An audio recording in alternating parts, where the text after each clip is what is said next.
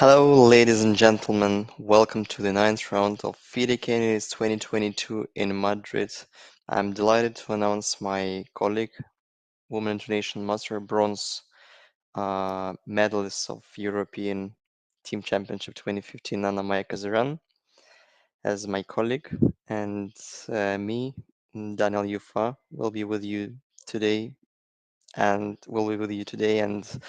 I do expect the crucial day in terms of the final standings today because Caruana faces Jan Nepomnyashchy, and probably that will be one of the fewest chances for him to chase Jan down. So I do expect a well-fought day. What about you, Anna-Maja? Yeah, me too, Daniil. Thank you so much. Welcome, everyone.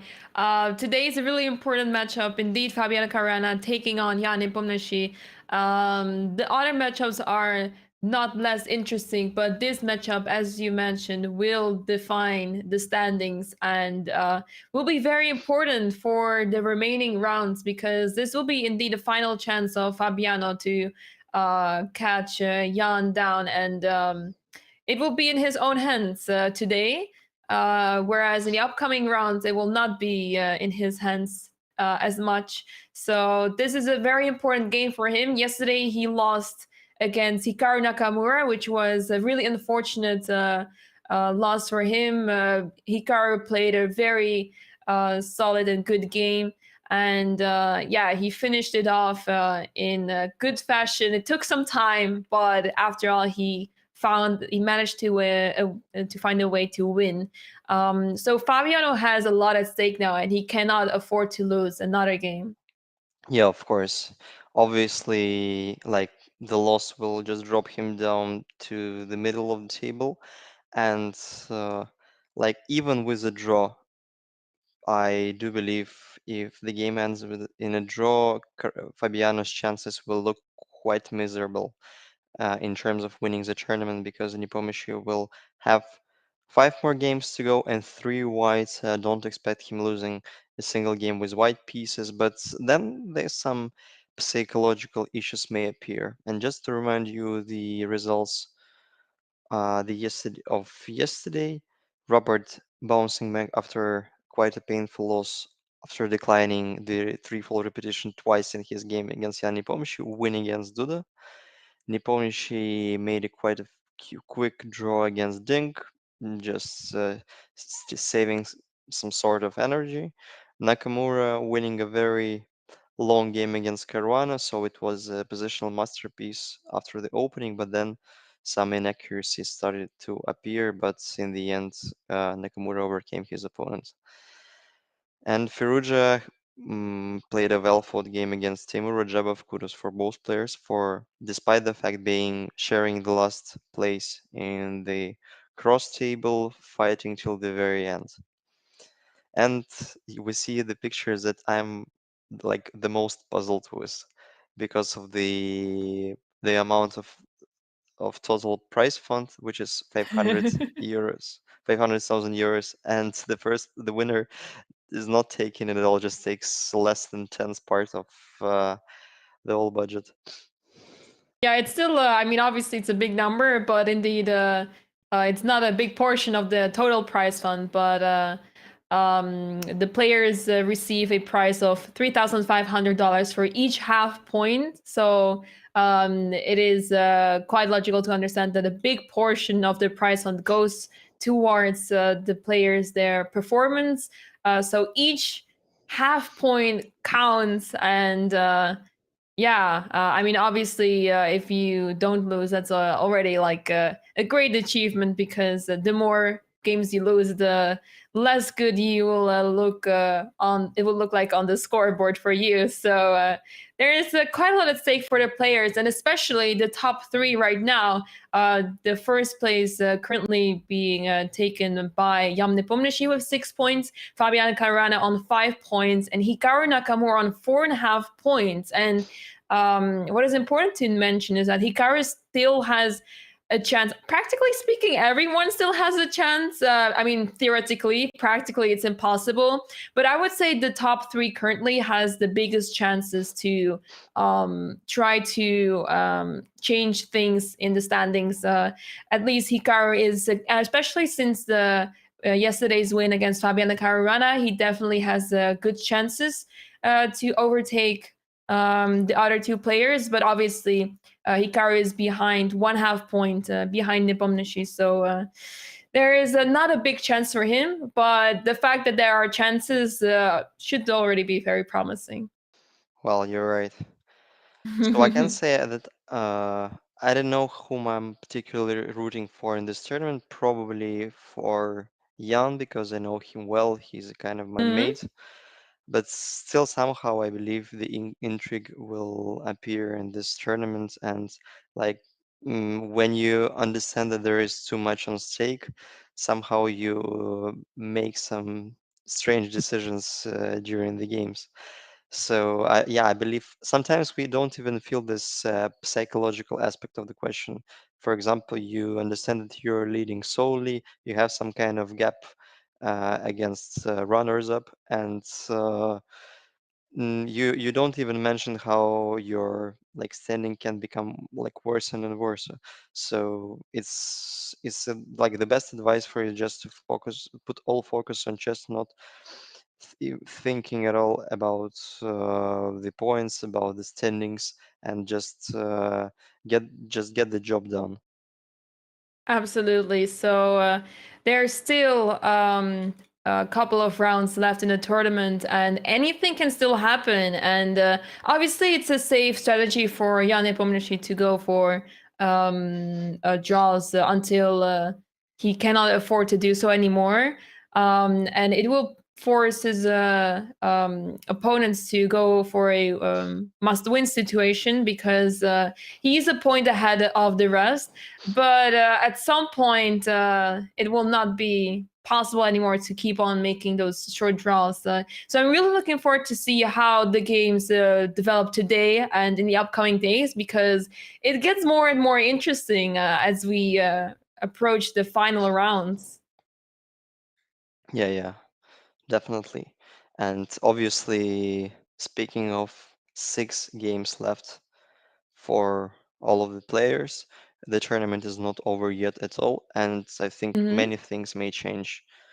Yeah, anything can change in the tournament in terms of cross table. So yeah, I still expect an intrigue because Nepomniachtchi being not quite convincing in his game against Caruana with white pieces, he had a bad position against Hikaru Nakamura, and I think this is the game we should put like most of the focus on because it's a key game, probably the crucial game of the tournament.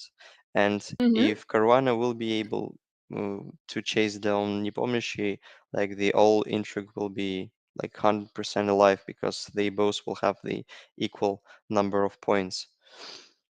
Hmm. Yeah, and the games have actually started already, and we see on the game between Fabiano and Jan that we see the Petrov again. So Jan is repeating this line. Yeah, I think it was his main weapon, like not only for particular championship match, world championship match against Magnus Carlsen, but I think he tries to rely on his outstanding memory and recall all the lines he probably analyzed alongside with Nikita Vitigov and Ildar Khairulin. I do Hmm. believe, well, obviously it's much harder to find at least a single idea for white than to find an equality for black. So this kind of approach for black pieces for Jan, like particularly, is quite understandable.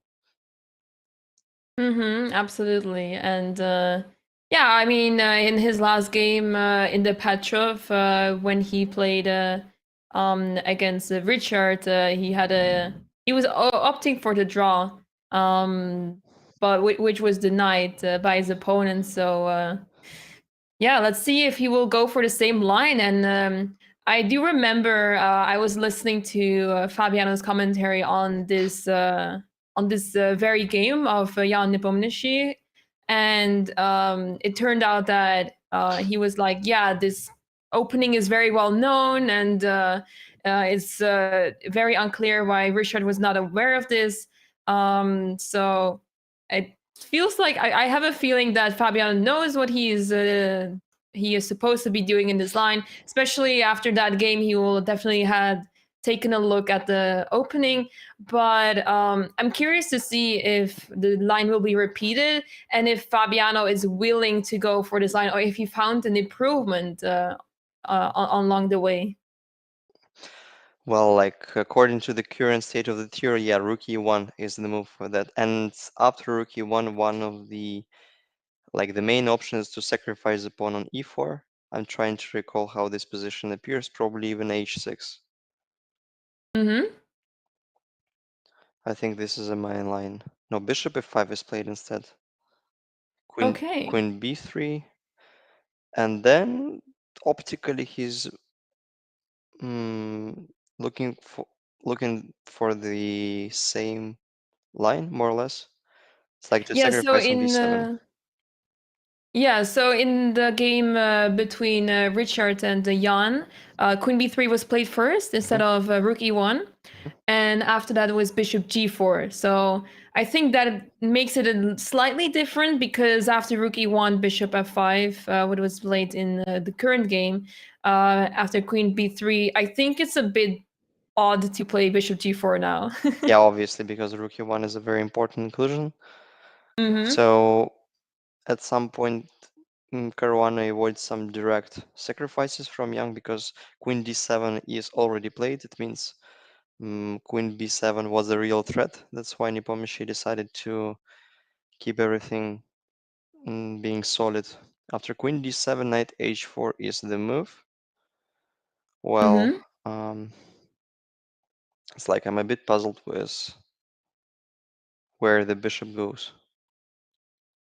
Yeah, I'm also not entirely sure, and it feels like the whole setup of black could be falling apart very soon because the bishop needs to be looking at the knight, defend the knight, because otherwise you lose a pawn, and you cannot simply allow the capture on f5 because then queen takes b7 will follow, and it's difficult to see where the compensation will be of black. However, after yeah, you have to be careful that the f2 pawn will be under attack. But in any case, if you allow knight takes f5, queen takes f5, there will be f3 move, Hmm. winning the knight. So you have to be careful here. And I think you will simply have to remove the bishop. Well, I'm not entirely sure. I have no clue about this position after knight h4. I see this it for the first time in my entire chess career. So it's like the first thing that we have to figure out is knight f5. If is knight f5 really hanging? hmm Yeah, so let's say black does any move. So in I don't that know, like sense, we can try h6. out some knight a6 just to Yeah. develop the knight, because hmm probably it may create some threats like knight ac5 for all of a sudden, kind of typical. Well, usually they appear with the positions with knight on f3. Obviously, knight ac5 is not a direct threat, but just a move to consider. hmm So after knight a6, I think like the principal line is take take, hmm and one of the not not the fewest thing that's worrying me that bishop e4 d takes e4 queen b7. Yeah. I guess there's still knight b4 with the Yeah, threat yeah, of yeah. knight c2. And also a more unpleasant threat of rook fb8 just trapping the queen. Right. So knight a6 in terms of like at the first glance looks quite considerable.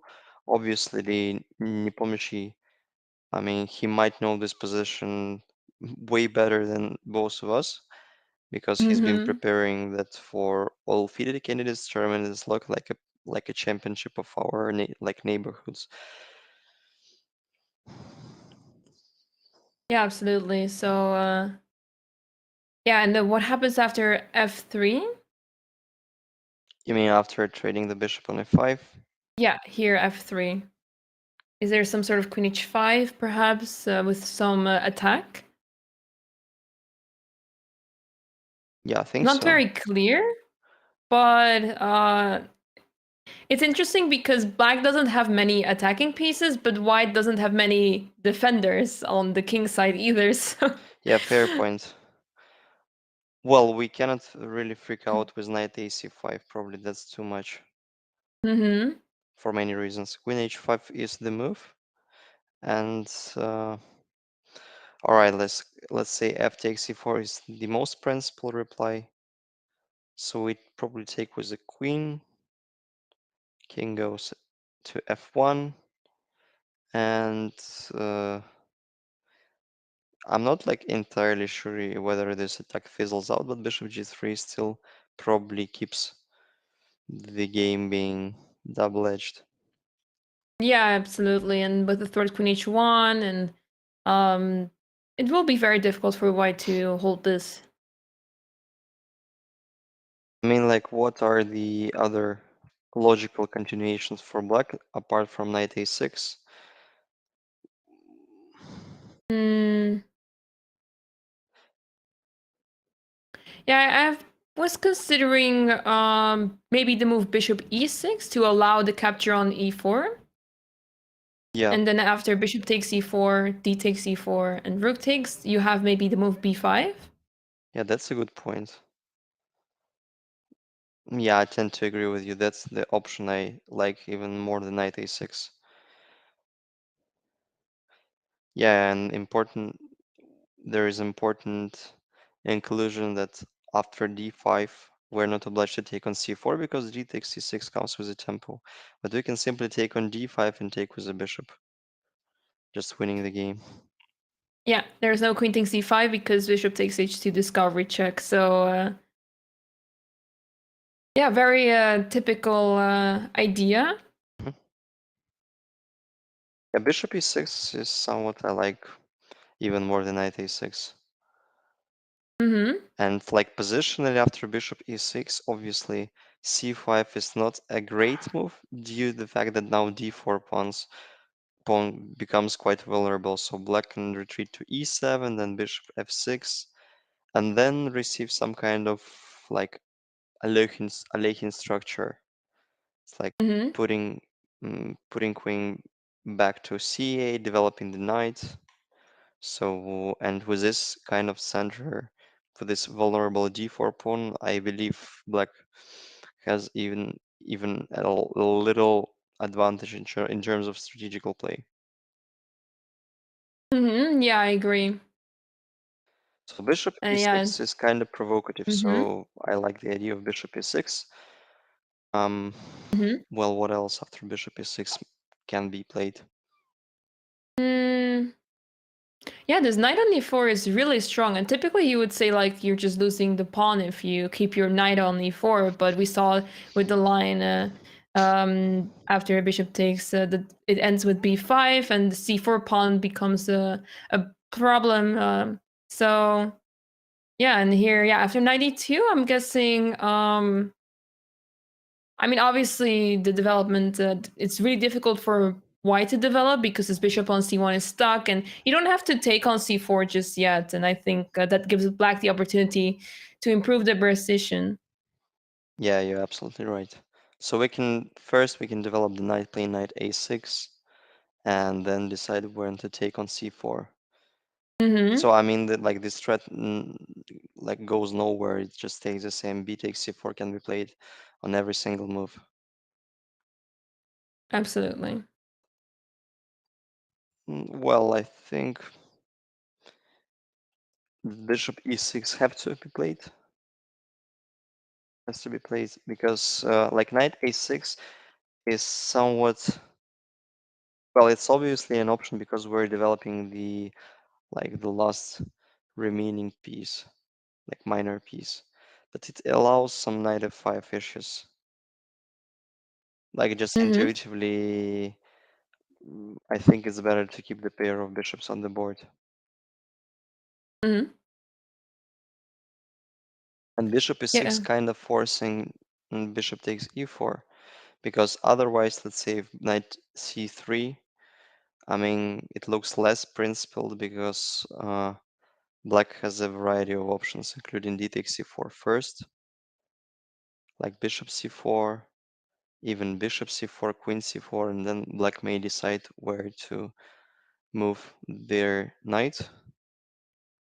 Well, probably it's not a disaster for white if black takes. They take with a pawn and knight on h4, kinda aiming for f5 square, and that's just another type of Petrov defense positions. Mm-hmm. So I might expect bishop e6, but I'm a bit puzzled why Nepomnyashchy takes his time, because knight h4 looks quite forcing, and that sort of forcing opportunities have to be considered first. Bishop Mm-hmm. e6 is Exactly. played indeed, so Okay, it took great. some time, Yeah, but great. You deserve full credit for finding this move even faster than Jan did. yeah, I am. I mean, I should consider playing the Petrov now. So you understand the structures quite well, to say the least. Oh yeah, yeah. I have no experience in the Petrov. I actually don't like playing against the Petrov, so Neither me, with this both is players. probably why. Queen c2 is played. Okay. So now bishop e4 is kind of a threat. Yeah, it is. Still, I would consider knight a6 for black. Mm-hmm. But I don't know, like such a mess appears after c takes d5, knight b4. It's like probably white can retreat their queen to d1. But then we take on d5, I think, with comfort, with a pawn obviously, because the knight is hanging. But it's like, I mean, this position is like so unclear, or it's clear Mm-hmm. at all. No, probably it's clear for many reasons. Why just take on e4, having a material advantage? Yep, exactly. After knight e6, c takes d5, black can also take with the pawn on d5. Mm-hmm. And they shouldn't be worried about bishop e4 for many reasons, because they have a better development. They have knight b4 inclusion. I think knight e6 is quite a considerable move. Yeah, I agree. Yeah, that looks really good. Like the typical reply after knight e6 is a2, a3, just to be aware of any kind of threats like knight b4 is. And then black can even put their knight to c7 or play f5. Mm-hmm. Well, I need to mention that f5 can be played at once from the very beginning, but I'm not quite sure that f3 is not winning material, because this f5 pawn becomes quite vulnerable. Yeah, I'm trying to find a way to attack the knight on h4, perhaps, like queen e7, for example. Hmm. It looks really dangerous. After, yeah, okay, after f takes e4, queen takes h4, the rook is hanging on e1, so you have to solve that problem first. Yeah, and g3 is not the line, because after bishop g3, at least black has a perpetual, but probably they have Mm-hmm. much more. Mm-hmm. Yeah, so that's a valid point. And the point that after e5 there is queen d4, and white's position simply collapses. Mm-hmm. All right, good point. So queen e7 is also a move there. And if g3, maybe g3 has to be played. Kinda holding and keeping all the threads being active. Mm-hmm. Yeah, do you have knight takes g3 here? I think we do have it. Like queen Because h4 is a after threat. pawn takes, yeah, pawn takes and bishop takes, and then after knight takes f5, you take with the rook. Wow. Yeah, good tactical vision indeed. I think it's unclear. Rook takes e6. That's very messy. Yeah, it's very messy, but I think in terms of development, black should be doing like super fine in my point of view. Well, Yeah, but then queen d2 is kind of a threat. yeah, and So we have the to attack is retreat dying down. somewhere. No, I'm Mm-hmm. not sure. Like it fizzles out at all, but maybe after king g2 we have to show up some with some preciseness, like bishop d6 or bishop h4. Maybe bishop h4 is more accurate. But then bishop f4. Yeah, so it's not that clear how black should proceed there. Mm-hmm. I agree.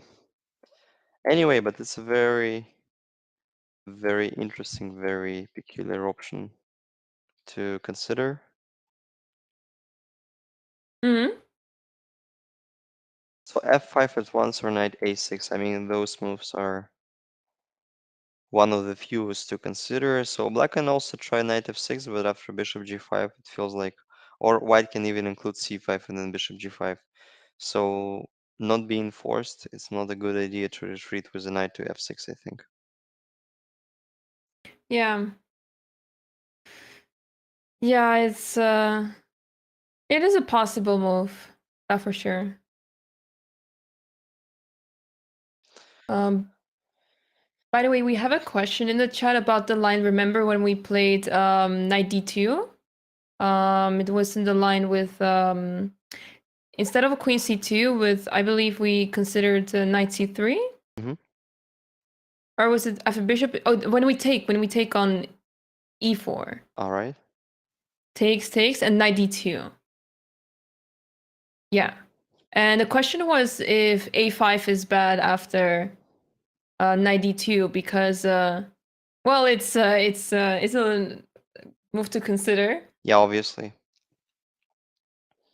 Yeah, like a5 is obviously is a move to consider. I mean, like just like due to instincts, I wanted to develop my last like remaining minor piece first after knight a6. A5 is quite a considerable option as well. So like once again, like b takes c4 threat can be executed on almost every single move. So after a5, I think still white will retreat to c2. So probably will take on c4. Otherwise, I mean, white has an option to play b2, b3 and kind of solidify the center. So bishop b takes c4, knight c4. Well, and this position I don't like that much as after knight a6 because it feels like we're lacking development a little bit. Mm-hmm. So I think like if the position remains mm, a bit obscure, a bit like not that clear. I think the first option to be considered has to be the developing move like knight a6 is. Because now after knight a6, queen c2 may fall into knight b4, Mm-hmm. and that sort of ideas could be a bit nasty for white, because now white has to give up another tempo with the queen, and black developed a lot. Mm-hmm. So Yeah, a absolutely. a5 obviously possible option to consider, but I think it's usually you'd better opt for the developing move. And knight a6 is played at once. Okay.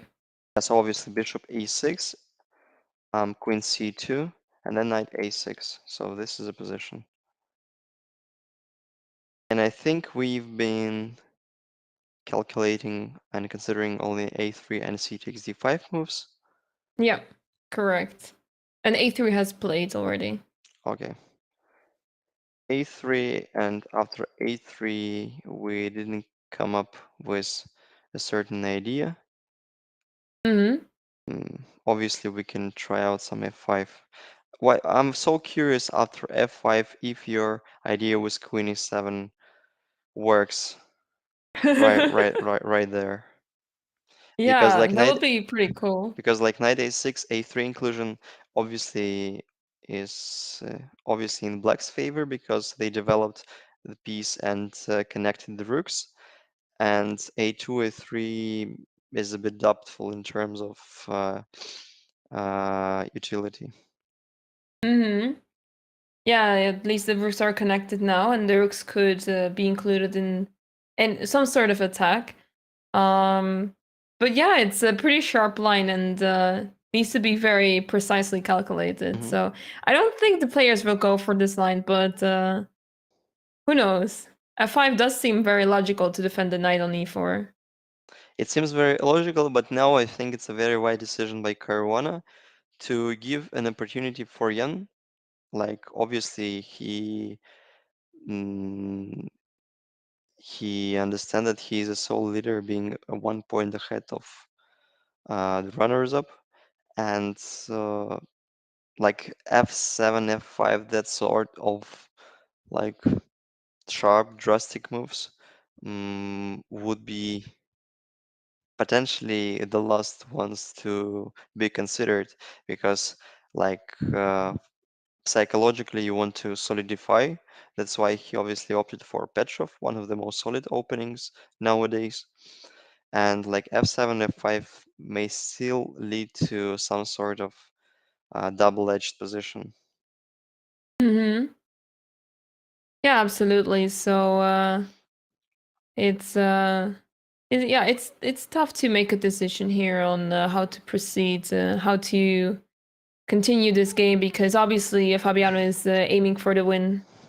I think rook f8 is a valid option, and I'll explain Mm-hmm. you why. Because after bishop takes e4, black takes the pawn. White, if they want to prove anything in this line, because f7, f5 is a threat, have to take with the rook. And after rook e4, at least black has bishop takes c4. Mm-hmm. And obviously, white have to be aware of it, because right there after bishop c4, black is strategically much, much better due to the weakness of g5 square. So after rook f8, probably white should include some kind of move like knight c3 or knight d2, emphasizing the pressure on the center. And even after knight c3, consider some intermediate bishop h7, but not exactly there due to the reason of, once again, the weakness of the back rank. Yeah, uh, that's quite funny line. Yeah, it's really unexpected to be able to play bishop f5. Yeah, under three attacks, but Yeah. like regarding the weakness of the back rank, even that sort of move is possible. Well, Mm-hmm. so that's it means that white can take on fc3 and still, like positionally. No, but no, then bishop f5 is no more possible. Well, it's still possible, but it's not a good idea because white can take and take with the knight. So basically, if rook e1, there is bishop f1, white is piece up. You can take queen f5, but then like it's been all for no reason. So just for heck of it, giving up a pair of bishops, white can make some kind of developing move and secure the advantage. So it was all Mm-hmm. unnecessary. By all means, after rook f8, yeah, black has a variety of options, but I'm not quite concerned. Mm, that's white is somehow better in this position. I think rook f8 is a very valid move. If we are not okay, if we are not ready to make some sort of uh, like rough decisions like f7, f5 is, because it weakens the e5 square. Rook f8 is a more flexible move because it doesn't weaken any sort of square and maintains the pressure and the tension on the e file. Mm-hmm. Yeah, that makes a lot of sense. So yeah, Nepo has been spending quite some time in his opening already, and it makes me wonder if he's yeah, how much his preparation went for because feels like he's like an expert in this opening, but surprisingly he's spending quite some time already. Yeah. Well, probably he's still recalling the line, or at least the Mm-hmm. patterns of that sort of structure, because all the time you have to be aware of c takes d5, c4, c5 moves, some captures on e4, and in this Mm-hmm. regard, even rook a8 can be considered, because after rook a8 we keep like in mind the idea of potential f7, f5. Mm-hmm. So I do expect rook f8 or rook a8, because f7, f5 looks a bit controversial in terms of psychology in this position. Yeah. Yeah, it's a interesting position. Like at the same time, black has it feels like an unnatural development with the knight on e4. Typically, the knight doesn't go there because, well, there's three pieces looking right towards the knight, and there's only one defender. But at the same time, white has this lack of development, and it's also not so clear where the white pieces are going towards because this bishop on c1 is not able to be put on f4 or g5. But on e3, it looks a bit awkward. And being developed on b2 would not benefit so much, and it would also waste quite some time. And knight on b1 doesn't really have access to many squares either. I mean, if you play knight c3, knight e2, that doesn't really do so much. And yeah, I think if black would be able to capture this knight, I think that would be they wouldn't be so upset. But for now, the pale pawn h7 will be hanging. So yeah, it's a bit difficult to see what the plans are of both players. But I do like black's move f5 if we're going to see it on the board. Yeah, right. Besides, on the on the pipeline, we have other three games. So I think, well, f7, f5 is played. Okay. Despite everything been said just before, he opted for the most like direct decision, Hmm. like showing off his intentions to checkmate his opponent. Hmm. Well, it's not a sort of bravery, but it's a sort of self-confidence. C takes d5 is played instantly. Okay. Oh, we might actually see the position with f3 on the board. Well, so with c takes d5, I guess, or bishop Hmm. d5. Yeah, there's also the threat of bishop takes a6. I mean, destroying the pawn structure like that could be devastating for black, but black does have some compensation for that with bishop pairs. So, hmm. Like, I don't know what will be the move after c takes d5, but somehow I feel it's not. Like f7, f5, I would rather opt for some rook move. Because if c takes d5, f3 looks a bit annoying. But Mm-hmm. then again, your ideas like queen with queen e7 may work. Mm-hmm. Or like including rook a c8 for some reason. Yeah, well, that's a very complicated position. C takes d5 is played. Probably it will be taken with c pawn instead of bishop d5, because bishop d5 looks a bit senseless. After f3, Mm-hmm. it's quite difficult to maintain the same material on the board because f5 is hanging. All right, maybe it's a good time to switch and move to another game because we already spent half an hour for analyzing the consequences of that particular line in Petrov for Caruana. Mm-hmm.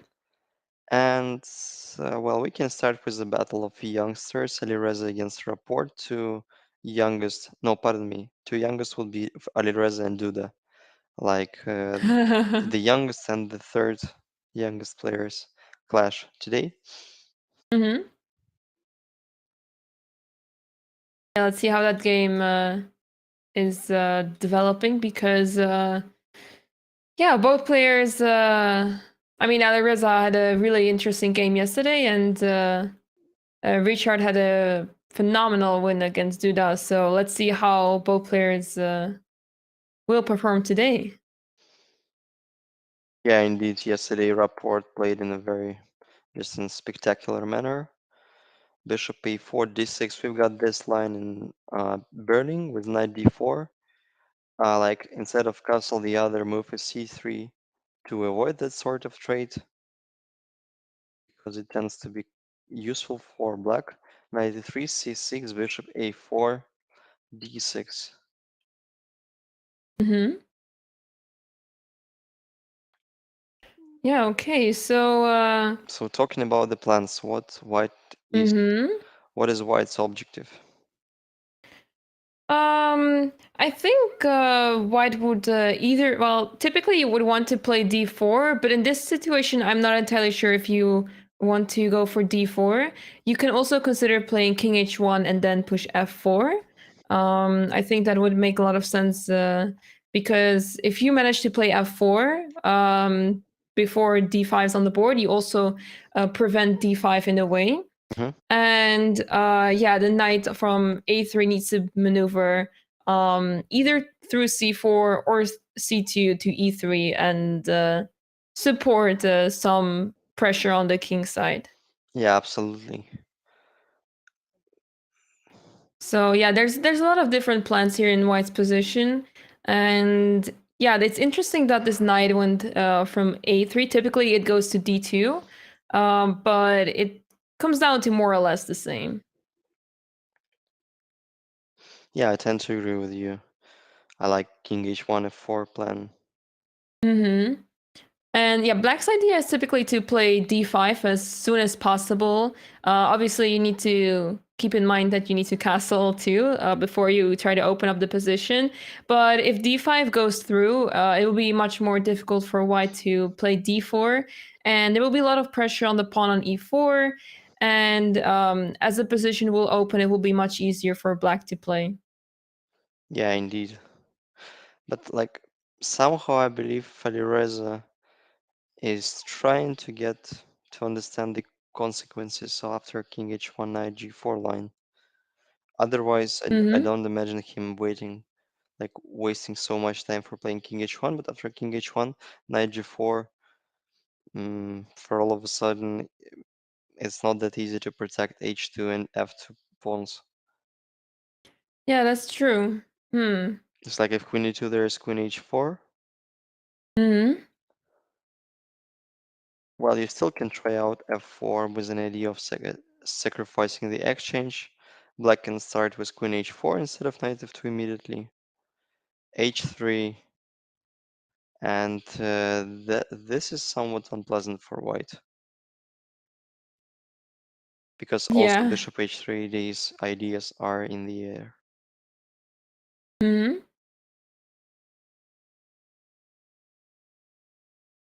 So it means probably white will start with knight c4 or some, yeah, I think some knight move will be played, maybe knight c4.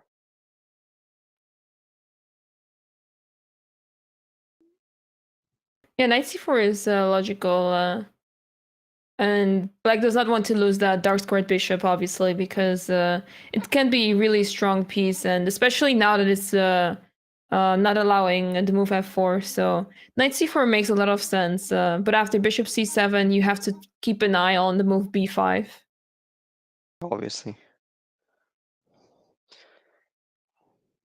I think we're not asked at all. We have to like retreat with the bishop somewhere, maybe to b3 first. Hmm. But then if we retreat to b3 or c2, there is a d5 at once, and black's position seems to be just great. Well, but then there is e takes d5, and if c takes d5, there is some knight e5 move, and the game begins quite sharp. Hmm. Bishop b3 is played at once. Okay. Voluntarily going for bishop b3. Hmm. So probably the idea that he wants to play knight c4 with a tempo and then to play f4 or d4. And if bishop retreats to c7 at once, there is f4. And white avoided that sort of knight g4 jumps. Oh yeah, that's really clever. Yeah. Hmm. And then if d5, then we can take on d5, pawn takes rook e1, and it's not that obvious how black will protect the pawn on e5. Right. Yeah. So Still, they can try out some rook, some castle, rook e5, yeah, knight some sort of g4. martial lines. Yeah, and then queen goes to h4 and the game begins. Mm, very double-edged. Yeah, this looks very unpleasant for white. If anything, it's really difficult to play this with white. There's so much pressure on the king side. Mhm. Yeah, and once again, after d5, it's not that clear how white will proceed. I think I would rather play with back pieces, that particular position, because their pawn structure and their potential is more flexible than white's, because they can also try out some knight g4 jumps at once while they haven't castled yet, like queen knight Mm-hmm. g4, queen h4. Yeah, I think black is doing just fine in this position.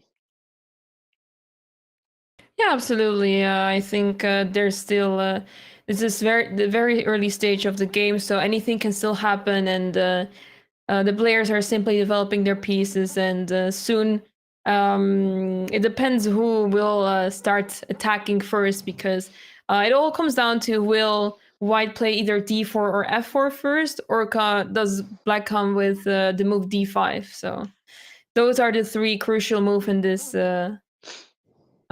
position. Yeah, certainly. So talking about d4, is d4 a threat ever or even right now? Mm. It's like if we continue the most natural way playing castle, Mm-hmm. like d4 is probably not that good due to the fact that the pawn is hanging on e4, Yeah. so we need to prepare it somehow with queen, like bishop g5 maybe is a move. Mm-hmm. But then like black includes h6, bishop h4, and even some bishop move to e6 or yeah, I believe black is just fine there. We have plenty of options. Mm-hmm. Yeah, and this bishop on h4, yeah, I mean it is annoying for black, but I think in some positions you can even play g5 because there's no sacrifice on g5, and after bishop g3, this bishop on g3 is not doing great because typically you want to have your bishop on g3 if there is a pawn along this diagonal that is not protected by a pawn, but the pawn e5 is under defense by the pawn on d6, so it will be very difficult for this bishop Hmm. to come into the game. Yeah, I also believe this position has to be fine for black. Mm-hmm. So bishop b3 is on the board, and I think for Richard himself, it looks quite tempting to start some sort of knight g4 and queen h4 attack. Like knight g4, I think h3, even h5 can be considered. I'm trying to guess the move according to the player's style of play. Yeah, Like if this is quite typical to leave a knight on g4, and yeah, you don't really care if white captures it because there's huge checkmate threats along the h file, and mhm. it's almost impossible to survive this. Like there's the threat queen h4 is in the air, and you currently have to play g3, I believe, to make it difficult for black to enter, but Yeah, that's correct. it doesn't feel right regardless. Well, somehow I'm still struggling to find the way how to proceed with their attack after g3. Mm-hmm. Yeah, Yeah, yeah, but even like rook h3 can be met with king g2, so anyway, it's quite tempting, and mm-hmm. I think if this move knight g4 h5 has at least any sort of sense, it would be considered by the Rapport. Right. Maybe knight g4 h5 is a bit premature. Yeah, maybe it's a bit too early. Maybe they can even start out with h7 h5 at once. But then maybe bishop g5 is annoying. Yeah, that's a good idea. Yeah.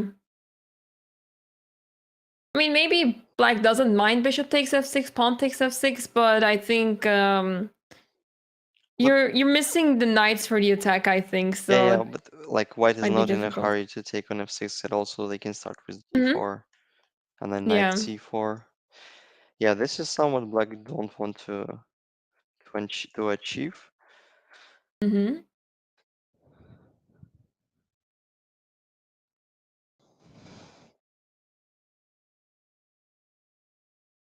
Yeah, I think like bishop c7 should have been played or castle. Yeah, those moves are very logical. The other option is to play bishop e6 or include bishop g4, queen goes somewhere, and then bishop e6. I think that's very accurate indeed because queen c2 and the queen feels misplaced there. Like on d1, it feels like it can access the king side at any moment, and on c2, it feels like it's more leaning towards the queen side, and Hmm. it's not so clear when the queen would ever switch easily to the king side. Yeah, without a doubt. So it only means that Rapport has a plenty of options, at least three of them, and probably he would take some time to like investigate them and realize which one is the best. Mm-hmm. And therefore, I think it's better to move on to look for some more concrete game. Mm-hmm. Like Radjabov against Nakamura. Yeah, that sounds good. I'm curious to see how Nakamura will do now with the black pieces. I mean, Radjabov hasn't been doing the greatest in the tournament so far. Um, so maybe he will try to go for a win because it's not Radjabov's best tournament. But at the same time, he's playing with the black pieces. So No, I think the Radjabov has whites today. yeah, yeah. So I was saying that let's see how Hikaru will do with the black Ah, pieces. yeah, you're right. Because he might be opting for a draw because of that. Talking about your predictions regarding the opening, what do you expect from Radjabov? Taking into account that he played e4 against Rapport, he played Mm-hmm. d4 against Ding, he played d4 I against Firouzja. Like think he will play e4. my bet is Queen's Gambit declines. Okay. I think we're gonna see Rui Lopez again. Yeah, let's take a look. Radjabov against Nakamura. So we're switching the board. Mm-hmm.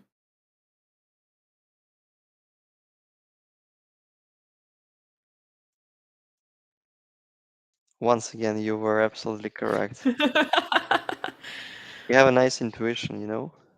I should consider becoming a second. Yeah, becoming a second or going to casino or playing blackjack.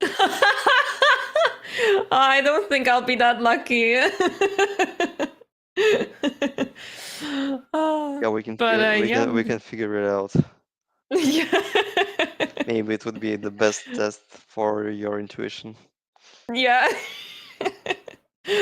Ah, yeah, that's hilarious. But yeah, this wait, are they? Oh, they did. Okay, are they repeating? No, right? No, it was Bishop 97, then Bishop Yeah, I A7. think Okay. they've repeated twice. Oh Just wow. yeah, knight a7, bishop e2, knight c6, knight b3, bishop e7, and then bishop b5. And now that's an absolutely different position because of absence of knight a7.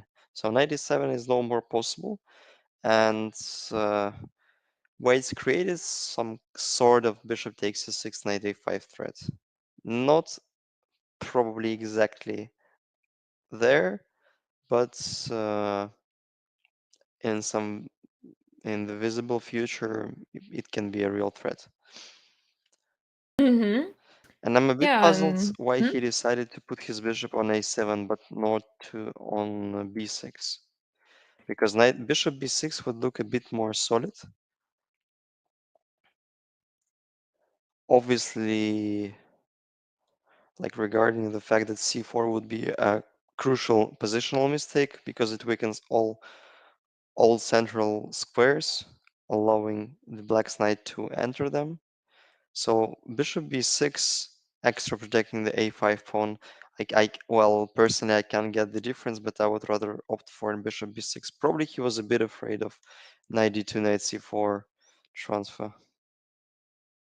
Yeah, true. It seems like the knight is better placed on c4 indeed, also attacking the pawns that are pushed forward, the pawn e5 and pawn a5. So that makes a lot of sense, and also prepares a potential f4. I would say it's less good in this position than in the other position in the Ruy Lopez. But yeah, you gotta keep all the options open. Maybe you can also play the move bishop g5 and then maneuver knight e3, knight d5. So there is a lot of different maneuvers in this position. Yeah, I totally agree. Well, Mm-hmm. so probably there's been some reason why Nakamura opted for bishop a7 instead of bishop b6, and uh, it clearly shows up because he spent 5 minutes for bishop a7, deciding where the bishop has to move. So bishop a7 and then bishop b5 is played, and I think Radjabov haven't spent even, well, he spent 3 minutes in total for 13 moves, so it's pretty much a book he's not out of it. Okay, that's indeed really impressive. Considering black's opportunities, I would like the first thing that comes to my mind is bishop g4. Mm-hmm. Yeah, and how do you deal with this knight now on f3? Because yeah, perhaps you need to play Kuni too then. But voluntarily pinning yourself is not the move Yeah. you really want to make.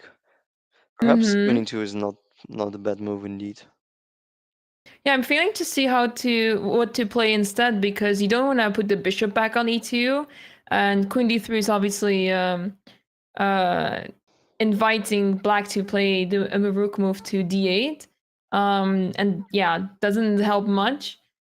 So yeah, it's a bit difficult to see what the white could do otherwise. Well, the other considerable option could be knight fd2. And I Mm-hmm. think if white managed to trade off the bishop on a7, playing knight c4, bishop a3, they would be doing pretty much well. So knight fd2 is a considerable option. Mm-hmm. While in that sense, bishop g4 looks a bit empty. Yeah.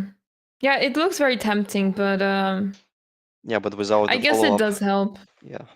I guess it does help white to go for the same plan, knight Mhm. fd2, knight c4, and then move around in the center. So talking about the plan, knight d2, knight c4, and bishop e3 are the pre-moves, more or less, Mm-hmm. or even knight e3, or even bishop g5, as you told, followed up with knight e3, knight e5.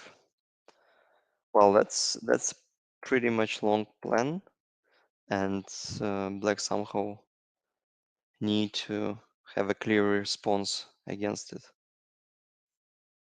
Yeah, exactly. Yeah, I guess black should consider playing h6. I mean, you don't want to move it because it might weaken your king at some point. But I think it's a sensible move to play h6.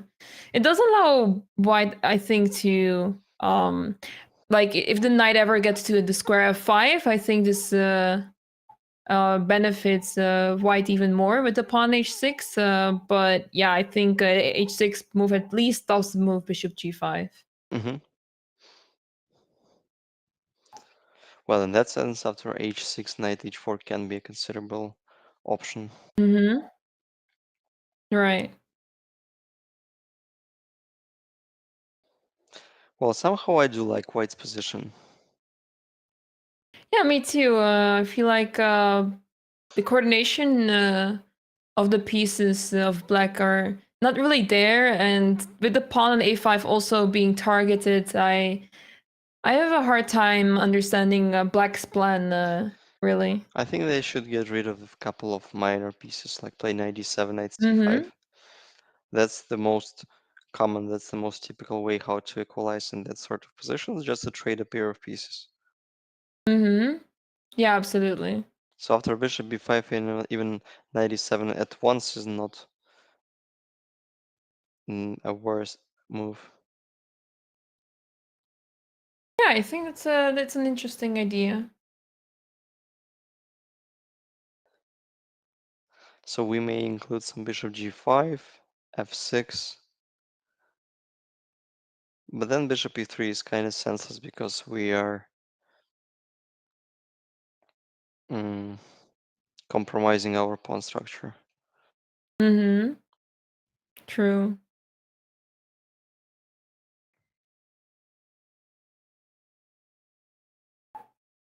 Well, I expect knight d7 to be played, to be honest. We can check out briefly this line after bishop c6 and knight e5, but somehow have a feeling it's not a great line for white because of many reasons.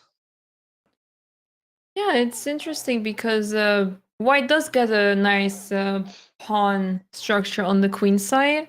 But is it worth it? I'm not entirely sure.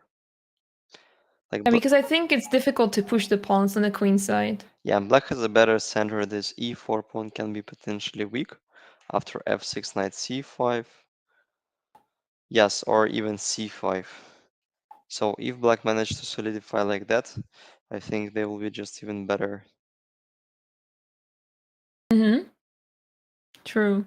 So bishop c6 looks tempting, but he doesn't have any kind of mm, mm, I don't know, any kind of a reasonable idea. I mean, Mm-hmm. after bishop f2. So we're creating a pass pawn, but it doesn't help much due to the the weaknesses on e4 due to the difference of bishops. I think black's bishop on c7 would be a better piece than white's on c1. Yeah, absolutely. Yeah. Yeah, this bishop on a7 is so typical in these type of structures. Like it's so strong, and it's always difficult to evaluate like whether we want to like trade those bishops off Hmm. or not. And I feel like in this situation, this bishop can be really annoying along the diagonal. Yeah, indeed. Hmm. All right. So I will. Now bishop b5 and Nakamura takes his time, considering Hmm. all the options, all the valid moves. Bishop g4, knight e7, even bishop. No, but like if bishop e6 is also a valid move, and then playing knight d7 if white will allow it to do.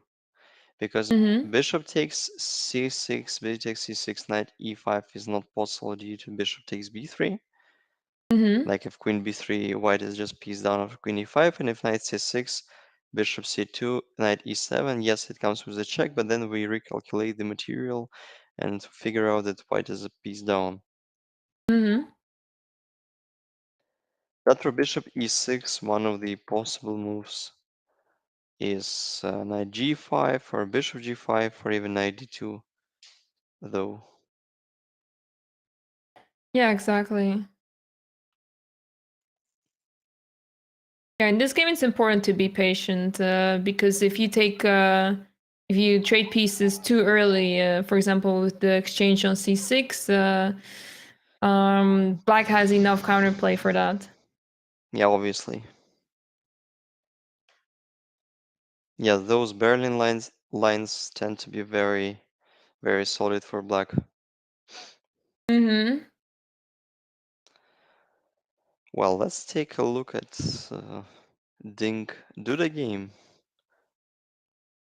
the last one we've been failing to watch. Mm-hmm. Okay, we're moving to Ding against Duda.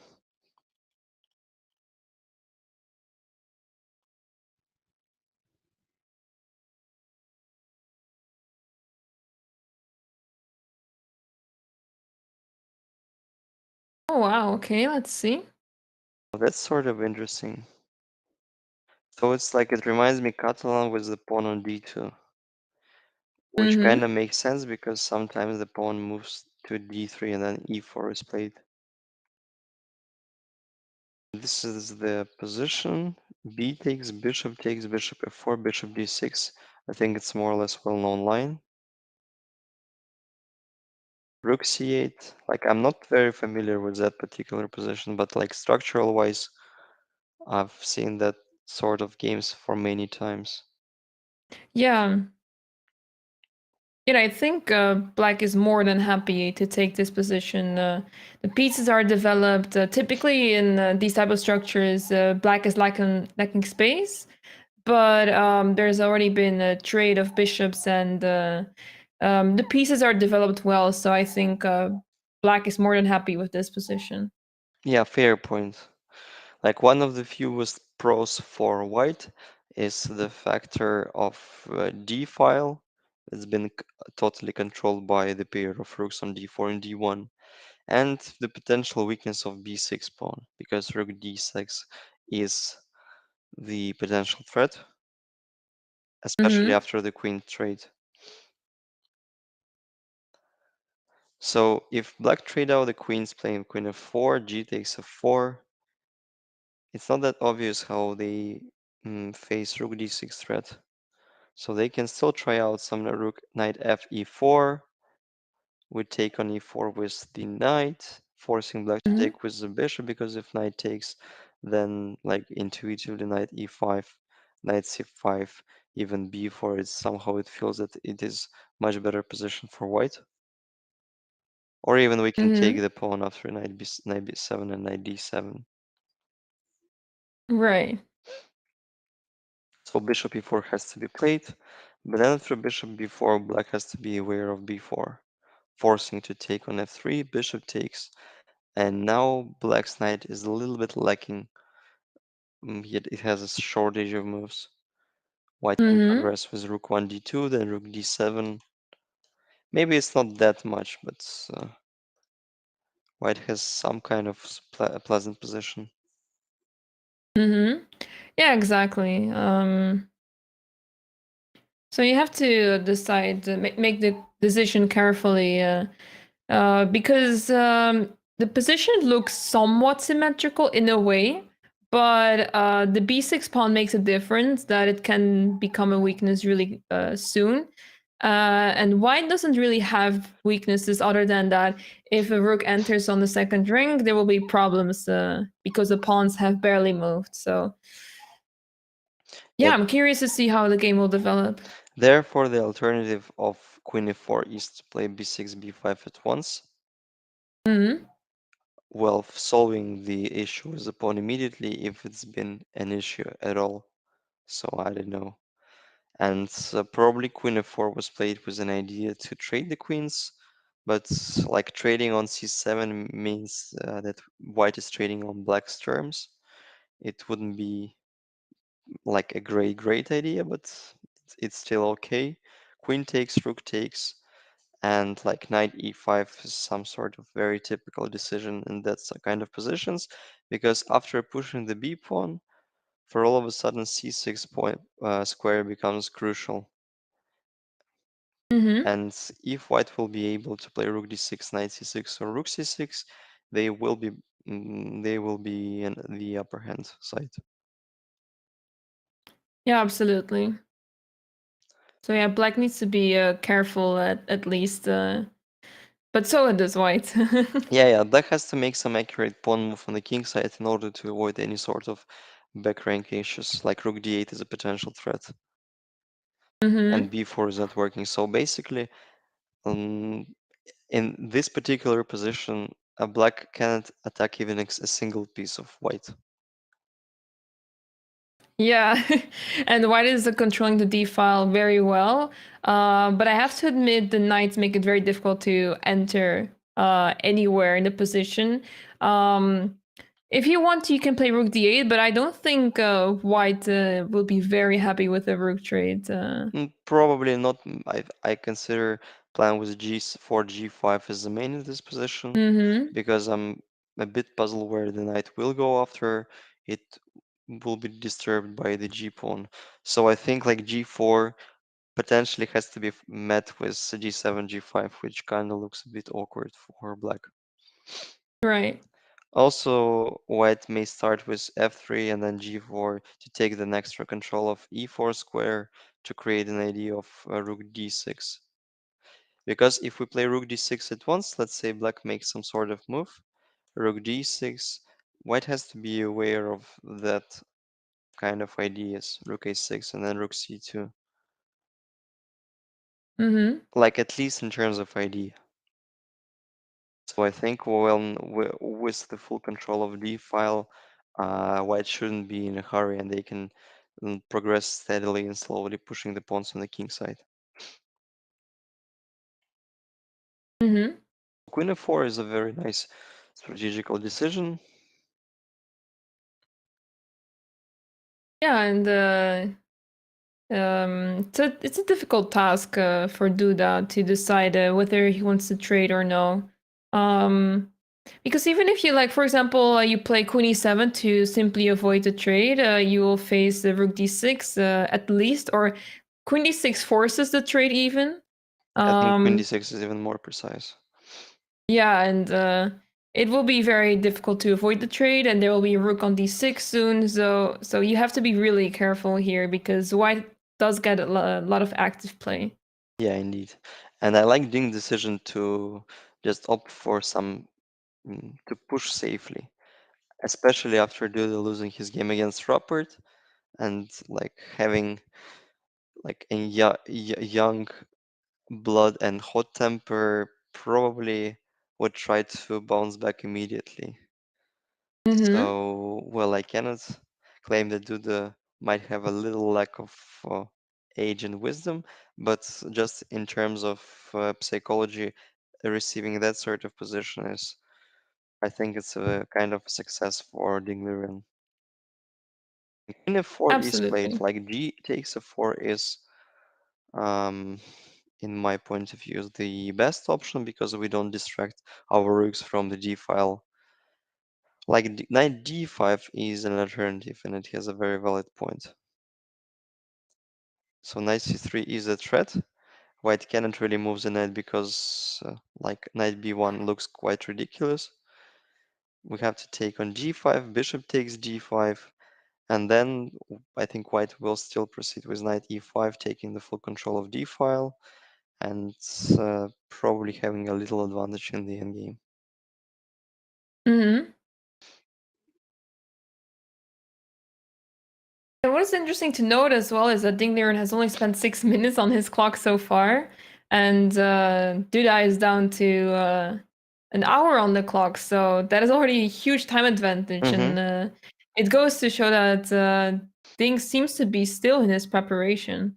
Yeah, it's a very like time is a very valuable asset for Ding in this particular position because it can pay off in the very late endgame and like obviously being that short on time and but they already made 20 moves so it means like if Duda maintains the same tempo, the same flow of the game and the same velocity, he will be pretty much like in time to make all the moves till the move 40.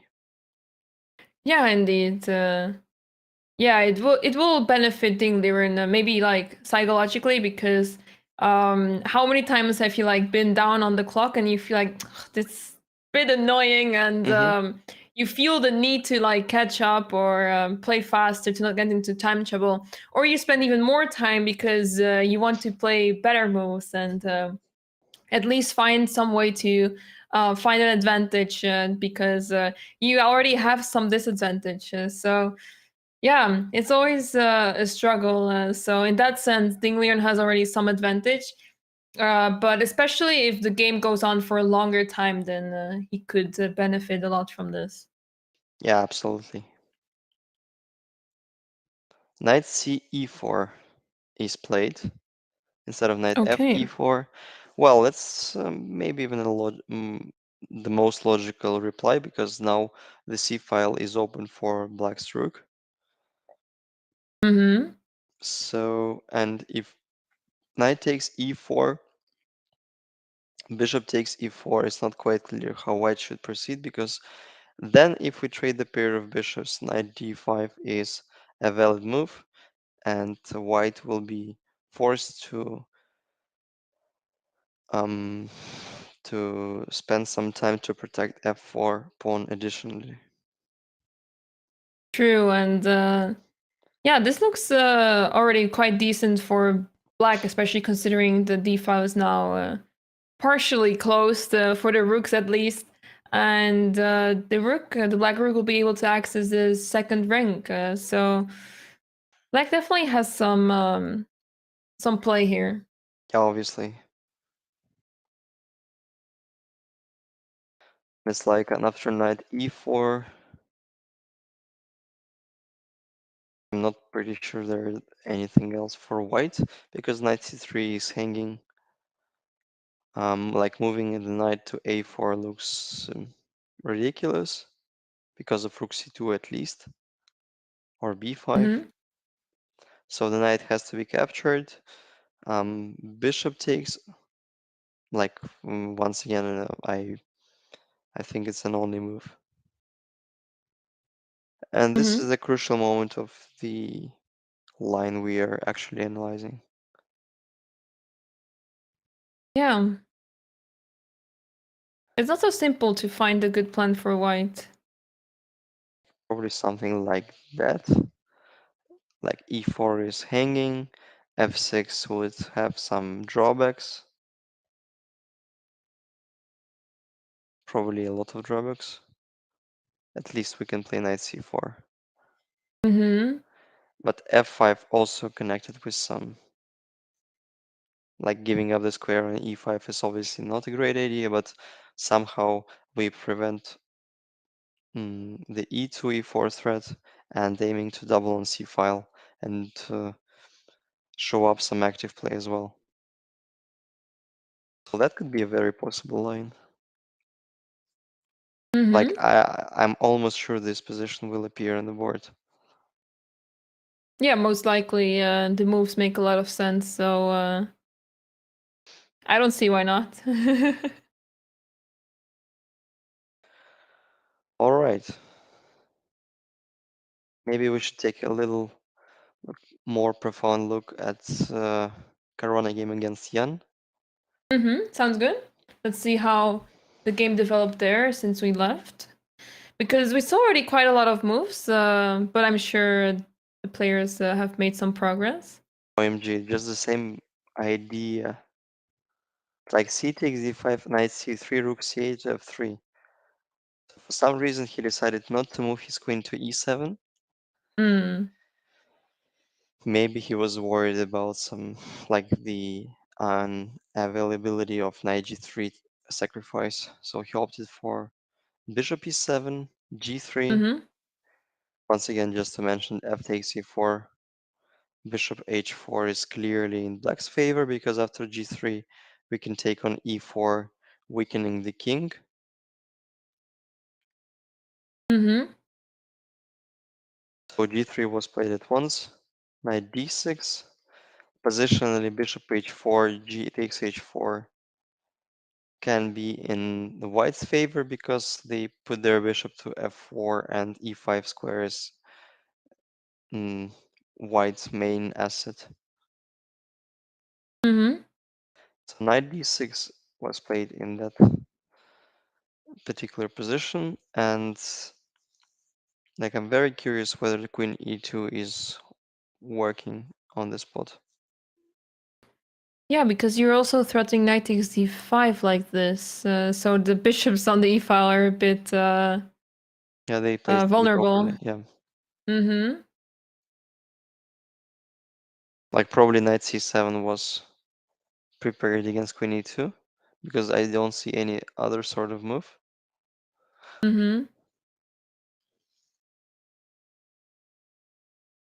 Like, and then white may proceed with some bishop f4 stuff.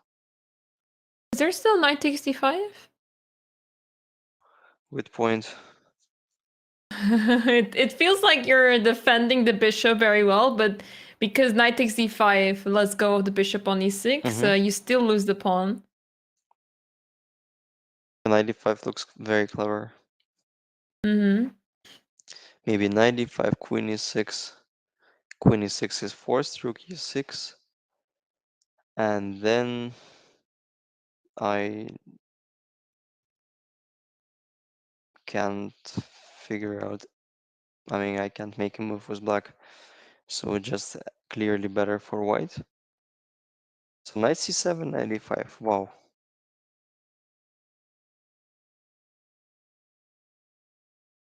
This is somewhat I didn't really expect, to be honest. Mm-hmm.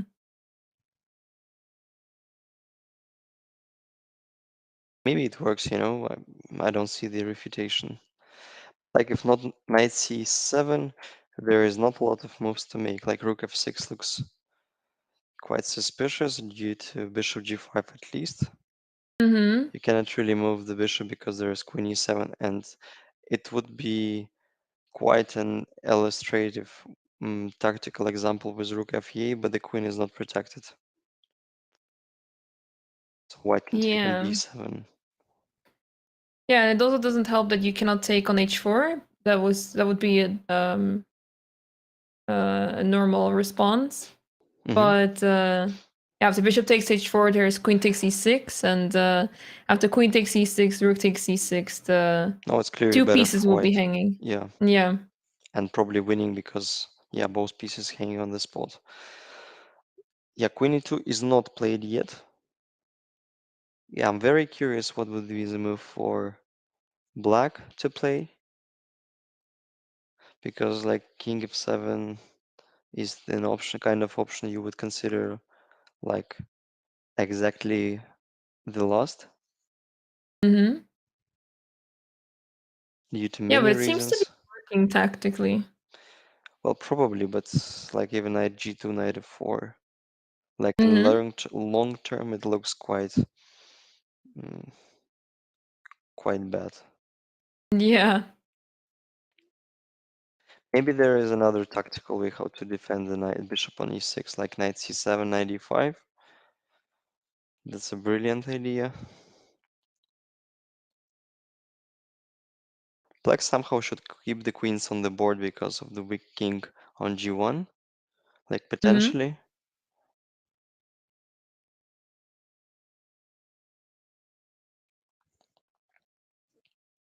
But for sure it will be difficult. If bishop takes d5, there is queen e7. Queen goes to a4, probably the most.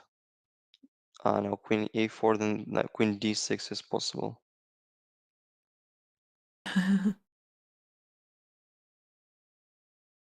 Yeah, just once again. Queen e2, knight c7. Nice tactical vision by Anna-Maja, knight e5. Bishop d5, queen e7. I still can play queen e4 for all of a sudden. Like if queen d6, I have a check, and your True. only move is rook e3. Otherwise, I take Mm-hmm. on d3. Maybe it's not that painful, so you can play bishop e3 and rook a d1, and now it becomes a mess. But Mm-hmm. strategically, maybe black is the side who is even risking more because of bishop d4 and rook e7 threats. Yeah, true. Like rook e3 is probably winning a piece. I was a bit curious with knight b5 move, because like my main idea is to take on c1 if you take the knight, and it becomes quite, yeah, just a hilarious line. Having fun for no reason, because after rook e3, knight b5, white can simply play queen e5. Mm-hmm. So just for a heck of it, I decided to opt for that sort of insanity. Mm-hmm. Knight d5, wow. Yeah, I'm kind of puzzled.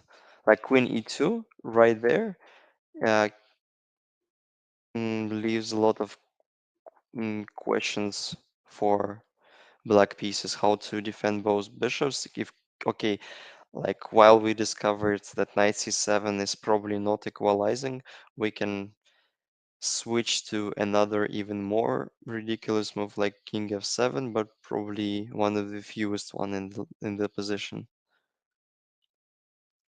Yeah, precisely. And yeah, the e5 score is really weakened, but it is difficult to see how to bring a knight there because ideally you would want to play the move f4, knight f3, knight e5. But if you play the move f4, you will simply face bishop takes h4 now because the bishop on e6 is very well defended. So white needs a little bit more time, but it's almost I mean, I wouldn't say impossible to get to e5 with the knight, but it takes a lot of time if you want to play knight g2, knight f4, and then knight d3, knight e5. So it's probably not worth it, but it's definitely an idea that white should consider. Yeah, obviously with knight on e5, white position would be simply flawless, but f4, as you said, may fail to bishop takes h4. So in this regard, we can start with knight g2 and put in the knight to f4, which also looks quite tempting. It's like knight f4 is a very direct threat, just attacking the bishop. I think black has Mm-hmm. has to show up with some creative play. It's like even after bishop f8, we can consider knight f4, and if check, we can play bishop e3 or king g2. Still leaves a plenty of questions. Mm-hmm. Maybe we can try to somehow we can try to implement your idea with putting a minor piece to e5. But f4, like the main reason why I don't like f4 is the square on e4, Mm-hmm. especially after bishop h4, knight e4. Black is simply better. Mm-hmm.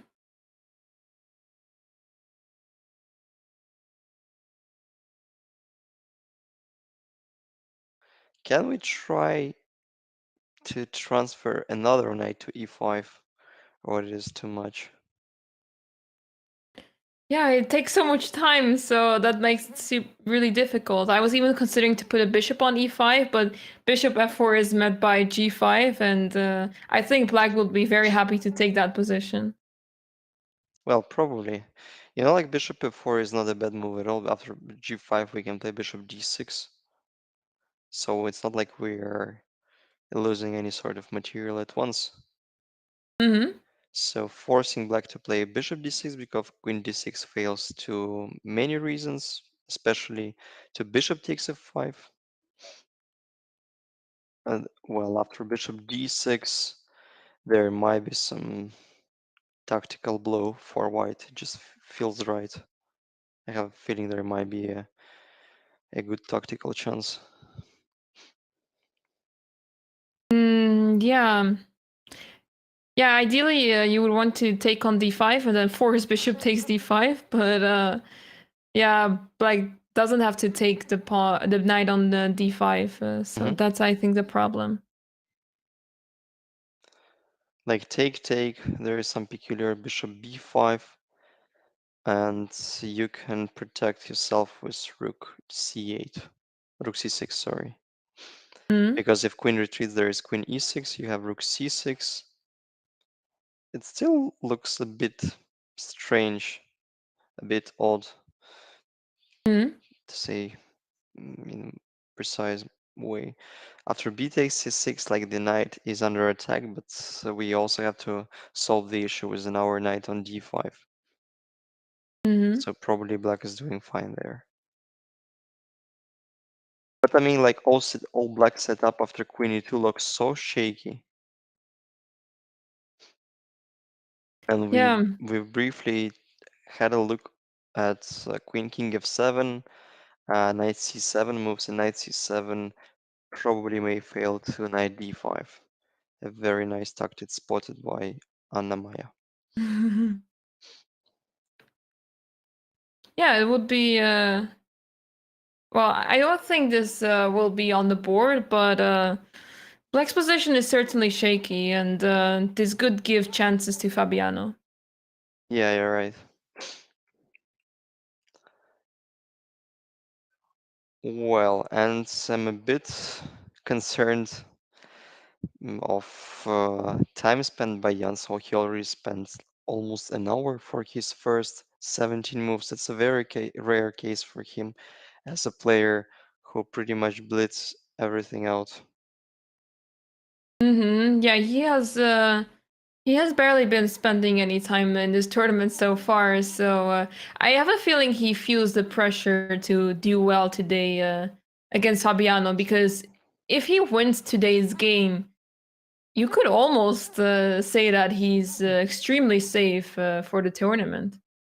Yeah, after his victory against Fabiano, if it happens, I think pretty much we can declare him as the winner of the event, because after winning that sort of game, the crucial one, I mean, like your level of self-confidence just rises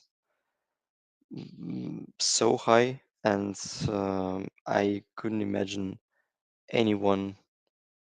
Like I can imagine like someone beating him, but I don't believe it can be out of his hands.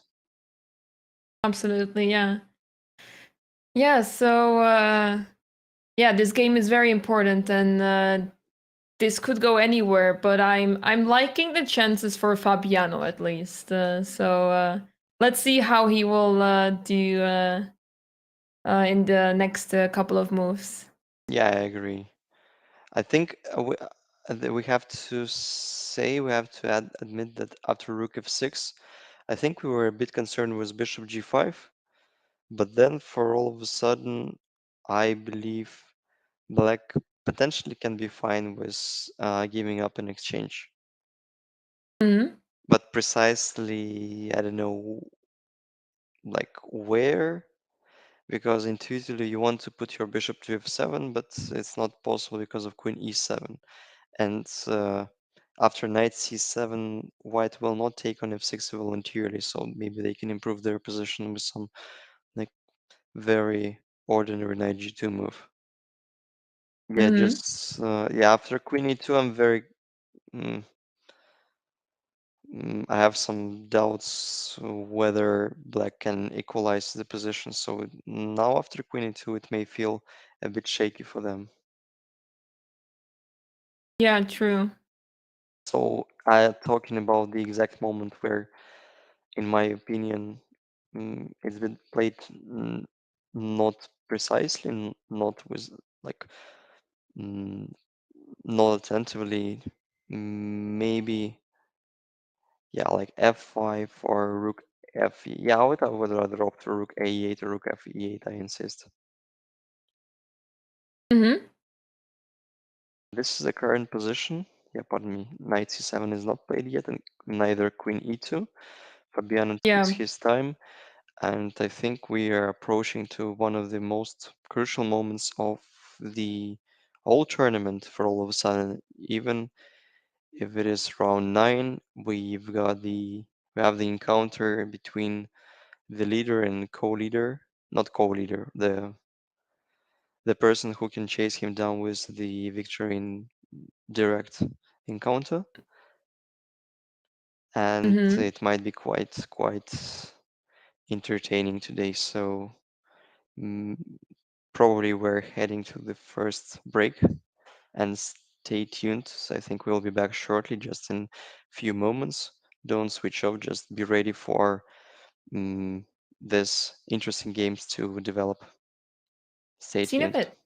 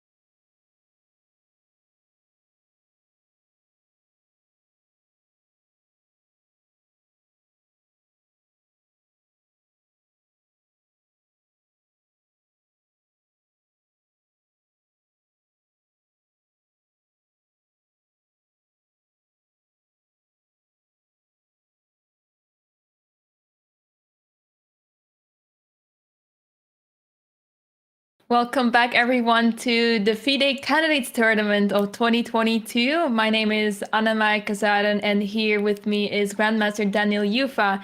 And we saw some really exciting games so far already. So I'm really looking forward to see what has been played so far. Before we look at the games, let me remind the audience that you can use the promo code Candidates 2022 that gives you 20% off a 1 year premium subscription to the official FIDE gaming platform, the FIDE Online Arena. It's the only platform where you can earn official online titles recognized by FIDE, and from now on, your achievements will be displayed in your profile on FIDE.com. So that's really exciting. Yeah, let's have a look at the games. Which one do you want to have a look at, Daniel? I think we got a little update on Caruana game against Nepomnyashchy, and for some Mm-hmm. reason Fabiano decided not to follow our advice playing Queen E2, and he opted for Queen A4, which potentially leads to an endgame. Like Queen A4, Bishop F6 were the moves. Oh, that's rather surprising. A little bit. Yeah, Queen 2 seemed quite logical and also very strong. So it's surprising to see that he is opting for an endgame already. Well, but even the endgame might be in the white's favor as well. Like Queen D7 is the most natural option. I think there is no difference at all. Like Bishop D4, maybe Bishop D4 allows some additional opportunities, but I'm not quite convinced. Like Bishop E3, Bishop takes, Rook takes, Bishop takes D7, and uh, that sort of endgame we receive in a quite forced way.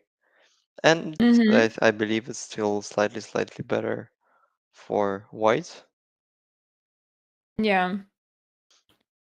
Yeah, white has active pieces, especially on d5, and bishop on d3 is also pretty active.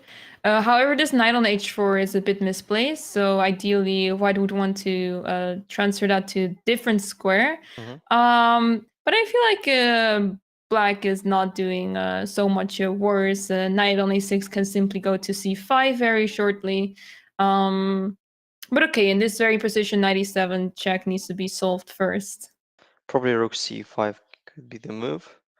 Then after knight Rook C5, we also have Rook E5, just um, keeping the tension, maintaining the tension in the center. Mm-hmm. And now Bishop A6 is the real threat, with an idea of True. playing knight E7. Mm-hmm. Talking about the alternatives, I don't see any kind of it. Like protecting the d4 pawn on purpose.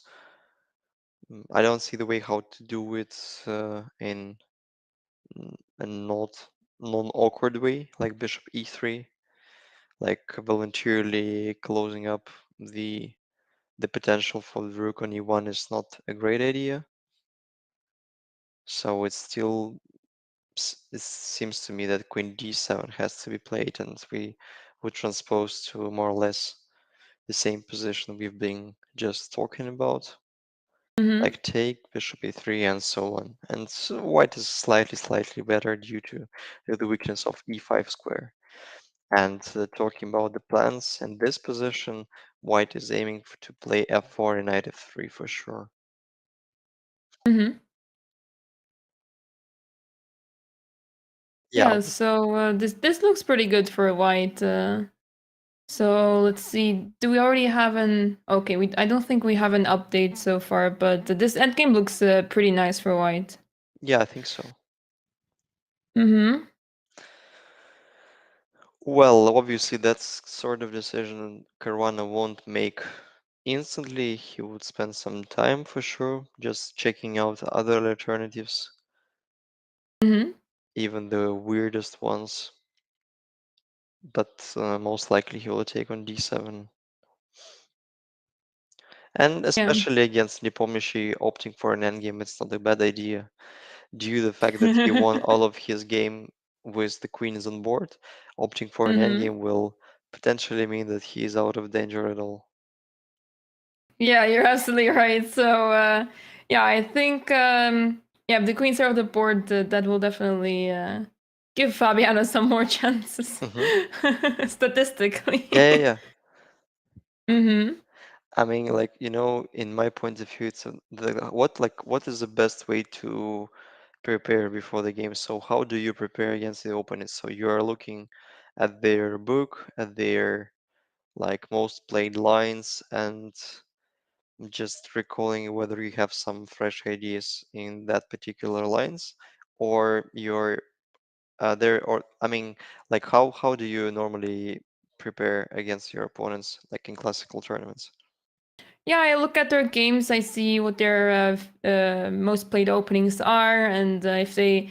It depends on if the player plays one line all the time or if they play multiple ones. But typically, yeah, you just look at the lines and see if you can recall what you play against this line and that line, and yeah, you just check some lines. But one another important key is I try to look at, okay, what is the opponent, in which phase of the game is the opponent mostly good at? What are the strengths and weaknesses of my opponent? And you don't have so much time during a tournament to look at those aspects, but I typically like check a few games just before that would happen just before the tournament, or that happened during a tournament, and see what my opponent has been doing well with or not doing so well with. So, for example, if I was Fabiano in this case, I would think, okay, so Nepomnyashchy has been doing really well with the queen, so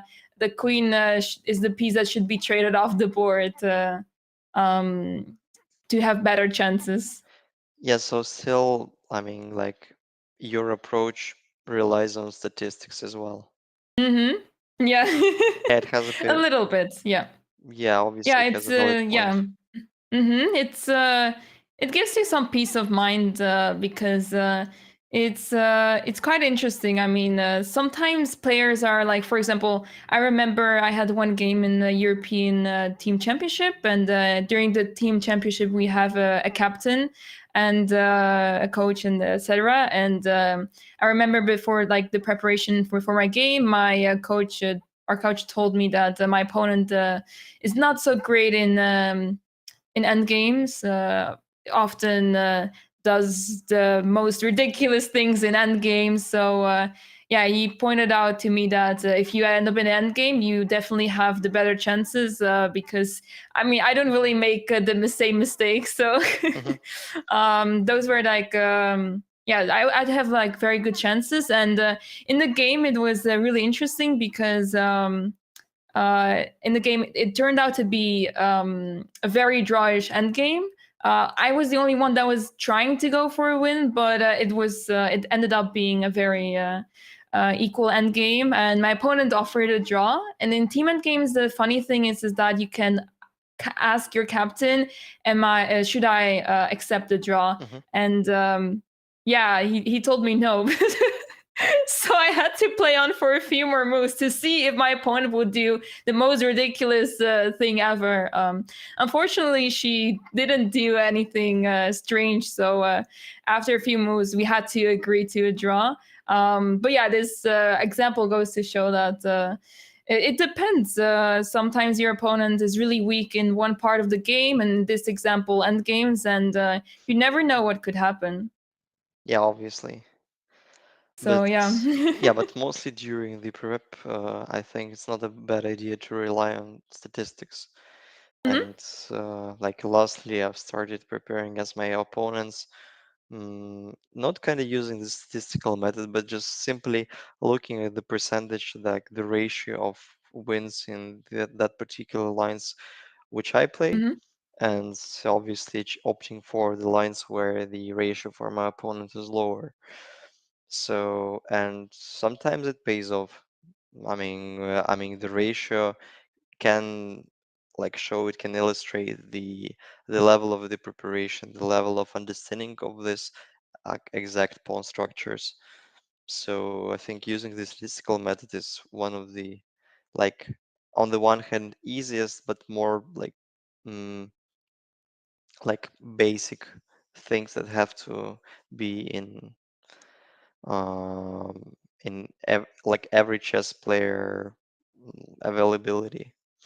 So Mm-hmm. I think it's a very good thing to rely on statistics, and especially for example, yeah, it can be proven easily because in some lines you will never have some sort of end game, so the queen will stay till the very end will in the game, and especially for the attacking players, for the players who rarely opt for end games that are not even quite experienced and in that like stage of the game, it's a good reason to try to get them to another kind of positions where the queens are traded quite early.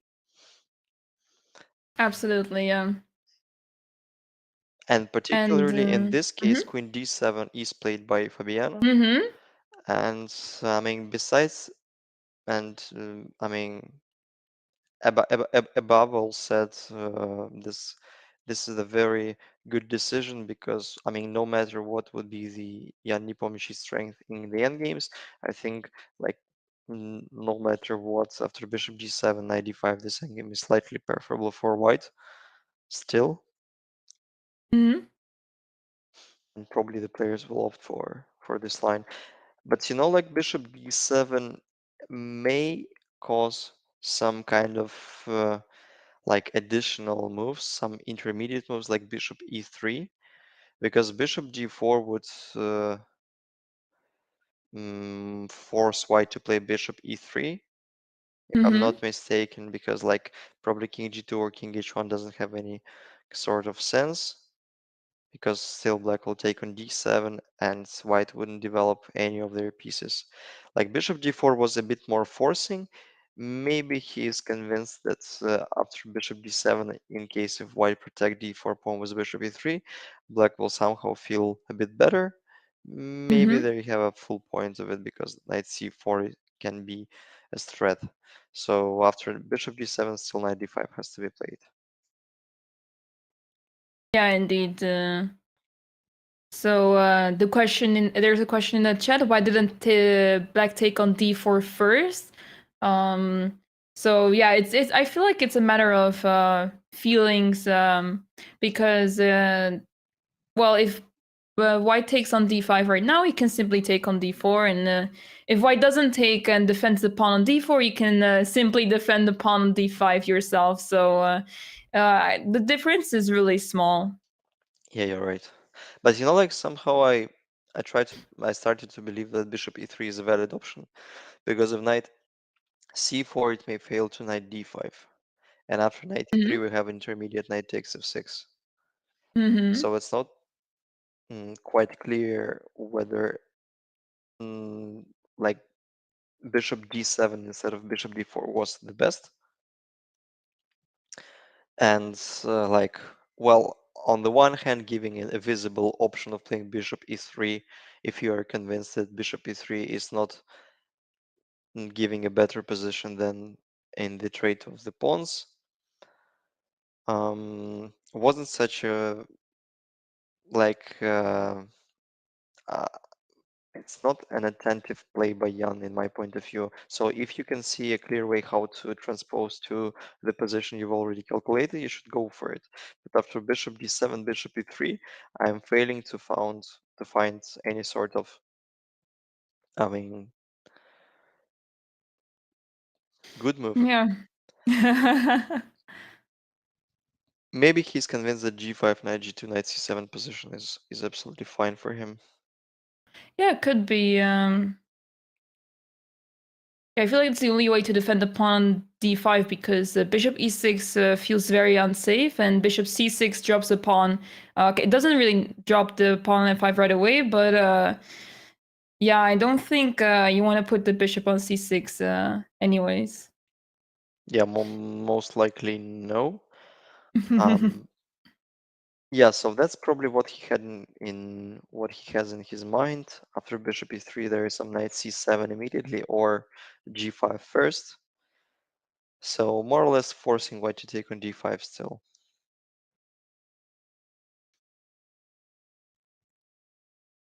Mm-hmm. Yeah, obviously bishop d7 instead of bishop d4 looks a bit provocative and ambiguous, but if bishop e3 doesn't like improve their position in comparison to knight d5, then it's all right. Yeah, exactly. Yeah.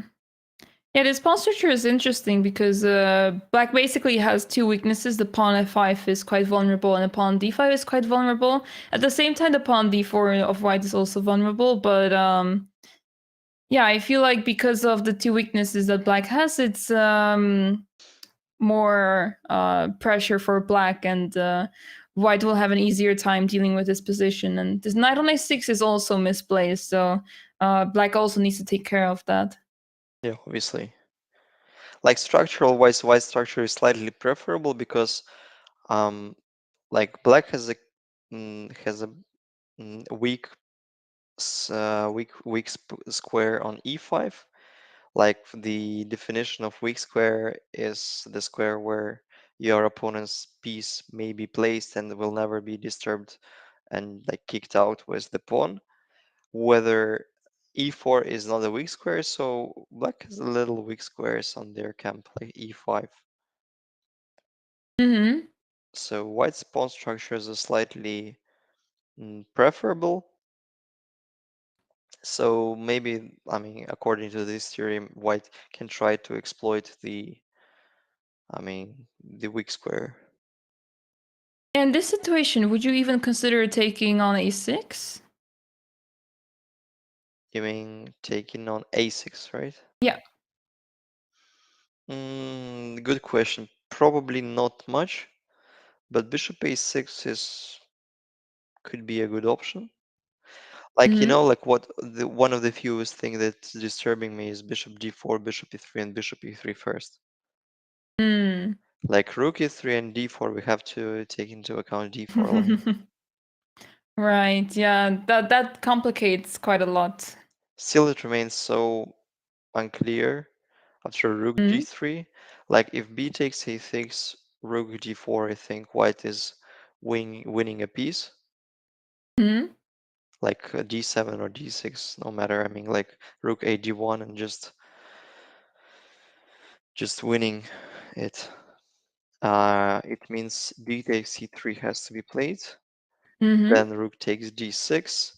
But then the problem that black has c takes b2, and then mm, black is even better winning. Mm-hmm. Yeah. That seems really tricky. So after bishop a6, white have to take into account bishop d4 option. Mm-hmm. Still, I would opt for knight d5, bishop d4, bishop e3. Because like bishop b2 is somewhat you don't really want to achieve because of knight e7 just winning an exchange. Um,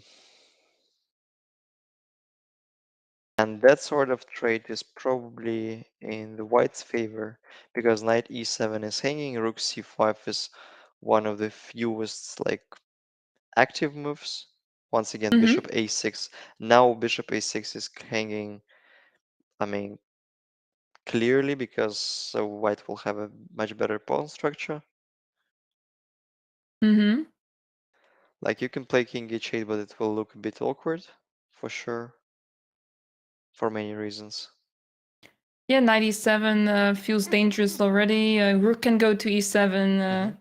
Yeah, this is very unpleasant for black. Maybe it's not that dramatic though, but who knows? I mean, I've seen many endgames even on the top level, like with absolutely symmetrical pawn structure, won by one of the sides. For example, one of the most remarkable examples I remember are Shirov Kramnik games 2013. They had absolutely symmetrical pawn structure, and Shirov won just a wonderful game. And another one was Vincent Keimer against Anand in some Gibraltar edition, if I'm not Mm-hmm. mistaken. I mean, those endgames, even with the symmetrical pawn structure, are quite tricky. So it's not like a dead draw, indeed. So both sides have to be more or less precise. Yeah, absolutely. Knight d5 is played. Okay, logical. So, well, bishop takes d4 is obviously Yeah, it has a to be logical played. move. Like mm, anyway, it has to be played.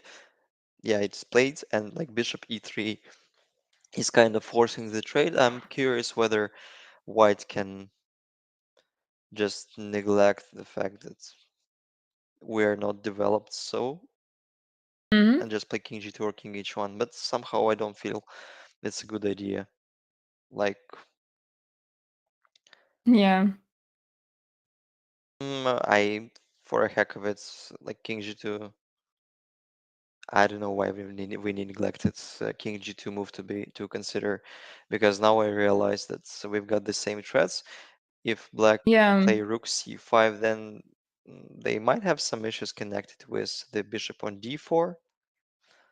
Like not exactly right now, but in the nearest future. Yeah, like 97 check, and it can take on a6 and rook d1, and there's all sorts of ideas. Yeah, and also bishop f4.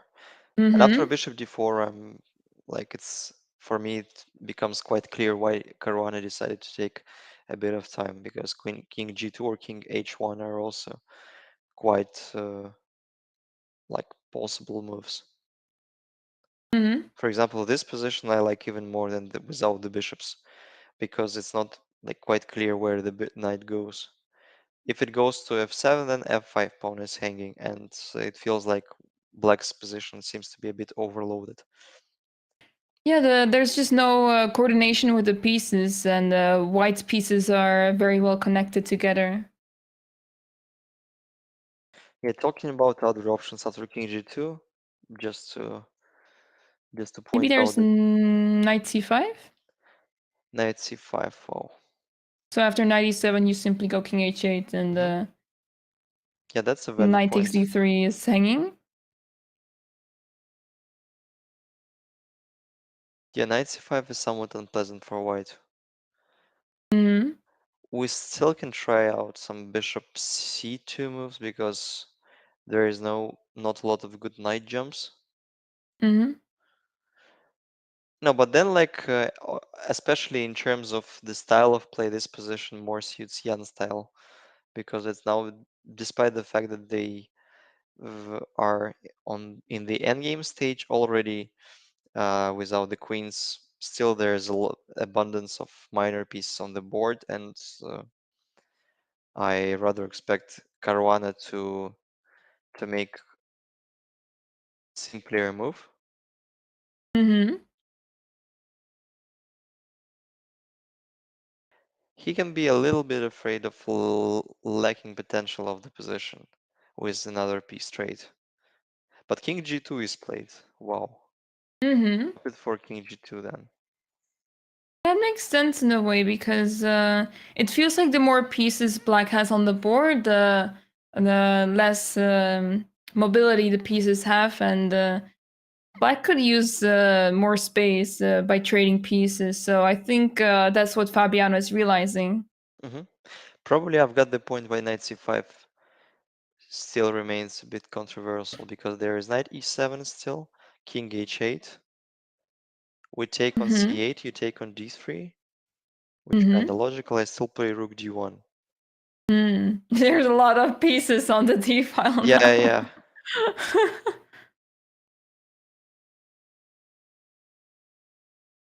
Yeah, Oh, doesn't seem like you can survive this. we can make a nice grill of this minor pieces on d file. Mm-hmm.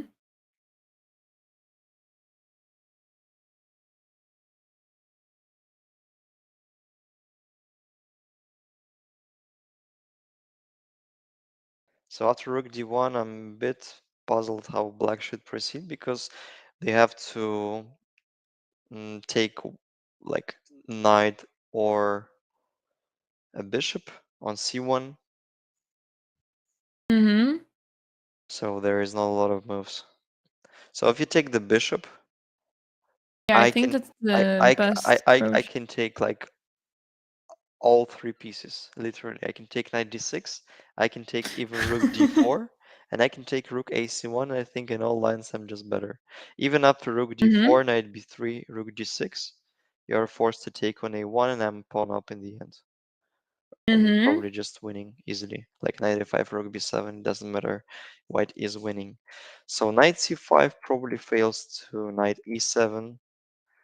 And despite the fact that bishop is hanging on d3 after rook d1, there is no way to solve out all problems black are Yeah. facing. Mm-hmm. Yeah, absolutely. So, like, needs to be careful with this in this line. Yeah, obviously.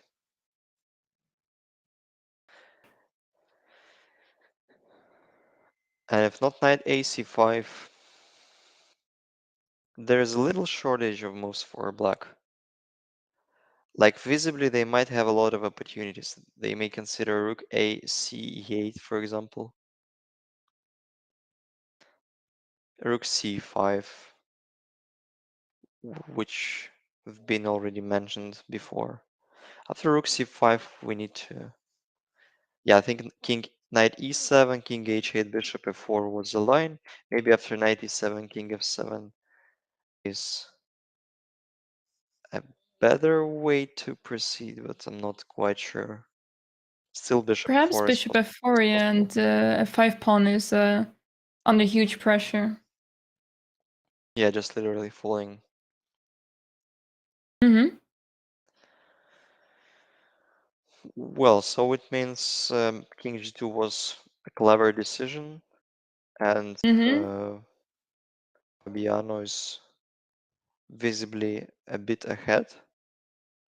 The question is, will he be able to convert the advantage in this game? But it looks a bit unpleasant, looks a bit annoying for black. Yeah, absolutely. So, yeah, I'm curious to see how Nepo will proceed from here because obviously he's more than happy to take a draw, but I think he'll have to work hard for that. Yeah, for sure.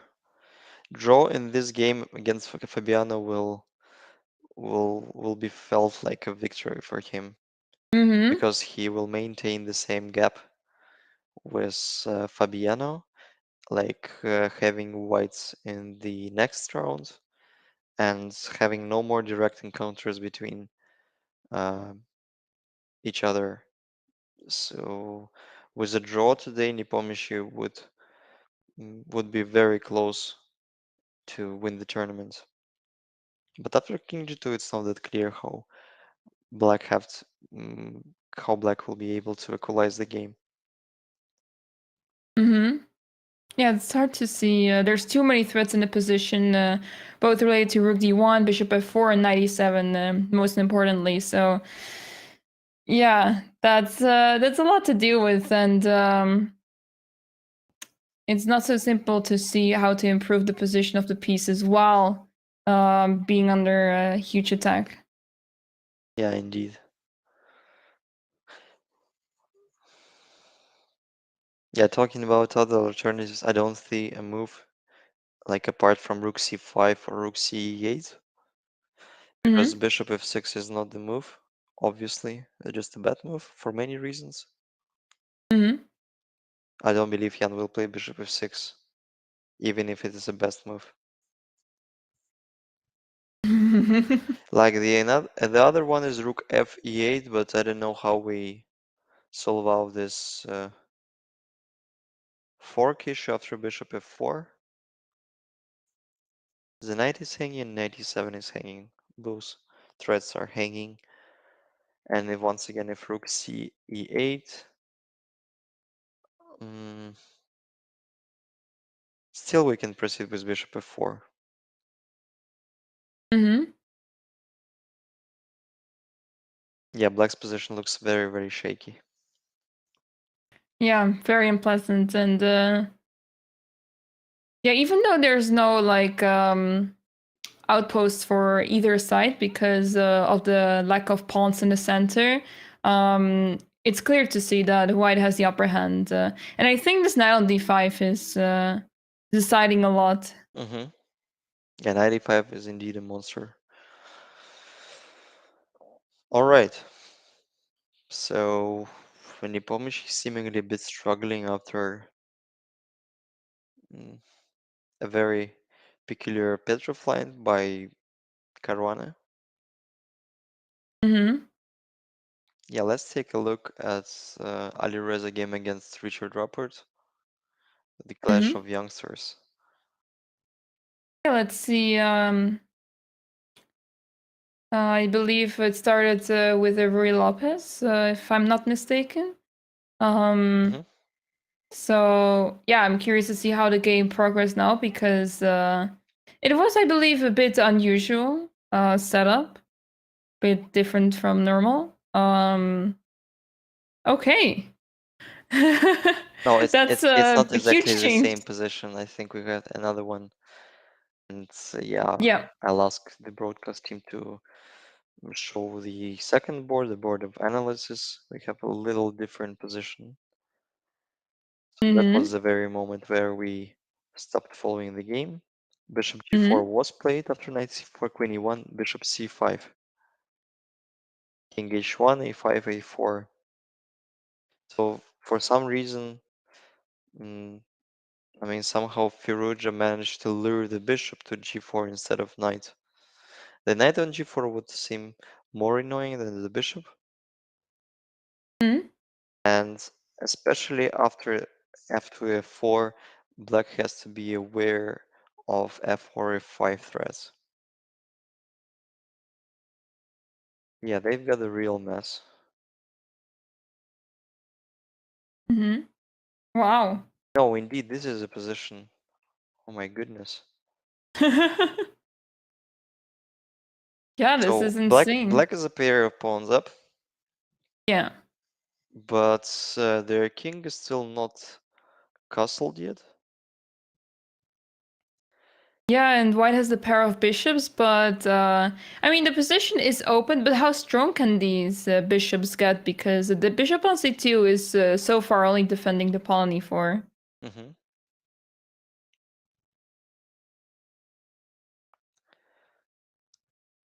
So the first thing that came to my mind was to play bishop c5, despite the fact we're sacrificing the bishop on c2. No, but queen f2 Mhm. is played already. Probably with more or less the same ideas. And just to mention that after short castle, bishop d4 gives white just tremendous advantage because queen has one of the fewest squares to a3 or b4, and then white has an option to play bishop c5, winning in exchange, or they can consider including e4, e5, which also looks quite tempting due to this cute double attack. Mhm. Wow. So it means that short castle is not an option at all. Probably just loses by force. Black can castle long.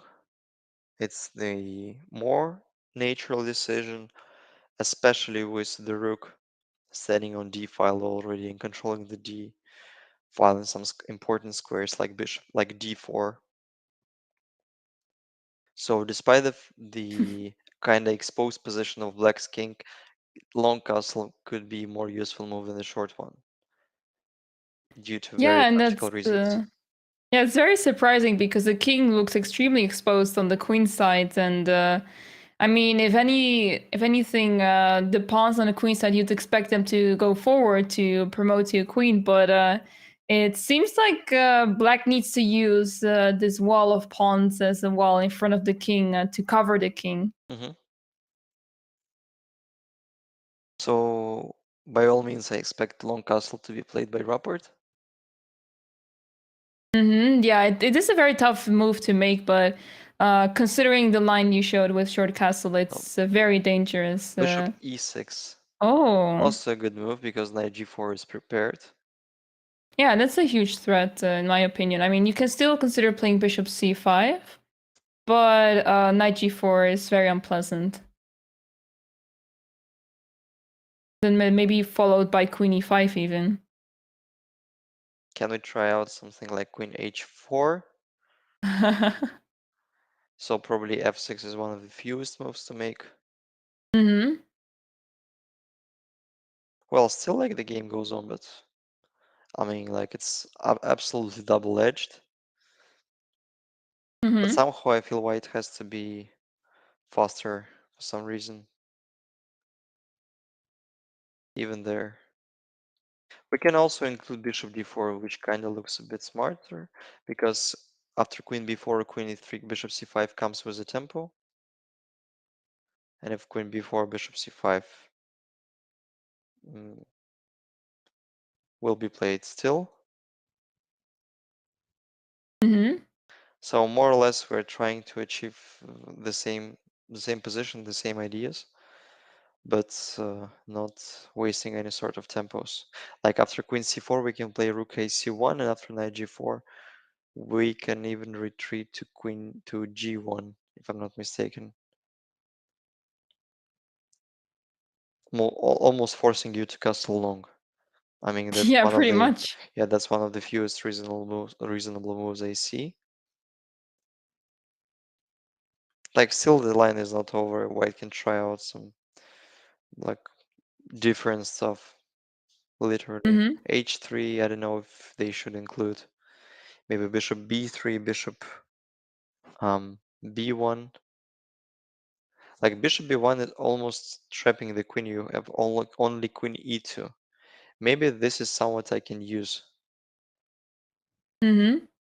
Like at least we have bishop b6 and you have to play rook d6. It looks a bit scary for black. Yeah, definitely. Yeah, it looks very unpleasant for black, but I still feel like with precise play, black should be fine here. Black is up 2 pawns, and yeah, white does have some compensation for it, but I think with precise play from black, should be fine for black. Yeah, we'll figure it out. So Mm-hmm. you would rather pick black to play.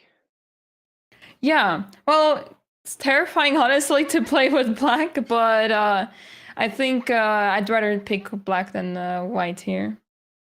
So you're more like pawn grabber than pawn sacrificer. I think both. I'm like both in one. So I tend to sacrifice pawns, but I also like to take pawns. So yeah, it's a mixture. Mixture. Yeah, I got it. Are you yourself a pawn grabber, or you'd rather sacrifice? Well, that's that's a nice question because like when I was young and I've just started playing some Catalan or some Queen's Gambits, I had no clue what to do if my opponent takes on c4. And Mm-hmm. all the time I've been in such like sort of shock if my opponent grabbed the pawn on c4, and I tried um, to take it back, to win it back as soon as possible. But then I've been told that maybe it's not the best approach to play chess, and mostly in that sort of positions, the pawns are sacrificed in order to create some active counterplay. So Mm-hmm. I mean, then I've started mm, learning some theory, but still, sometimes I'm failing to win the pawn back on c4, and I just keep playing like nothing bad has happened. So it's like, I mean, Okay. it's not like my like it's not the decision being made voluntarily. It's like the uh, the incapability of proving the sacrifice being made correctly. Mm-hmm. Yeah, yeah, absolutely. Yeah, I can relate to that. So yeah, it's interesting. I used to, for example, if you play against, I used to play the Sicilian regularly, so I had faced the Mora Gambit, and I'd always struggle to play against it because every time my opponent would get a huge advantage with the pieces, piece development, and I would struggle playing this opening with the black pieces. So yeah, it's like one of those openings that you'd rather not take the pawn because it's really difficult to defend. Yeah, for sure, it looks a bit scary. Yeah, I know what you mean, like taking on c3 and then Yeah. opening this central files for the rooks. It's quite unpleasant in terms of like human reaction. Yeah, and you always end up with the weakness on d6, so yeah, it's terrifying with the black pieces. Yeah, I agree. So bishop e6 is played with a clear threat of knight g4, and uh, well, the question is whether white will play bishop g4 and then even take on f6. It seems to me that no, because bishop e6 was made quite fastly. Hmm. Let's say this position, in my point of view, is just fine for black for some reason.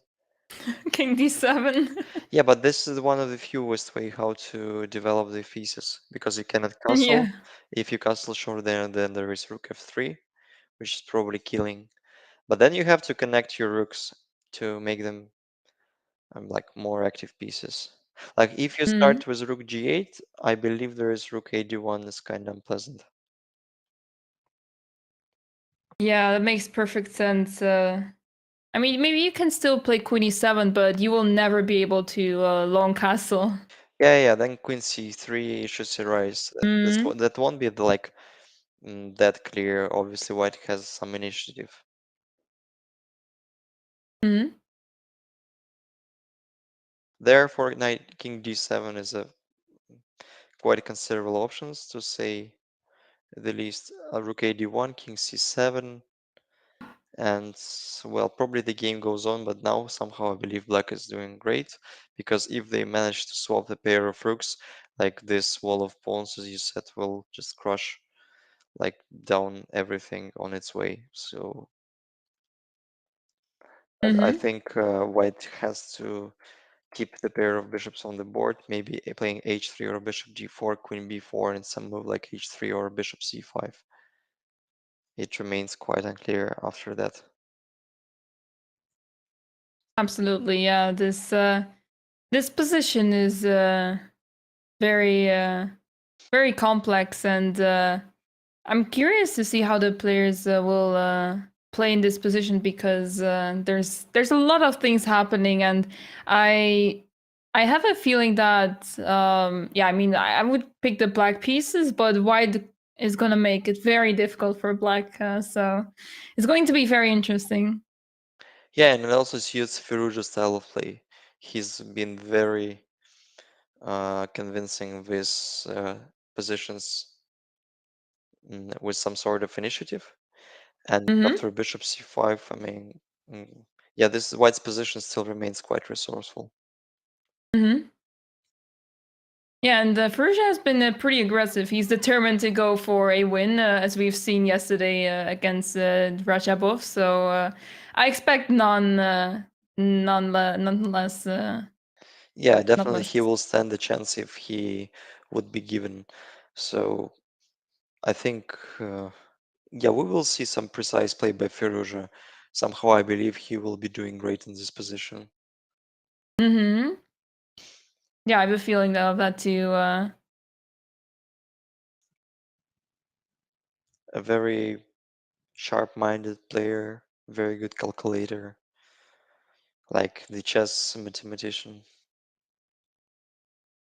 Yeah, yeah, absolutely. And yeah, it was really interesting to see. Like yesterday, we were so sure it was going to end in a draw very soon, but Alireza kept on playing. So I think today he will also really fight for it, and it could go anywhere still. Like I mean, black is up 2 pawns, but it doesn't mean anything because what matters most in the end is the position of the king, and it's obvious that black's king is not going anywhere anytime soon.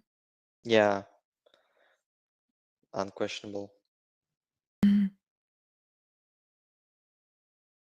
Yeah, it can swing in any direction, but um, well, somehow, as I said, I have a feeling that Firouzja will prove like everyone that he's a very one of the most dangerous attacking players in chess. Mm-hmm. And Yeah, like and bishop d4, bishop mhm. c5 gives some sort of attack for white. Yeah, those dark squares are extremely weak, and it will be very difficult for Richard to hold that position. And yeah, I really think this long castle move was needed to be considered, but perhaps he had a reason to not go long castle. I would fully understand that. Yeah, probably. Well, but we have what we have, and Mm-hmm. let's pay some attention for other two games, Mm-hmm. like Dingler against Duda or Teimour against Hikaru. Um, Probably let's have a starting with look. Chinese and Hmm? Pole. Yeah, let's have a look at Ding Liren and Duda.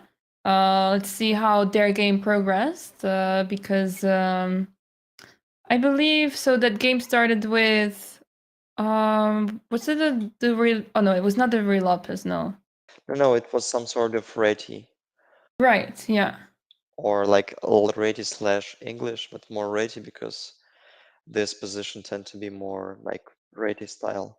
And that was the position. Played bishop Mm-hmm. d5. Yeah, that's even more accurate move because it still keeps the white's king to be on g1, not given an extra tempo to take on g2. a4, a5, and then e4 is played. So it means after bishop d5, he was fine with the position after and bishop d5, knight e5 Mm-hmm. for some reason. But voluntarily, he decided not to take on g2, king g2, knight e5. So probably he felt that there is Mm-hmm. some decisive difference between those two positions. I'm very curious about.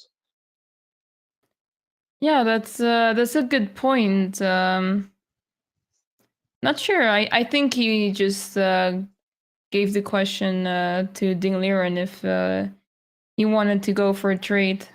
Mm-hmm.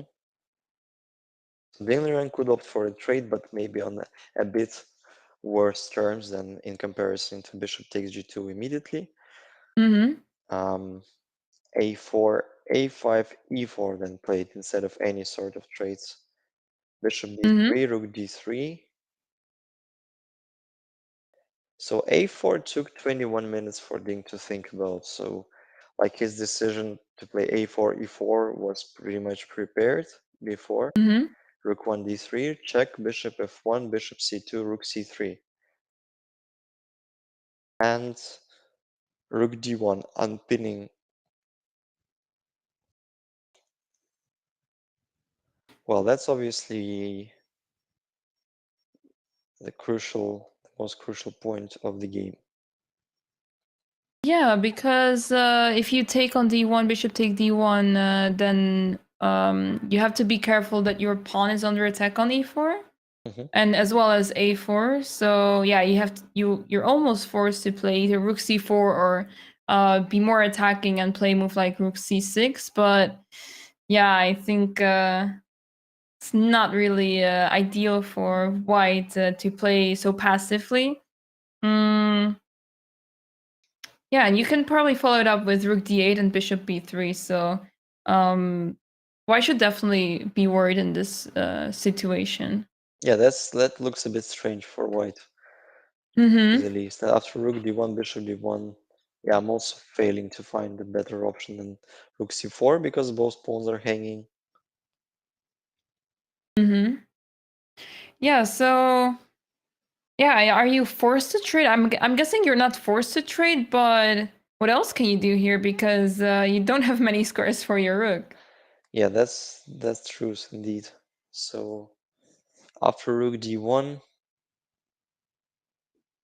there is not much what I can try out.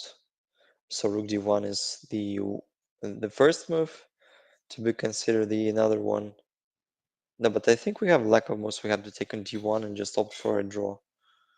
Yeah, I and think so too. white will be the side who is like slightly oppressed, so white will be the side who will opt for a draw, not black. Black can try to continue the game after rook c4, maybe even bishop b3, just kicking out the rook d4, and then rook c8. Mm-hmm. I'm not convinced that it's an improvement of black's position, but I think they are just super fine with their pawn structure, with their open file with the rook on open file, and potential weakness on f4. Mm-hmm. Still, white has some moves like bishop a6, but we can make a check, and after king Yeah. g2 make some kind of h5 or maybe g6. g6 is better, because after rook d8 we're not losing the pawn after king g7. Right, yeah, that f7 pawn would be hanging otherwise.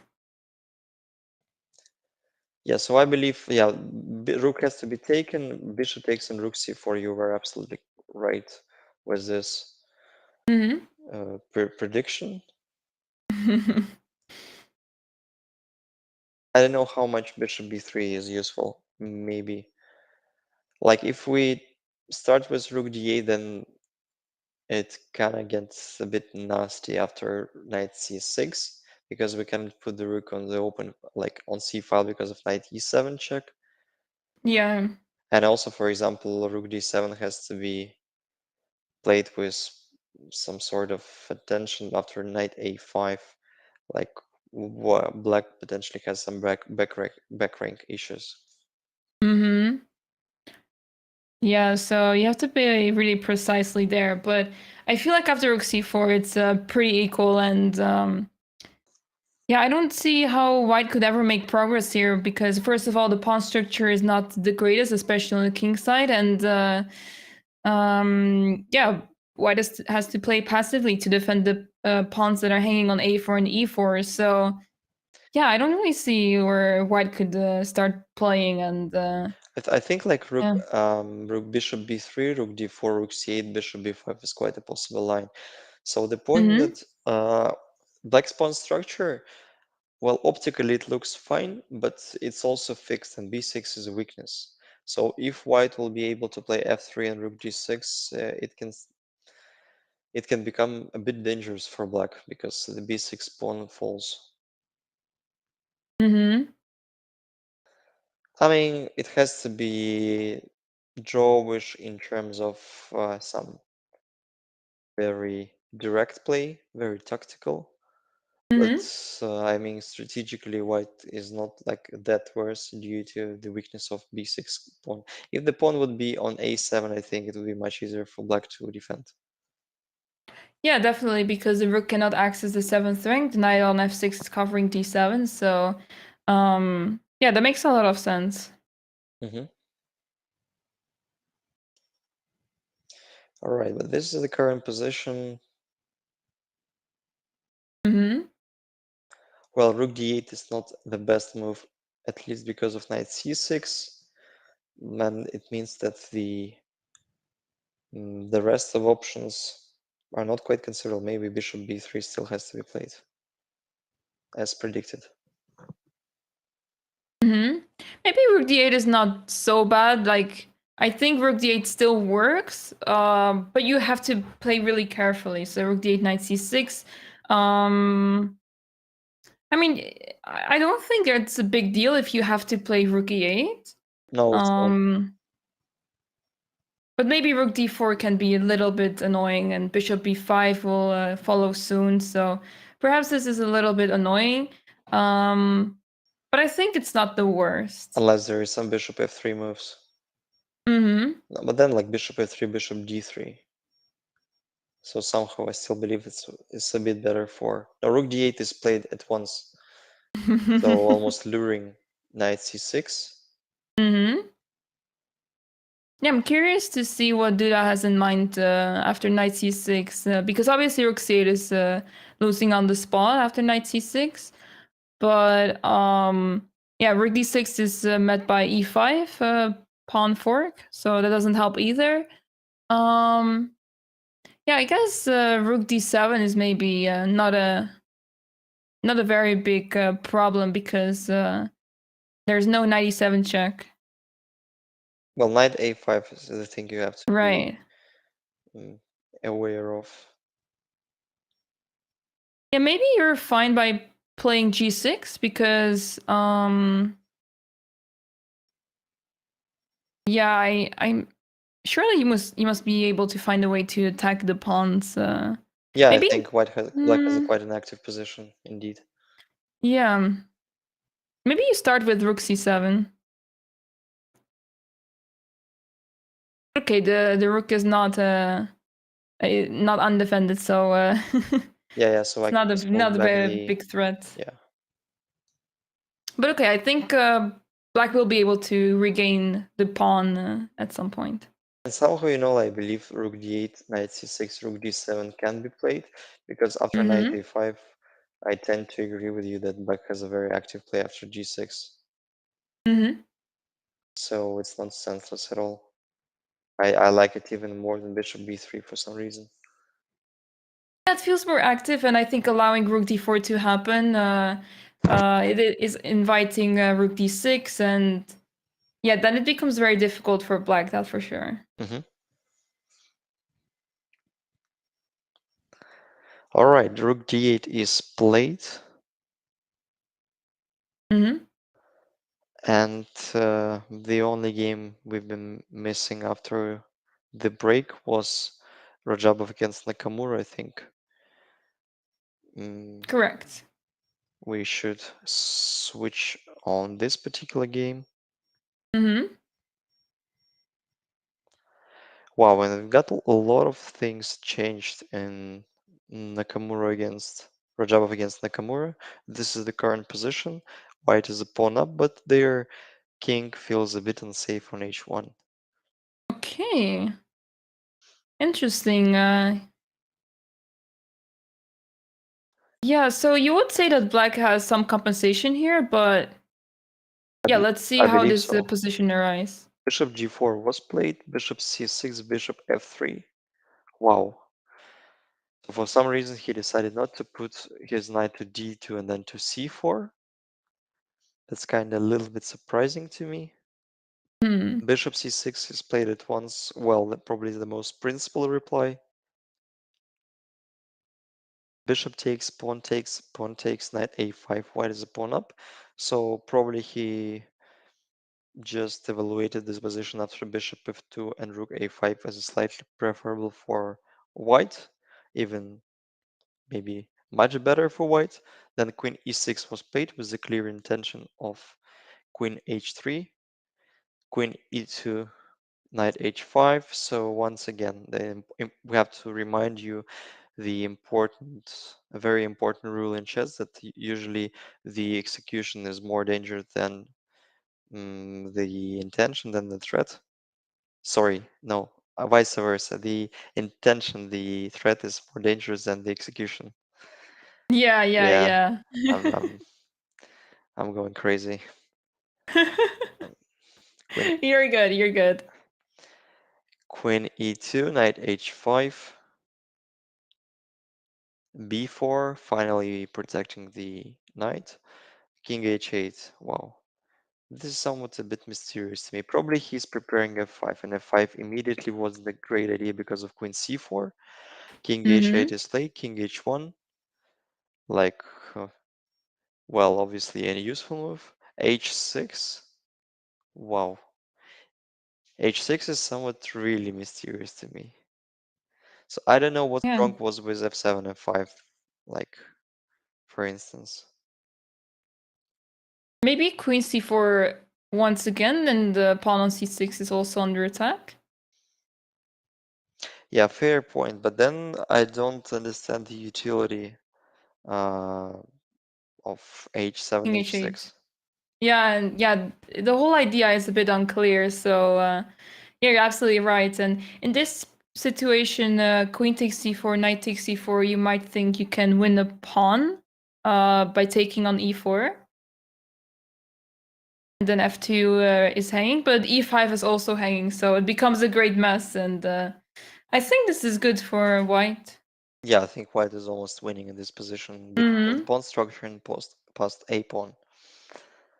Mm-hmm. Probably queen f6 can be played after queen c4. Just in terms of logic, it's important to save, like it's vital for black to save the queens in that sort of positions. Mm-hmm. Like if you take the pawn on c6 with the knight, I expect some real mess on the king side. Mm-hmm. But I'm not sure if I'm able to, really. But then I don't know what was the like idea of h6. And h6 Yeah. rook g1 f5 is played, so they've Mm-hmm. kinda traded h6 for rook g1. Now Mm-hmm. black has more pressure on the f2 because rook moved from f file to g file. But then g6 square became more vulnerable in some lines. So Mm-hmm. I think, yeah, the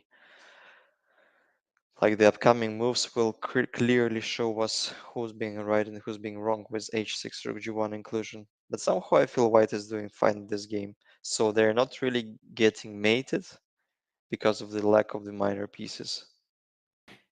Yeah, indeed. I think Radjabov is simply better. Mm-hmm. His Yeah, opponent. with the absence of the light squared bishop as well in Black's position, I feel like it's also very difficult to either attack or defend because previously the bishop was on c8 and it had potential to go to a6, and it was unclear how the pawns would progress on the queen side. But now with the bishop off the board and yeah, the lack of pieces, like the more we go to an endgame, the powerful those pawns get on the queen side. So yeah, I have trouble seeing how the attack could succeed of Mhm. black, but there's definitely a potential. So I'm curious to see what Hikaru has in mind in the following next few moves. Well, on the spot, it's white to move, and after f5, they have Mm-hmm. to come up with something. Mm-hmm. So what I would rather expect, I think queen c4 is not that senseless at all, even despite the fact that our rook is on g1. Because if queen takes c4, knight c4, I think it's better to take on e4 first, and then after f takes e4, we can use the vulnerability of g6 square playing knight e5, which could have been important. Mm-hmm. With the pawn on h7, we like this threat of knight e5 wouldn't be that dangerous. And if black takes on f2, still we can include knight e5. For instance, also rook g2 is quite an option. I think, yeah, queen c4. I mean, according to the rule that the more we trade, the better we get having an extra material. Queen c4, mm, like, absolutely fulfills the spirit of the position. Yeah, I fully agree. Yeah, so yeah, that attack dies down over here, and yeah, it's clear that white should be better in this position. Yeah, black has to run away from the trade with queen f6 probably or queen e7. Mm-hmm. Like queen e7 is not Met that by knight takes obvious. It can be c6. met with knight by knight takes c6 indeed. Yeah, and So white is more than happy to take that bishop. yeah, so basically black may receive the same sort of position after queen f6, knight c6, but then they have a choice, then they have bishop takes f2. But if queen c6, then queen h4, yeah, it's getting really messy. Even bishop takes h6 has to be considered. Wow. I'm not sure about the direct threat because bishop g7 is not a really a threat because knight takes g7 and then queen the h6 square becomes protected with the queen on h4. Mm-hmm. But probably queen g6 could have been played next. Mm-hmm. Yeah, and it looks very dangerous for white now, for black now instead. So. Yeah, yeah. So for all of a sudden, white is the side who is attacking. Mm-hmm. Well, maybe I'm talking nonsense, but I believe queen c4 is a possible idea in terms of, I mean, strategical play. White will be super happy to trade off the queens. Yeah, no, without any doubt. I'm not seeing how black could ever make use of well like some sort of attack on the king side. It remains very vague, so I think queen c4 makes a perfect sense, and it's hard to see how black could counter this. Yeah, indeed. Maybe like they can behave, they can show their being cold-blooded playing rook a8, just showing off that they're absolutely fine with an endgame. But like a queen c6 is a move, queen e6, rook e6, even bishop e3 is Bishop super fine. e3, yeah. Like obviously you can take and destroy the pawn structure in the center and play rook f3, but with rook f3 we can meet it with knight c4, and like black pieces are far away from the passed pawn a on the a file. Yeah, so I think white must be better in this position. Yeah, I think Radjabov can mm, is likely to score his first victory. Well, obviously I'm not uh, telling you that he's winning on spot, but he has a very nice practical chances in this position because it's even sometimes you can look at the position like with some material down, but with seeing and some certain counterplay, some certain way to how to progress, how to create some threats. But after queen c4, I'm really failing to create any sort of threat for white's king, and I believe this position is very pleasant to play with white. And due to the fact that Nakamura is down to 25 minutes, I think he's feeling pretty much nervous right there. Yeah. Yeah, I mean, they still need to play 20 moves for the first time control of on the at move 40. But yeah, it's definitely uncomfortable to have 24 minutes left Hmm. for 20 moves. And yeah, I would typically, like, from personal experience, I mean, like, I'm used to 1 hour and 30 minutes plus 30 seconds of increment from move one, Hmm. which is a bit different from the time control in the candidates. In the candidates, it's at the start, you start with 2 hours, and only on move from move 61 onwards, you have a 30-second increment. But okay, it's more or less the same because those 30 minutes extra uh, do account for 30 seconds of increment, more or less. Hmm. But in any case, typically when I am around move 20 and I'm below 40 minutes, I already start to get worried because typically you play the first 10 moves more or less fast because that's what you prepared or that's what you're familiar with. And then from that moment onwards, the actual game starts. And the game becomes more and more complicated around move 20, 25. So that's when you need your time. So the fact that he is down already to 25 minutes can be quite crucial for the game. Yeah, that's a valid point. But he opted for rook g2 instead of queen c4, which also Oh. makes some sense. Obviously, just protecting the f2 pawn. Yeah, I fully agree with you. I mean, if we take a look at the time consumption a bit more precisely, and regarding the fact that more or less you're familiar with first 10 moves, like your time control then appears to be 100, yeah, like 1 hour 30 minutes for 30 moves because you pretty much blitz out the first 10. And then after making next 10 moves and with 40 minutes left on the clock, it means that you've uh, pretty much wasting a lot of time. So Mm-hmm. your time consumption rises, and like if you follow the same speed, if you follow the same like kind of like chess pace, if I can say so, you would pretty much be in the time trouble in before the stage two begins. Most likely, yeah. So, yeah, every time I'm below 40 minutes, me myself, I'm really concerned already. So, I try not to get below that, but it's often inevitable. So yeah. Yeah, I understand it completely. Mm-hmm. Then rook g2 is played of instead of queen c4. That's the move we didn't really look at, but it has a very clear sense. Like maybe preparing bishop e3, extra protecting the pawn on f2, and then in some lines doubling on g file. So that's actually a clever decision by Radjabov as well. Nevertheless, I would opt for queen c4 unless there is some clear refutation after it. But rook g2 is also a good move. I think it keeps white being a bit better in this position. Mm-hmm.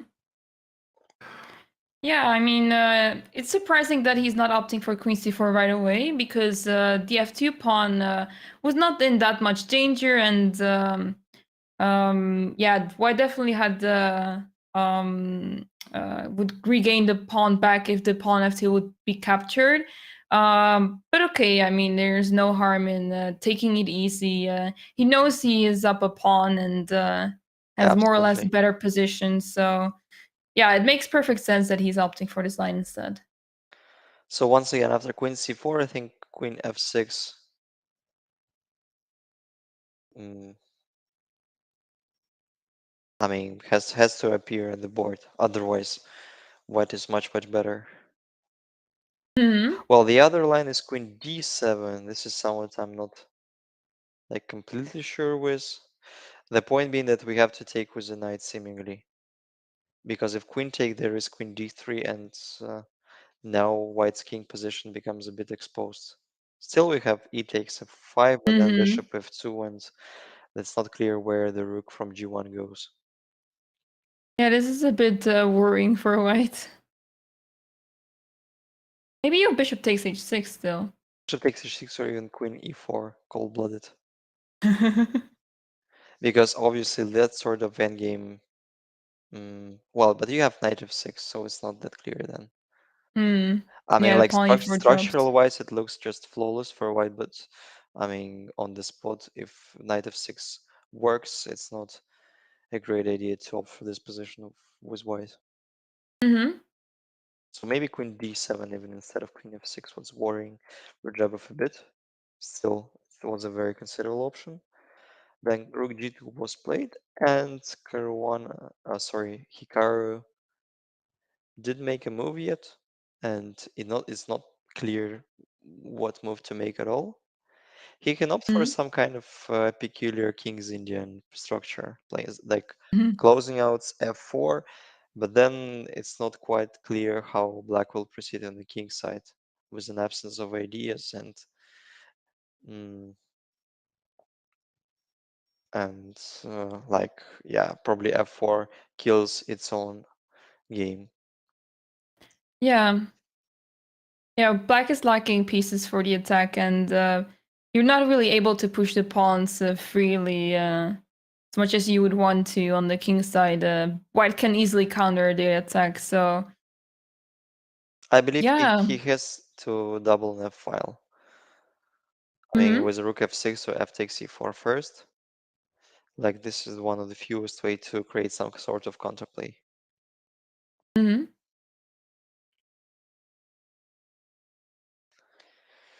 Yeah, he didn't make a move yet. Hmm. And maybe before the second break, we can be a bit more attentive to Caruana and Nepomnyashchy game Yeah, let's have a look. as a key game, the game of the day. Yeah. Yeah, let's see, because this game we left off in a situation where it was pretty complicated for Nepomniachtchi. So let's see how he dealt with the position. Wow. So it's pretty much the same we've been analyzing. So he played rook c8, bishop f4, knight c5, knight e7, king f7. Wow. So the point being that after bishop d6, there is knight d3, and it's not like super clear how white obtained advantage. Mm-hmm. And if rook d1? Yeah, rook d1 is a very like logical, like the most logical decision. Maybe you have bishop takes. I'm bishop takes b2, and I'm thinking bishop e5 back or bishop f6 right away. Hmm.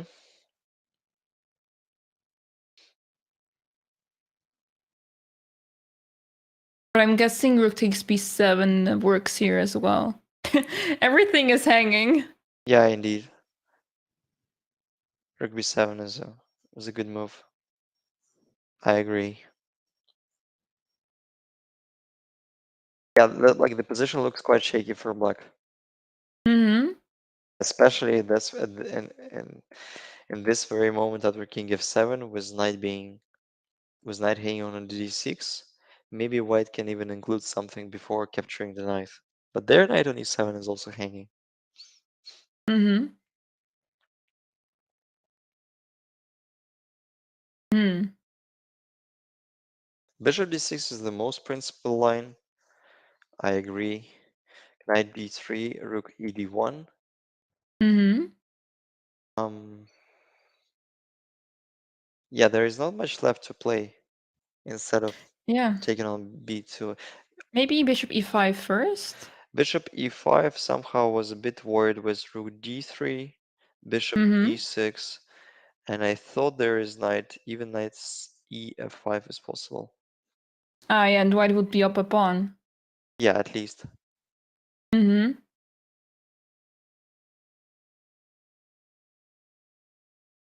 Frankly speaking, it was the first line that came up to my mind after Mm-hmm. rook d1. Maybe bishop f6 is a bit more attentive. Mm-hmm. Because if knight takes on f5, I mean, like any of them, then we can take on b2 with a tempo and then solve out with the king side. Probably knight e f5 is a bit more forcing because the rook on f8 is hanging. But then Mm-hmm. it gives me an opportunity to include rook e2 check, king f1. If king f1, we can make another check. And then it becomes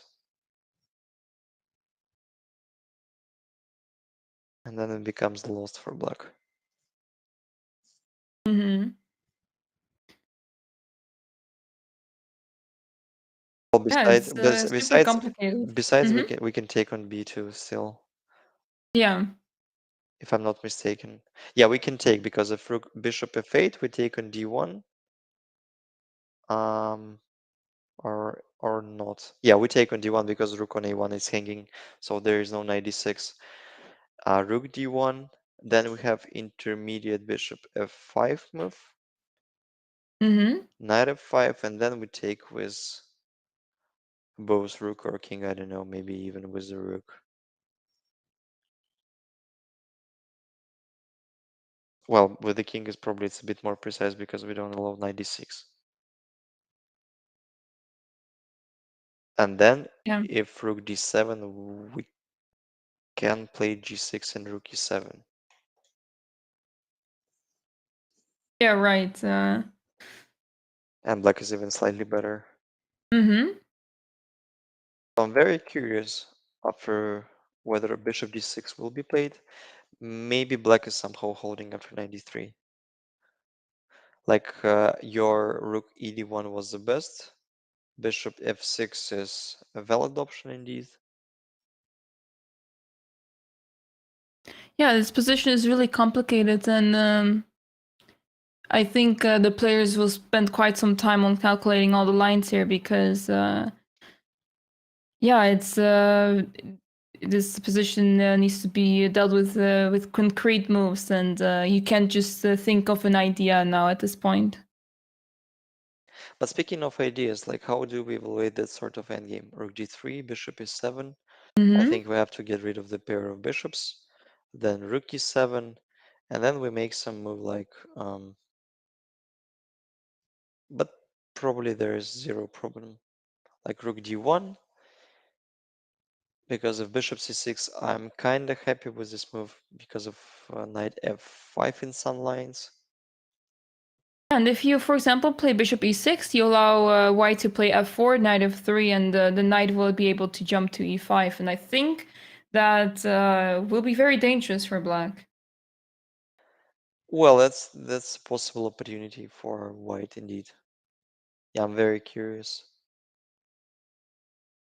Mm-hmm. I don't know why we decided to put that like all focus only on bishop d6, not even trying to find an alternative. Bishop f5 is played. Oh, Yeah, yeah, I that's was worried about the bishop on d3, and it looks very tempting to capture the knight on d6, but I didn't realize the pawn f5 is actually hanging.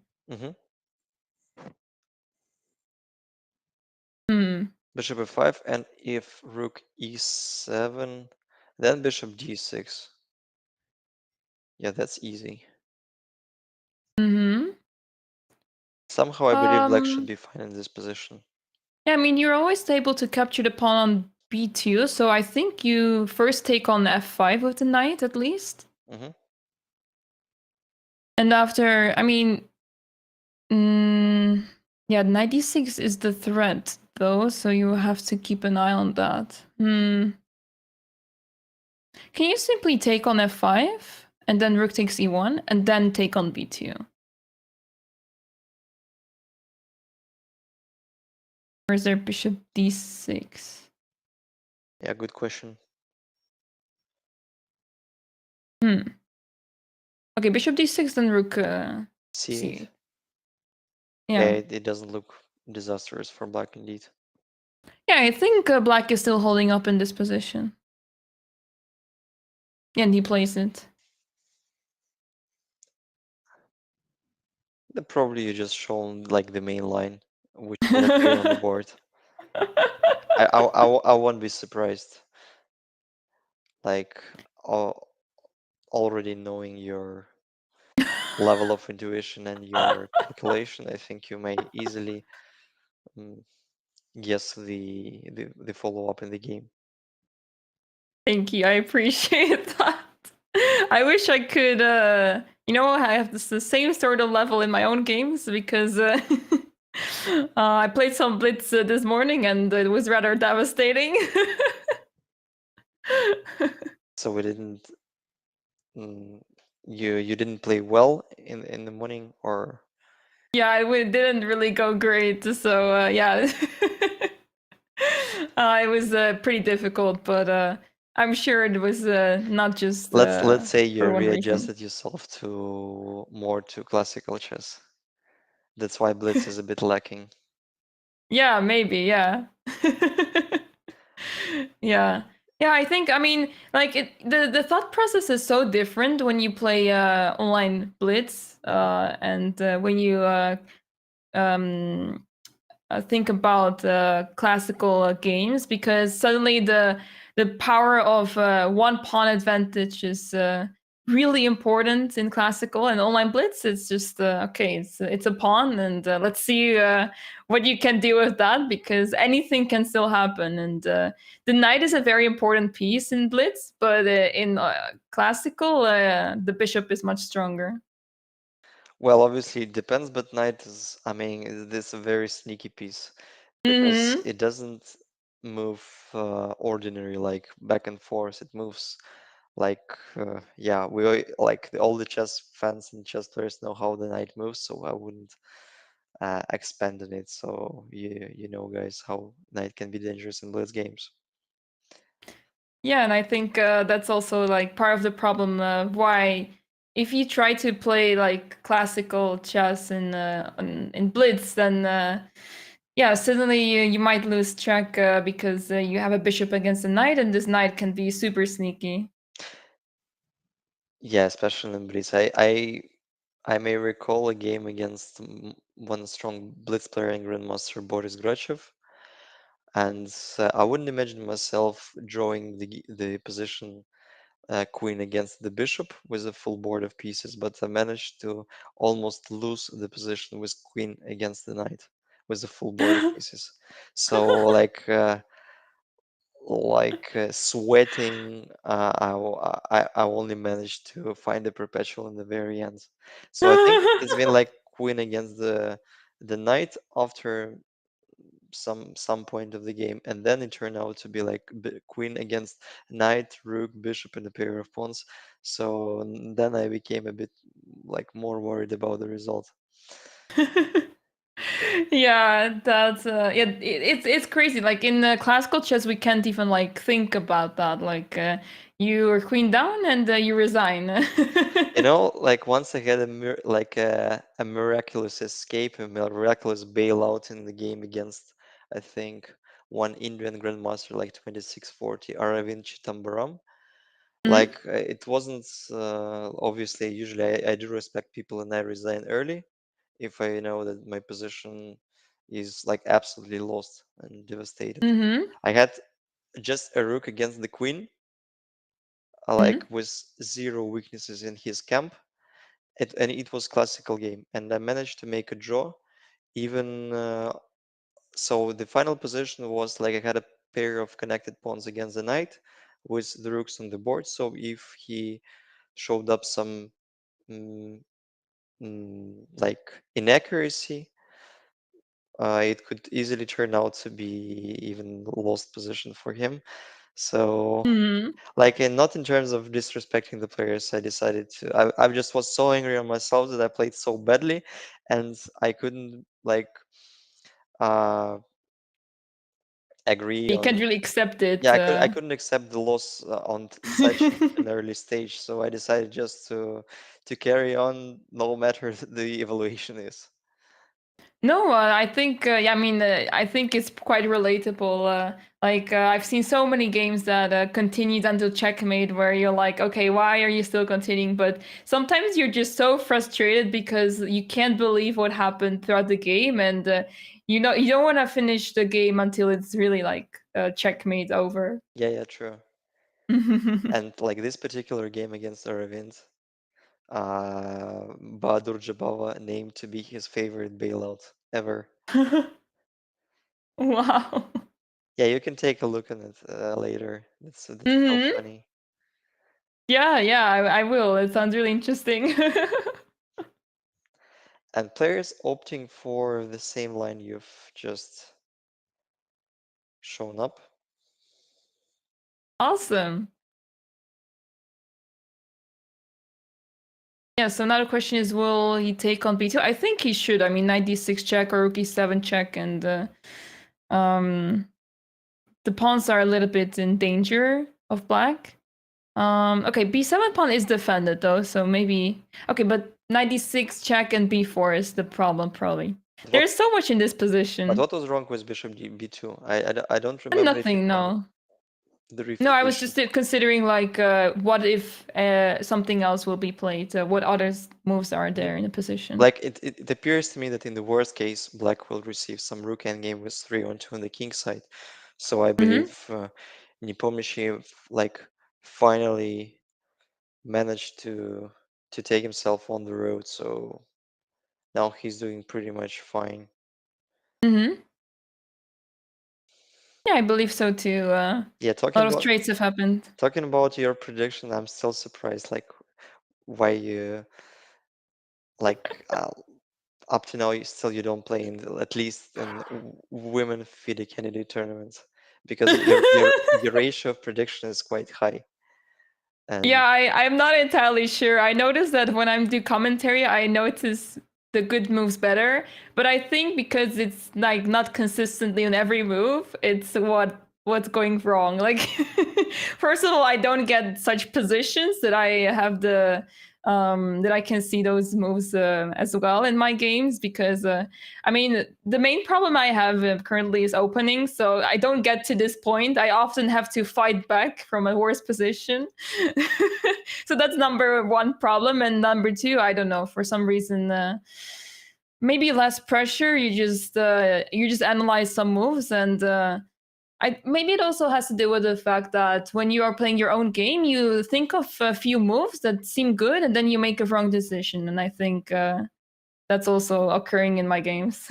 well, it can be, but if you think that one of the main problems is openings, you can just take your opponent off the road that early, just playing some g3, b3, knight f3 Yeah, stuff. that's exactly what I used to try for a little while. I was actually playing g3 for some time, and yeah, it surprised me how much you like got punished for like a slight inaccuracy in the opening, because I had this position. I was playing with the white pieces. I played against the Slav opening, and I got completely destroyed. It seemed like a normal position, but my opponent outplayed me. So, yeah, it goes to show like in some lines you need to know what you're doing, and even the smallest inaccuracy. It's not a blunder. It's not you're losing material, but your opponent gets a lot of play, and that's really scary. Yeah, definitely. Well, Jan decided to opt for knight d3, and probably it's even a better decision because he gets rid of the bishop on f4, kind of destroying the pawn structure on the king side, and I'm failing to find a refutation for white after knight d3. Yeah, true. So it's like rook e7 is potentially losing to King king f6. f6, yeah. Maybe. Hmm. Probably not like instantly. Maybe there is still some Yeah. rook d7, Mm-hmm. but at least it feels like even Knight e1. knight e1, Yeah. knight f3 is a possible way to proceed. Also, knight f4 is a fine move.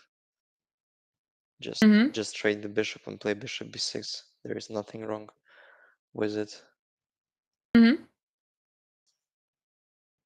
Somehow I believe like now Jan is absolutely out of danger and seemingly holding in a very unpleasant position after the opening. Mm-hmm. So I'm not quite convinced where the moment was. Where was the moment when Caruana like spoiled his chance? Maybe still bishop d6 was the better option. Mm-hmm. Knight d3, rook d1, bishop f6.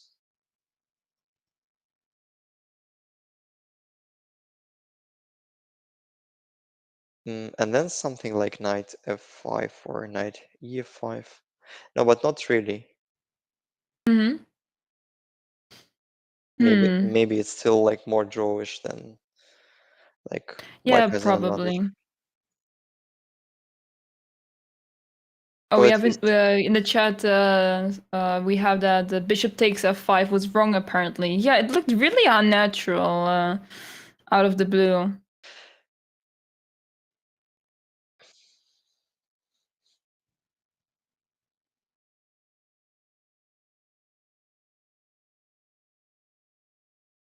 taking on f5 with all consciousness is a bit strange decision because this position appears in a very forced way. So it's like there is no silent moves, like almost every move with the taking, with the capture. Mm-hmm. But I don't believe like he really missed knight d3. I think he was very aware of it. Yeah, I think so too. I Otherwise, think this was it's intentional. just senseless at all. But instead of bishop f5, maybe once again the chat will help us to find the better way to proceed for white. So we believe that bishop d6, Mm-hmm. knight d3, and some rook move. But like after rook e d1, bishop f6 is the move that puzzles us a bit. After bishop e7, we consider this position to be rather drawish. Okay, well, we take on e7 first. Rook e7, then Mm-hmm. some rook move. Yeah, so apparently the move was instead of bishop takes f5, it was bishop f1. So that's a rather a natural move to play, considering there's two pieces hanging and you are able to defend one and take a piece on d6. So apparently bishop f1 is the move. Well, Um, and yeah, so after rook takes d7, I'm guessing you just immediately take on d6. yeah, I believe so. Oh, and you keep having bishop c4 check in the position. I think that is the crucial point. Yeah, that's all right. That's right. I agree. But bishop f1 from the human's perspective is kind of Yeah. um well, it's not that sort of move that you will mm, mention instantly. So bishop f1 after like some profound thinking can appear mm, in your mind, but I can easily understand because we put all of our focus on bishop d6. But if bishop f1 is the only one who gives white an advantage, then well, I should feel sorry for Caruana because bishop f1 is the move. It's a difficult move to make, to be honest. Absolutely. It's a very unnatural move, and yeah, it goes to show how patient you need to be because it's a very silent move. Yeah, indeed. Even this position is not that clear. I mean, whether white has any sort of advantage. Hmm. Maybe like bishop b6 is forced. I agree. Rook e1 and rook e1 is forced, rook e8, and then let's find a way how white receive an advantage. Maybe rook d1 instead. Yeah, rook d1 looks quite annoying. Mm, yeah. Or even bishop c4 first, king f6, and then rook d1. Hmm. Yeah, that's Yeah, rather this is looks really annoying. annoying. Hmm. But then now I'm failing to find a way how black should hold on. Yeah.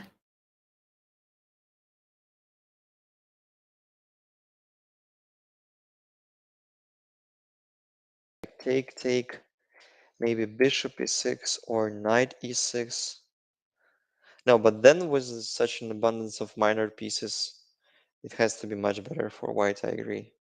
So bishop Hmm. f1 was an opportunity, and probably it was a chance of the tournament for Fabiano to chase down the leader. Yeah, absolutely. Yeah, that definitely bishop f1 will be the move that he'll see in his night dreams, or better to say nightmares. Yeah, yeah. Yeah, but it's a very difficult one to find. So I hope he won't feel too bad about that.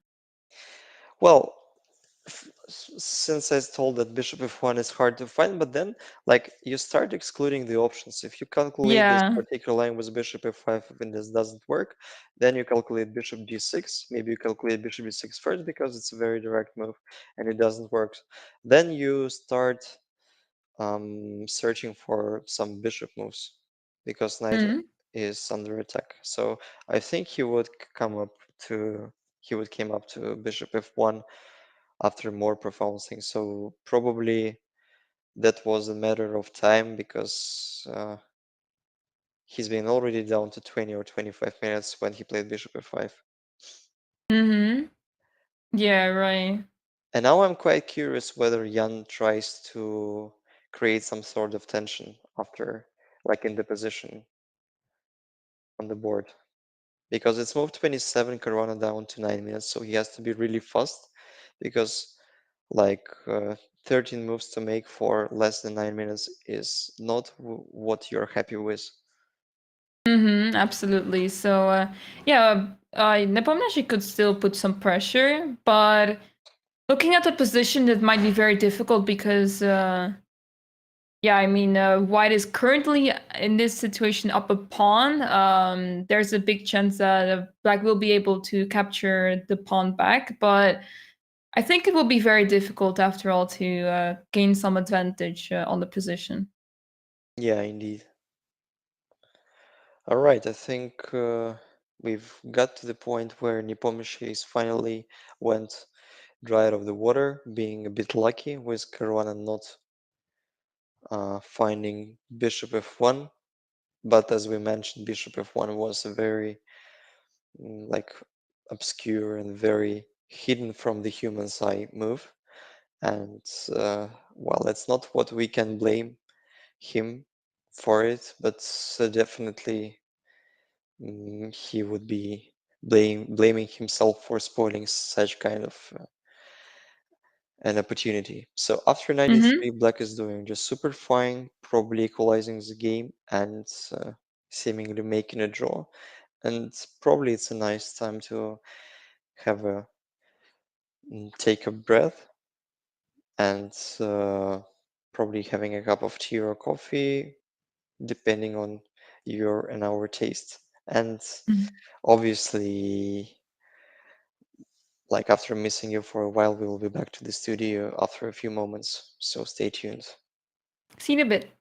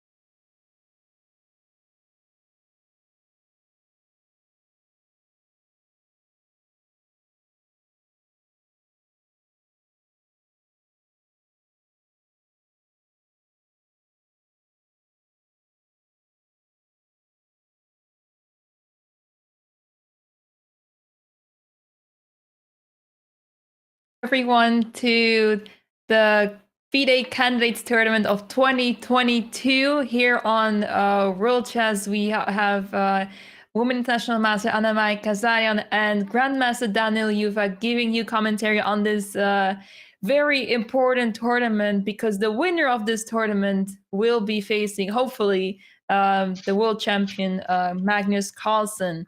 Daniil, I'm really excited to see how the games have progressed, because we left off in a game of Fabiano against Jan Nepomnyashchy in a very interesting position, and I think they've played quite a few moves already. Yeah, but now this position seems to be dried out. I mean, Mm-hmm. it probably will be just a draw agreed in a very few moves. F4, a very precise decision to cover up the e5 square. Pretty much there is nothing to play from both sides. I think it's just a draw. Well, still, like having a passed pawn on b7, probably Nepomnyashchy is a side who can try like to pretend to be an upper hand in this position, but seemingly there is not enough to in order to create some real danger, to cause some real danger for white. Mm-hmm. So I Yeah. So yeah, I believe yeah. like when they'll Mhm. pass move 40, they will agree. Exactly, because Fabiano is down to 1/2 minute on the clock, so he still needs to make 3 moves, but I believe he's able to do that just in time. So yeah, I think around move 40 they should agree to draw as well. Actually, rook e6 is a very sneaky decision. Because of rook, it Mm-hmm. feels like black is giving up a pawn on b7, but then after knight a5 we have king d7 or king d6. Maybe king d7 is a bit more precise. And after knight b7, king c6, just Mm-hmm. winning a piece. Like Yeah. intuitively, you are not willing to make move like a king f3 because of knight e1 check. But I'm not like quite convinced that knight f3, king f3 can be no king f3 is played. Okay. Yeah, and maybe there is going to be like some sort of repetition with knight e1 check, king e3, knight c2, etc. Yeah, I believe so. It'll be the way how the game will finish Yeah. and etc. Yeah. Yeah, there's only 2 moves left for Fabiano to make. 55 seconds.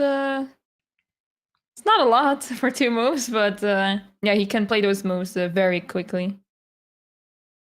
Yeah, but to that extent, black doesn't have much of options. Mm-hmm. Yeah, that is true.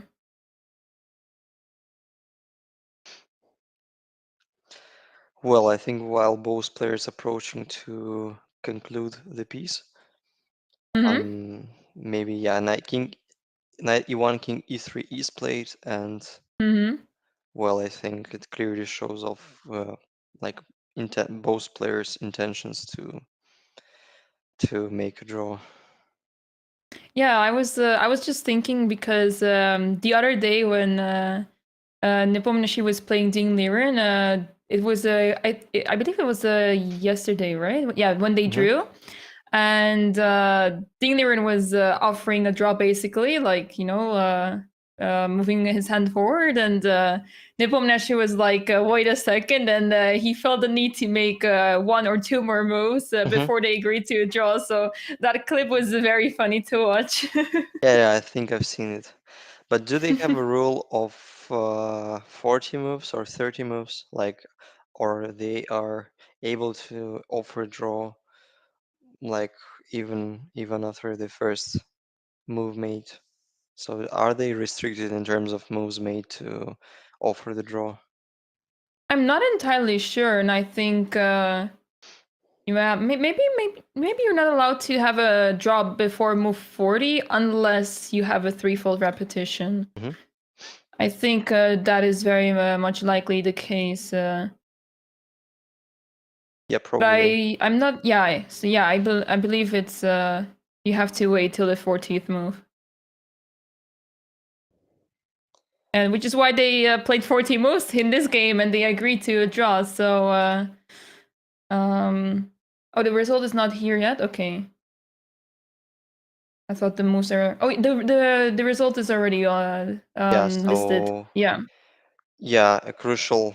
Yeah, Nepomnyashchy obviously carrying the day, having a big time today after making a draw in a bit mm, risky position. Hmm. If Caruana would be able to make a computer-like move bishop f1, probably it would cause some problems to Jan, but yeah, we have to pay full respect to him for protecting that sort of a bit unpleasant position and being able to equalize eventually. Mm-hmm. Yeah, this is a very great result for Jan Nepomnyashchy. Still a point ahead to the rest of the field. And now that he has played all his games against Fabiano Caruana, it will be very difficult for Fabiano to catch up, but it's still not impossible. Anything can still happen. Yeah, especially from the psychological point of view, like leading solely and having that wide margin that Nepomnyashchy has currently, it may cause some difficulties during the games because like somehow you feel a bit relaxed and you're not like fully focused on the game. So he has to be very attentive. He has to be very careful with it. Absolutely. And on that note, I would like to have a look at the game between Teimour Radjabov and Hikaru Nakamura. Hikaru is on the third place with 4.5 points. So let's see how he's doing in his game. Because if he wins, he will be able to get share the second place with Fabiano Caruana and get a little bit closer to Jan Nepomnyashchy. So let's see how his game is currently looking like. Yeah, true. Let's take a look at Radjabov against Nakamura. And this is the current position. So he was able to swap off the queens of the board. Mm-hmm. After so queen rook g2 f takes e4. The move I think well kind of logical. I think we've been investigating that sort of opportunity, but maybe starting with rook f6 or rook f7.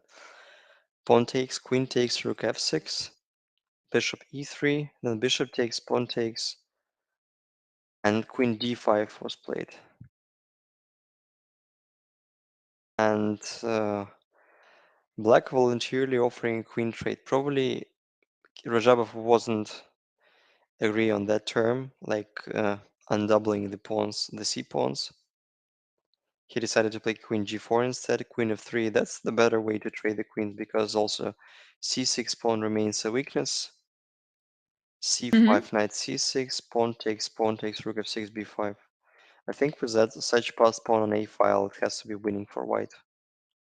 Yeah, you are barely able to get rid of the pawns on the queen side, and yeah, this will be very difficult for black to hold.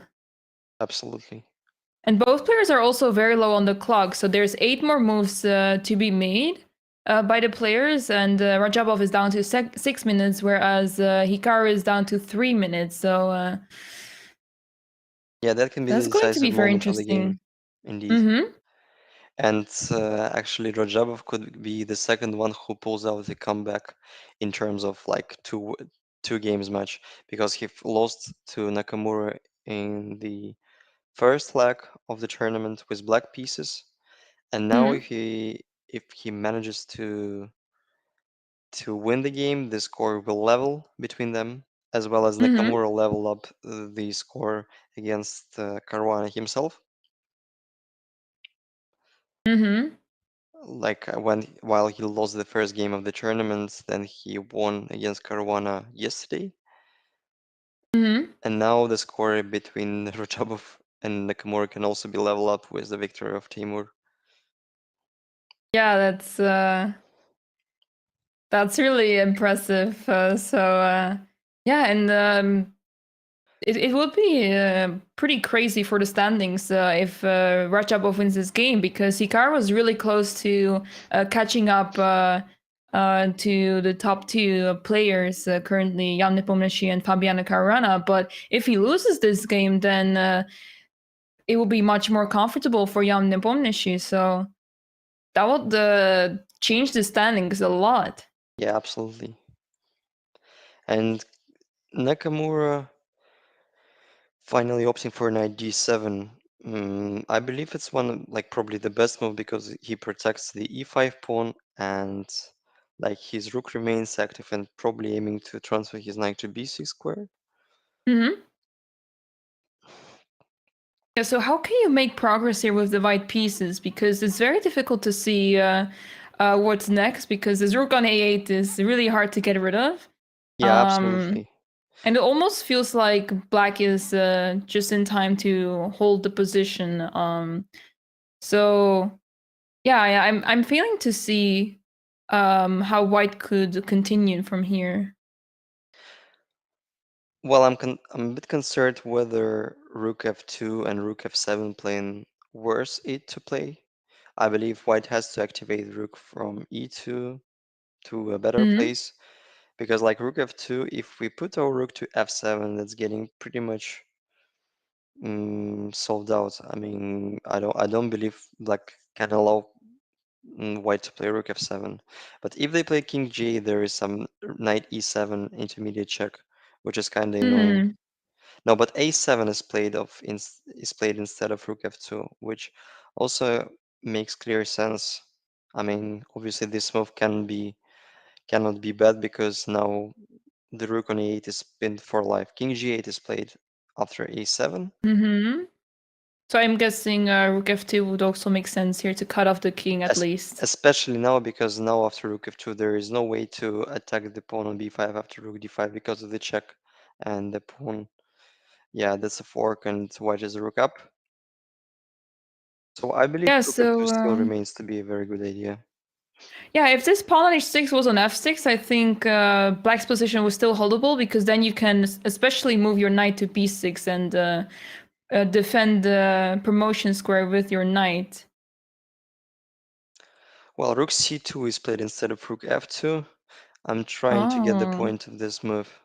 I have a feeling that white is attacking, threatening to play knight takes e5, and after knight takes e5, you simply take on c7. But I'm failing to see what's next after rook b6. Yeah, it's not like Maybe you have that rook obvious. c1, Like rook king f7 is ac1. played, and Mm-hmm. Oh, now it's even more obvious, I think. so what do you Ah, mean? okay, What you what have. what to play? Yeah, I was thinking knight takes e5, knight takes e5, and rook takes e7, but then you have knight d7. I was hoping to put my rook on b8, Hmm. but with the knight on d7, that's going to be very difficult. No, but you actually can improve your own idea playing knight b8 instead of knight e5. Ah. Then when the c6-7 pawn is hanging, black is more or less obliged to take on b8. Then we make a check. Hmm? Obviously, rook d7 fails to a takes b8, and like everything is hanging, and rook a1 obviously not working because the other rook is pinned. So it Mm-hmm. means that you're more or less obliged to play knight d7 then. Yeah. And this is somewhat still, yeah, this still looks holdable for black somehow. And maybe you have b6 in that position. I mean, you win the knight back, but it's difficult to see how you can make progress with the. Like, you can't promote the pawn on a7 just Yeah, yeah, yet. yeah, definitely. That's why knight b4 was played with this more or less the same Hmm. idea. So actually, c7 pawn is no more alive. c5, b takes c6, knight b6 is played, and I think we're approaching to the pretty much the final of the game. So Yeah. it would be more or less the ouverture. Yeah, the knight is obviously either going to a8 or c8 to stop the pawns. I think actually knight c8 because the pawn will be under attack. So how could white continue here? Both players are very low on the clock, by the way. Let's see which move are they exactly because they still have to make a few moves before they approach move 40. Yeah, so then currently it is move 36, Mm-hmm. while Radjabov is down to 1 minute. Well, but yeah, let's try to focus on some direct way to win the game with white pieces because I feel that the position is absolutely winning. So I don't think anything wrong with rook a6, but after rook a6, no, e4 is played. That's even wiser because knight d5 becomes a threat. And if you play king e6, Mm-hmm. then we play knight d5 and we just don't care about like losing a pawn because we take, Mm-hmm. like no matter if king takes or rook takes, we play c7, c8. a4 Mm-hmm. is a very clever decision indeed. Wow. Very precise play by Radjabov, not giving a single chance to his opponent. Yeah, e4 is a brilliant move. I mean, it looks very convincing. Mm-hmm. And what happens after knight c8? That is my only concern. But I'm guessing you can just defend it with rook c a2. Yeah, knight c8 is played indeed, Mm-hmm. and rook c8 a2 is played as well. Okay. So you're, Question answered. yeah. So you're doing just brilliantly today, like guessing even more moves than you've done than In the past few days. than you did even yesterday. But yesterday you were like, yeah, you were tremendous in terms of guessing the moves. Thank you. I really appreciate that. But yeah, King E6 and you have to be careful. I guess Rook A6 and then you can follow it up with Knight Rook D5. a6 is played immediately, obviously, so Mm-hmm. you're quite strong in terms of executing the winning position. Rook d4, like knight d5 was your suggestion. I believe knight d5 will be played indeed because the Mm-hmm. pawn is untouchable and knight c7 is hanging. Like the only concern is king d6 probably. Mm-hmm. I think it is move 40. Knight d5, king d6 is on the board, and players Right. close crossing move 40. Now white has plenty of time to think, Uh-huh. to reconsider their um, calculations. Maybe Mm-hmm. c7 just like killing instantly. Like c7, king d7. I think even rook f1 is quite a considerable option. Oh yeah, absolutely. That looks crushing. At some point, like you'll play Rook F7 and yeah, that's or like, either Rook F7 or Rook F8 and that's over. Yeah, I'm a bit worried about like rook a7. We include king rook f7, of course. Mm. King e8. Like it has to be like winning clearly. Like we can even take on e8. Like black Mm-hmm. has to take the rook on a7 because of king f7. I think we are getting rid of the knight. Knight Yeah. d6 and then rook d8. Mm-hmm. So it means that knight a7 is the last possible opportunity. Then we take on g7. Even the pawn on e4 is untouchable, and we can do whatever we want. Like Mm-hmm. literally. Once again, like the main idea is just to getting rid of the knight. Like check, rook f king f7, then rook a8. Yeah, and Once that's over. once we take it off from the c8 square, the game is over. Mm-hmm.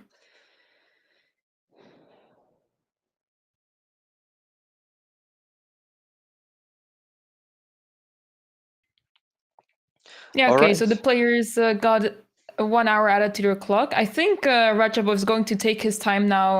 I mean, first of all, to cool down because it can be quite stressful to be in a sort of time trouble situation. And around move 40, it's the moment where you like relax and cool down and take your time to find the winning move in the position.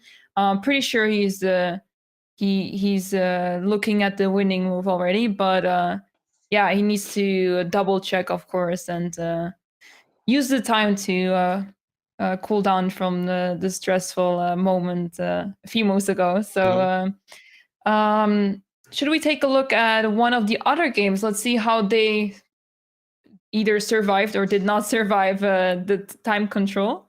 Yeah, let's take a look at Alireza game against Richard Rapport because, as I expected, Alireza was developing his initiative quite in a flawless way. Mm-hmm. Yeah, actually, I think it's a very fair point. We have to mention it and underline it that after some sort of side note skirmish, you have to cool down, just take a breath, and readjust yourself for more precise decisions for next few moves that can decide all Mm-hmm. the game. And it's not a rare case of uh, crucial of big blunders just after uh, solving the issue during the side note. So Mm-hmm. it feels like like mm, as it is like in human's instinct. So after surviving through move 40, you feel a bit relaxed and you're not able just to like set yourself up to continue the fight. You feel like the game is over, but it's not. So you have to be concentrated all the time during the game. Absolutely, yeah. Pardon me, is queen e5 or bishop e5 hanging at this, on the spot? I think so, yeah. I don't see why you wouldn't take it.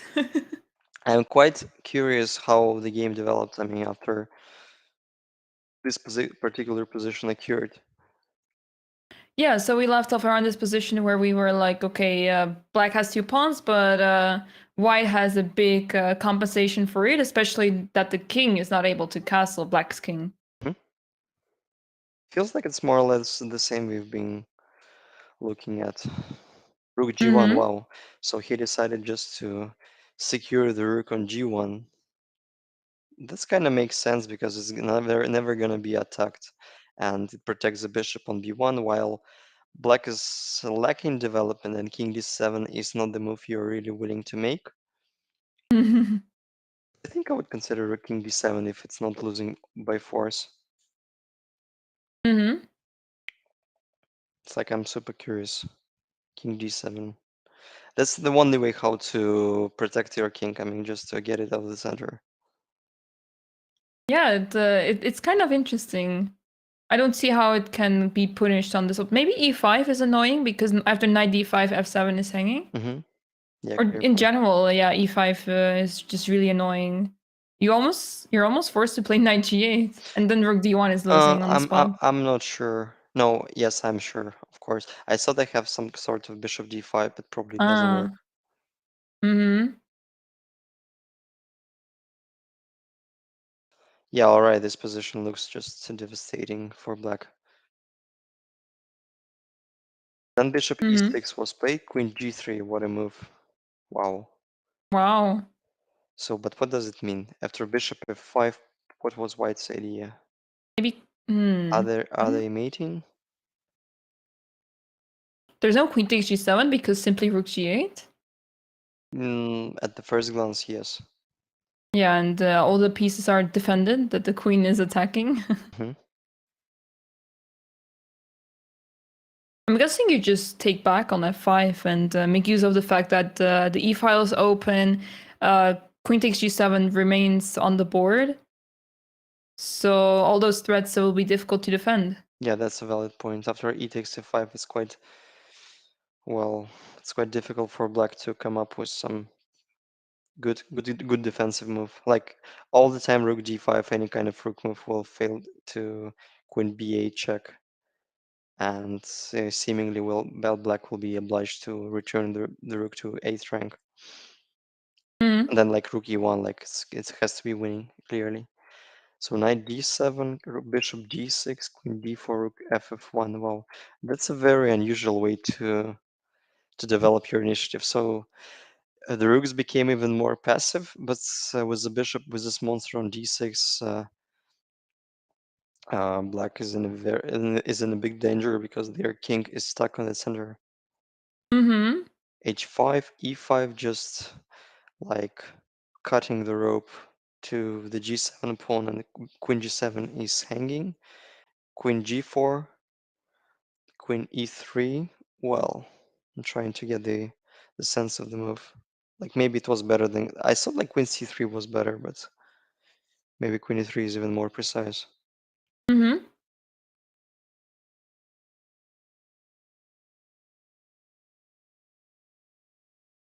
I think there's been some sort of, like mating ideas. For example, I'll show you the line. I don't know even how to show it. Yeah, I think I know what you mean. So it's Yeah. like after g6, we can um, play bishop g6, which has a very valid point. You can And even take with the queen. we can take with the queen, and it reminds me the game between, I think, Vishwanathan Anand played against, mm, I think it was against LeBron or Piquet in 1991. It was like Scandinavian defense, like of a very similar mating motive. Mm. Oh. Yeah, I think in this position is not so great because g6, queen takes g6, and there's always knight takes e5 moves. So it's not as forcing Yeah, yeah, as white obviously. would want it to be. Obviously, after g6, like every human being would take with a bishop. Yeah. But like the only difference between queen g6 and bishop g6 is that after queen g6, we're creating a direct threat of queen e6. So Mm-hmm. it kind of makes sense. And after knight e5, we still have like queen g7, probably like Yeah. securing a big advantage. Then queen g4 was played instead. Queen e3, h4, h3, queen h5, bishop e4. Yeah, I think like black's position looks so bad. Even the Mm-hmm. endgame after queen h6 and bishop c6 is better for white. Queen f3, obviously, there is no necessity to trade the queens. Yeah, once again, a very peculiar, very hilarious mate, I would say so. If f takes Mm-hmm. e5, there is queen f8 and rook f8 mate. So that's why king f7 was played, bishop b5. Yeah, black seemed to be pretty much collapsed. Queen h5, queen e4. Yeah, probably there is no way how to protect. And I do imagine even like knight e5, bishop e2, bishop queen g5 uh, was a blunder. Bishop e5 is on the board, so Firouzja is Mm-hmm. clearly he's just a piece up. Yeah, and Richard actually resigned after bishop takes e5, so that is a big win for the young star Ali Reza. Yeah, he scored his first victory of the tournament, putting himself into just -1 group, shared by Rapport himself now. And if Mm-hmm. Radjabov converts his advantage against Nakamura, he also have just -1. So it will mean that Duda will be on the clear last place because he's currently -2 and he is a bit struggling against Ding Liren. So I think we have to take a quick look at Ding game against Duda. Yeah, let's have a look.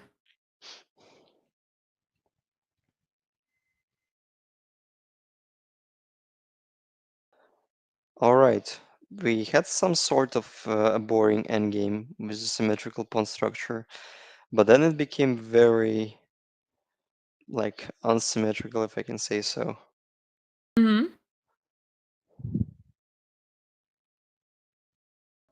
Okay, so let's see how the game developed. Rook Okay, so yeah, c4, we. yeah, rook Mm-hmm. d8, knight c6, rook d2 was played. Oh, we did not consider the move rook d2, no. Well, but it leads more or less the same position. Like, Yeah. yeah, but like obviously rook d2 is maybe a better move because it Mm-hmm. already attacks the b2 pawn. g6, rook c8 check, and knight c4. But then that's a very uh, clear drawback of this rook d2 move because knight c4 came with the tempo. So I think Mm. you've overcalculated Duda in terms of choosing between rook d2 and rook d7. No, I think he still has a good point. Rook c2. Yeah, but then like now he's just 2 pawns down.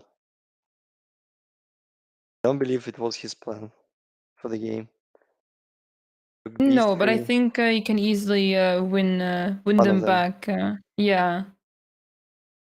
But then still the position remains quite quite complex, I would say so. And Mm-hmm. I was a bit puzzled, yeah, why he decided to not to take on e4. Was he afraid of rook a1? That's why he played rook a3 first? Yeah, I believe so. But Because bishop, okay, if anything, a6 cannot be played. The knight is simply hanging. yeah, so that's why I'm a bit puzzled with rook a3 decision. Mm-hmm. And he can progress with knight h5. Mm-hmm. So rook a3 is somewhat I'm not really capable of understanding it. Rook a3 is played.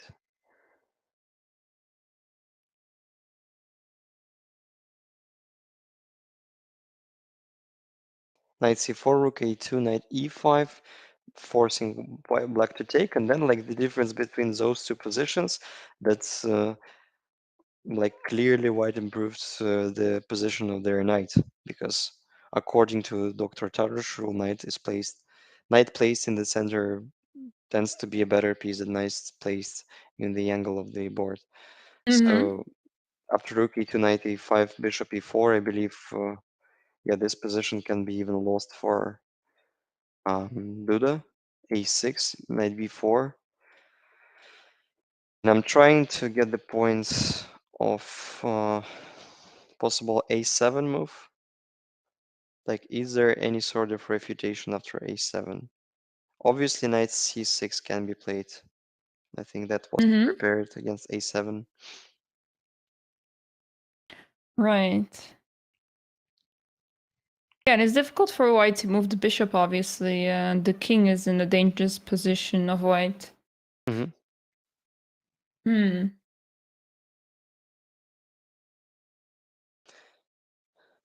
Like, objectively speaking, knight c6 is not an option because of king Just lost the f7. rook. So Yeah, rook c7 must be played.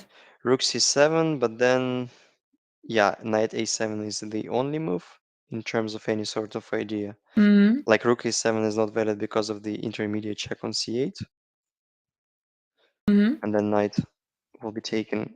But if knight e5, then I'm not sure about the whole concept of black's play. So Mm-hmm. knight a7 has to be played. Then after knight a7, we may include some moves like h4, but maybe knight g4 is the move. Mm-hmm. Like the other option after knight b4 is just to protect the pawn with the rook, because not so much is really hanging. Like rook a1 doesn't have any sort of idea because of f3, and then king goes to f2.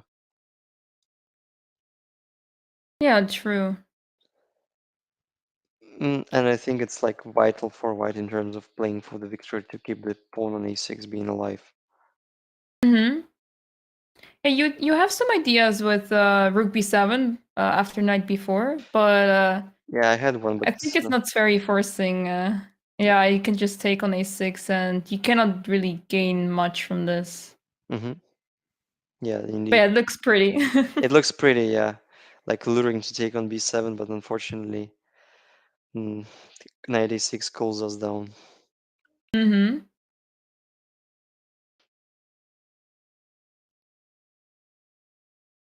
Actually, there is not a lot of moves to improve white's position apart from rook a7 or a7, because like knight a6 is hanging. White may consider including f3 first, but then after bishop f3, you have to be aware of bishop f3 as well. Mm-hmm. But then maybe there is little difference in these lines because we have rook b7, and then after knight a6, we play rook a7.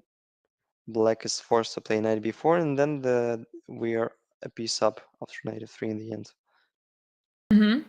So like including f3 may be a clever decision, unless we are helping black with some sort of setup that they're aiming for.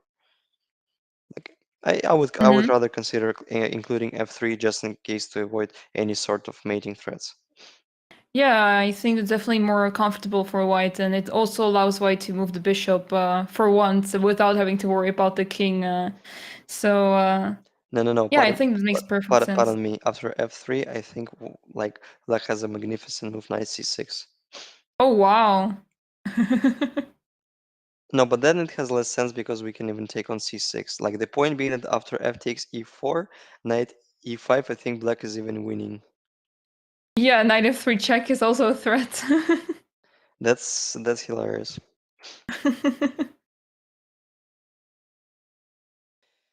Rook a7 is played.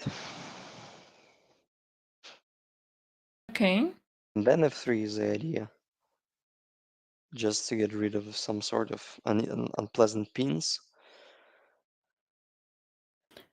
But yeah, it feels pretty difficult to make progress here with white because the knight on b4 is very well placed, and it's difficult to see how white can make use of the knight on e5 because it is really well placed. But what is important is that the pawn is able to go forward, but I don't really see how that is going to happen. Yeah, it's not that clear at all. Mm-hmm. Eventually, we've got this third result of the day, and Radjabov, as well as Alireza, finally securing their first decisive game, their first victory. Let's take Mm-hmm. a quick look how the game developed in the very end game when Radjabov had a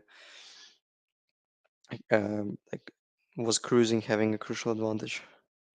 Mm-hmm. Let's see. But the game ended just pretty fastly. After king We d6, didn't he miss just played much. knight b6. Wow. Probably the point that after knight b6, rook b6, king c7 the only move, rook b7 intermediate, and the game is over after rook king c6, rook b8.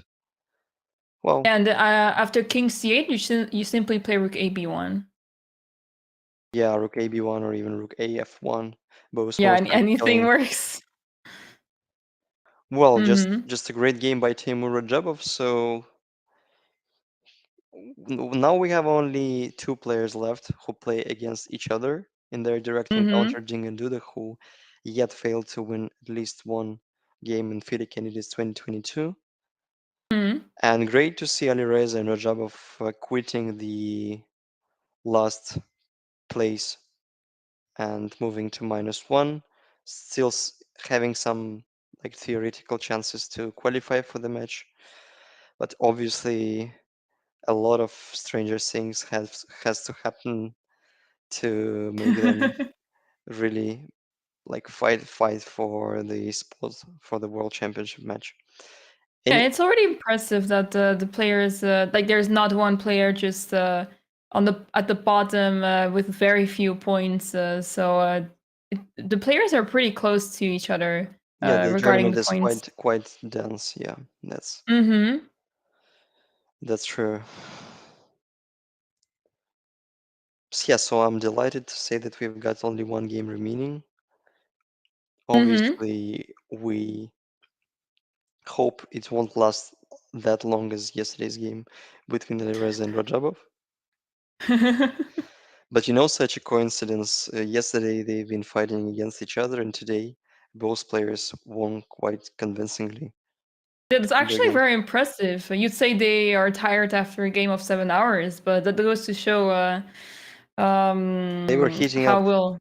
Yeah, they're only just getting started. They had the warm up of the first half of the tournament, and now they're ready for the second half. True, true.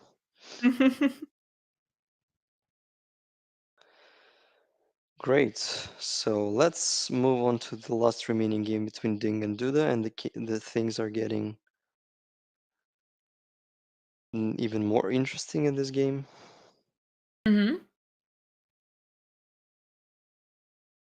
Now rook a7, knight c6 is played. What Mm-hmm. we've expected. Right. Hmm. Like the very first line is to take on c6, bishop c6, and play rook c7. Mm-hmm. I don't know what's being prepared against it. I believe some sort of bishop f3. Yeah. a7, then we make it rook, then we play rook a1, and it's a little bit difficult to unpin. Yeah, but I think I mean There is black is not threatening to play bishop e2, so they are not, but white is also not threatening anything. yeah. So and it could be a positional fortress. Mm-hmm. Yeah, true. So it's important for white to include f3 move at some point, Mm-hmm. just in order to Yeah. avoid that sort of like everlasting pins. Mm-hmm. I think in this position, white will not be able to make progress. Yeah, probably they should start with f3, like Mm-hmm. forcing black to take on f3. Otherwise, we kind of make something, play bishop c4. Then we play rook c7, let's say. And if rook a1, a7, I'm not convinced that bishop e2 is not working. I know it's not working. Rook Just rook c8. c8, yeah. Mm-hmm. For some reason I've been only calculating a8, rook a8, bishop e2, but then after rook a4, I think we lead to the drawish endgame. Yeah, perhaps there's still bishop c4, so that's how you can save the Ah, pawn. no, you're right. Yeah, so you're overcalculating me all day long. I'm going to sign up next year for the candidates. Don't worry. I'll be waiting for it. Then I'll be one who will like commenting the event on World Chess, telling let's try to predict Anna-Maja Kazarian's next move. Let's have a guess. Let's make a bet. Ah, yeah, that will be something. But yeah, one can dream. Just finish your studies as up and prepare for next candidates edition. Ah. All right, so knight c6 is played. White cannot really include anything because all the time, yeah, we can try out the rook c7. Mm-hmm. It's like, what is the difference? Like optically, if we force black to take on e5, it will improve our pawn structure a lot. Yeah, and then suddenly moves like bishop c4 look really dangerous. I mean, obviously you need to include a move like h4 first, but Mhm. Well, first of all, we have to check this particular line. Isn't it just the same as we had in a very similar position with the pawn on f4? mm, Like mm, our white is able to of any sort of progress. Rook c7 is played, okay, but has been somehow I have a played. feeling this position occurs pretty much in a forced way because Yeah. knight takes, pawn takes, but yeah, no, but hang on, we can include f3 or f4. It kind of makes sense Mm-hmm. because the pawn is not hanging. Maybe f4. It's even more accurate. Yeah, maybe you can wait with including a7 first. So like do you something else. So for example, f4. No, no, but Um. pardon me, it's black to move, so they still play rook Ah. a1, and I'm Okay. and And I'm puzzled yeah. with the continuation, like after bishop f3. So we play rook a1. If f4, there is bishop g3, and probably that's the idea. A7. Yeah, if bishop takes, then we just promote the queen after rook c8 and a8, and it has to be winning. Mm-hmm. Well, just from the practical and technical point of view. Yeah, if Hmm. rook takes f1, it's pretty much the same. Rook a1.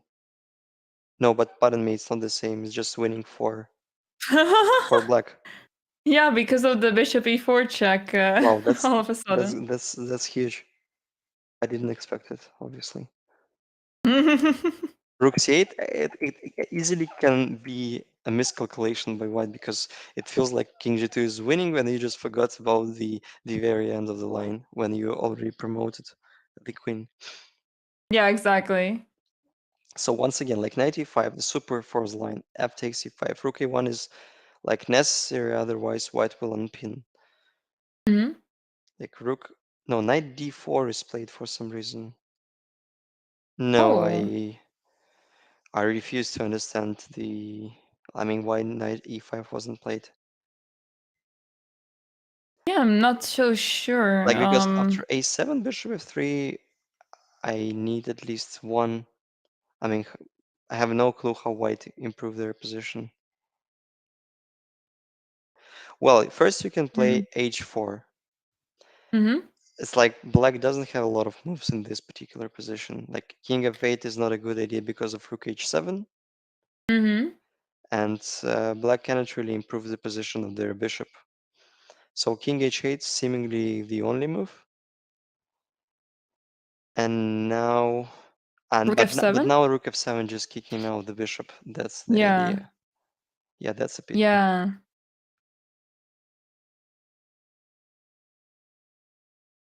All right, And now I I got it. think this is pretty convincing because either the rook has to move from the first rank, and then the bishop will be able to come back to life, and Mhm. Yeah, I obviously. believe that is comfortable to a win. Can we try h6 for all of a sudden? Maybe you can just wait and play like I don't know, rook d7, rook e7. Like my idea, rook after rook e7 was connected with g5, Mm-hmm. Take. and if you take, I play h5. Okay. Um. Well, I might understand Maybe you that. have g6 and rook f7. So you're just in time to do everything you want. h4, rook f7. But bishop e2, I'm not able to. Okay, but then you promote Yeah, then you first. promote. With Yeah. bishop d5, then you play some move like um still not that clear. Hmm. Well, you can play f4. There is nothing wrong with it. Yeah. f4, h3, and even rook Yeah, just rook h7. h7. Hmm. Like But even if after h2? Oh, yeah. Bishop g2 too. bishop g2, I think you have like a bunch of moves Hmm. like that, or even rook h3. Yeah, Like rook you have a h3 is lot too of much. pawns already. So that game must be winning. Yeah, it feels it has to be winning. Maybe 94 is not that senseless at all. Probably keeping some sort of threats. Hmm. Yeah, so how to continue here with white? Personally, I don't know what's wrong with a6, a7. Like the most stubborn way to proceed. Yeah, so the problem is that you're not able to move the knight from e5 Hmm. because of knight f3 check. Yeah, So if true. you're able to deal with knight f3 check, then yeah, knight d7, knight f6 is the winning The winning pattern. move. Hmm. Mm-hmm. You can try out rook a1 still. What about now f3? Trying to go for the same position. Yeah, fair point. Absolutely. Especially in this position, after knight f3, bishop 3, we can even play king f2. And that should be pretty much over. Mm-hmm.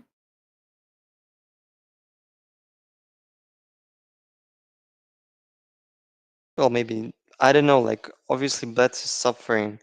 Black is suffering, and they had to choose between one bet position and another. Hmm. And like I'm not quite convinced that knight d4 was the best option in terms of suffering. Yeah, yeah, it's I guess it's like trying to get a chance somehow for a comeback because if you trade the pieces down, it's getting more clear what the paces of the game and how the position is like. Hmm. 94 still keeps the option somewhat open, despite the fact that White seems to have an advantage. Yeah, true.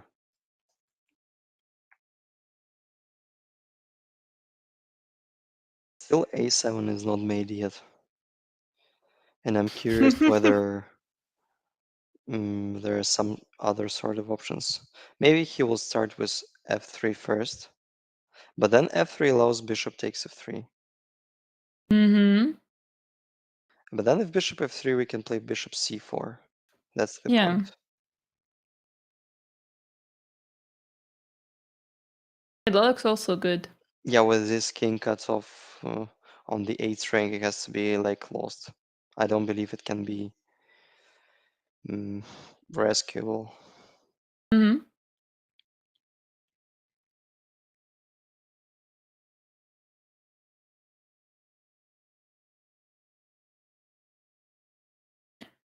Yeah.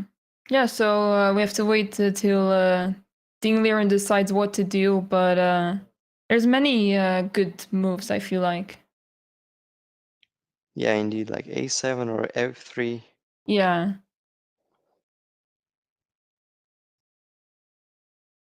Yeah, Is the a move knight. like h4 even something to consider? Or is it just nonsense? No, I believe it is a move. But then, like rook a1 is one of the fewest thing that was bothering me. Hmm. Still, you can play f3. There is nothing wrong with f3. Hmm.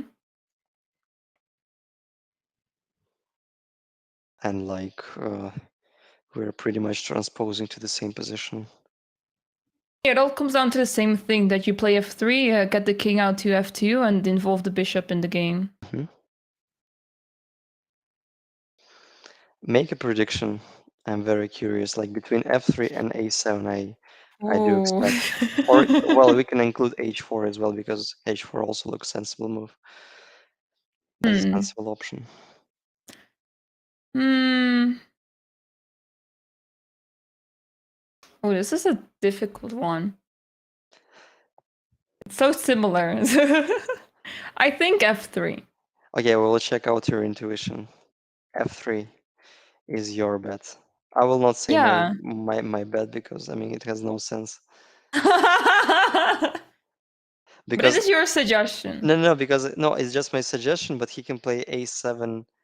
Mm, I mean, And then as followed by f3, yeah. and followed by a 3 or f3 first, and the lines are pretty similar. Yeah. I'm just curious about what will be the first move to make to be made by Ding, and I'm checking out your intuition. f3 is played. Great job. Okay, now it's getting scary. Why? But I why mean, it's getting scary?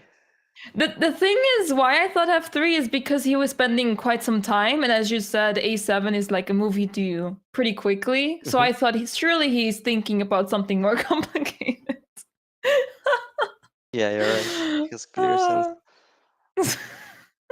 Uh, oh, this is really funny. But yeah, f3 has been played, and the idea is there from Ding Liren. So it seems like, yeah, let's see if we can convert this to a full point. Well, once again, if knight takes f3, it leads to more or less the same line after a7. Hmm.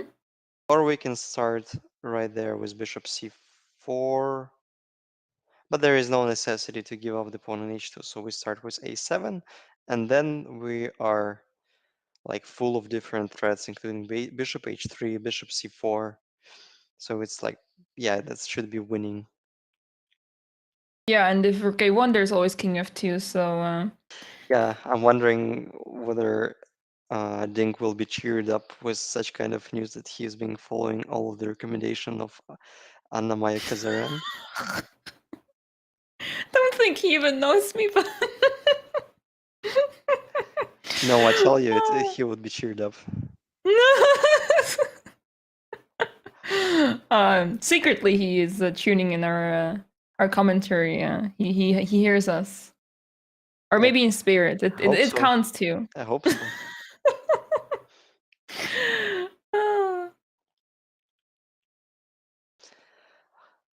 All right, f3 is played. Like bishop f3 is that senseless? Obviously, we're not putzers. We will not take on f3 with a knight. Maybe we will be a bit smarter and start with bishop c4. I can see people lose that way, but only in like online blitz. Yeah, that's a very common case. Like, is it that clear?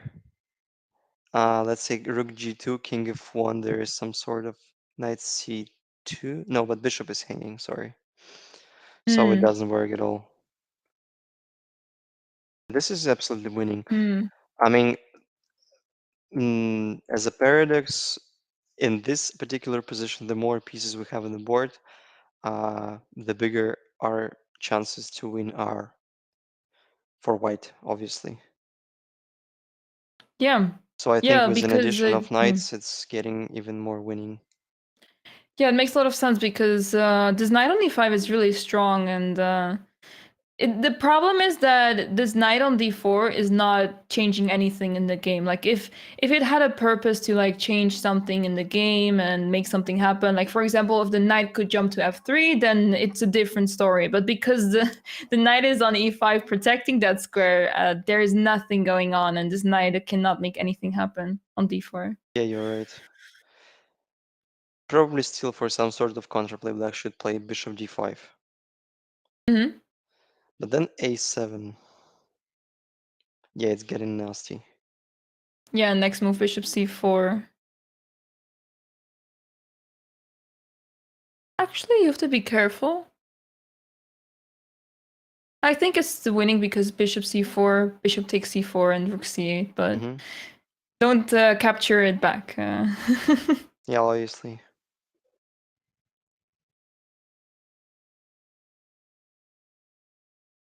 Hmm. Yeah, what is black going to play? Yeah, they have plenty of time, so they're gonna definitely spend some time on this move because, well, it's a tough position for black, and it's very difficult, if not impossible, to hold. Yeah, true. In that sort of position, you should spend pretty much all of your time. Mm-hmm. Yeah, absolutely. Like, in terms of excluding the moves in order from the worst to the best, like bishop f3 probably is the worst move in terms of continuing the battle. Knight f3 is probably less worse, and bishop d5, a7. Well, it still is difficult to compare them because all of them are losing visibly. Mm-hmm. Maybe we are wrong. You know, there is some sort of very funny bishop c6, but white can take with the rook. So it Mm-hmm. means it has like absolutely no sense. Yeah, it's a nice try. You never know. Well, knight f3, bishop f3 in terms of logics is the one of the fewest valid options. Mm-hmm. So it means that we will be happy to sacrifice our bishop for a pawn and try to trade as many as possible on the king side. So we play a7, Mm-hmm. bishop goes to d5 probably. And then it's not that clear how white will progress. Because this position after bishop c4, bishop takes, rook check, king f7, promotion, can be drawish. I think it's quite difficult to progress there. Yeah, especially because the f pawn can be traded off, and it's almost impossible to win with rook and h pawn. Hmm. Even if the pawns are not there, it's already really difficult to win that.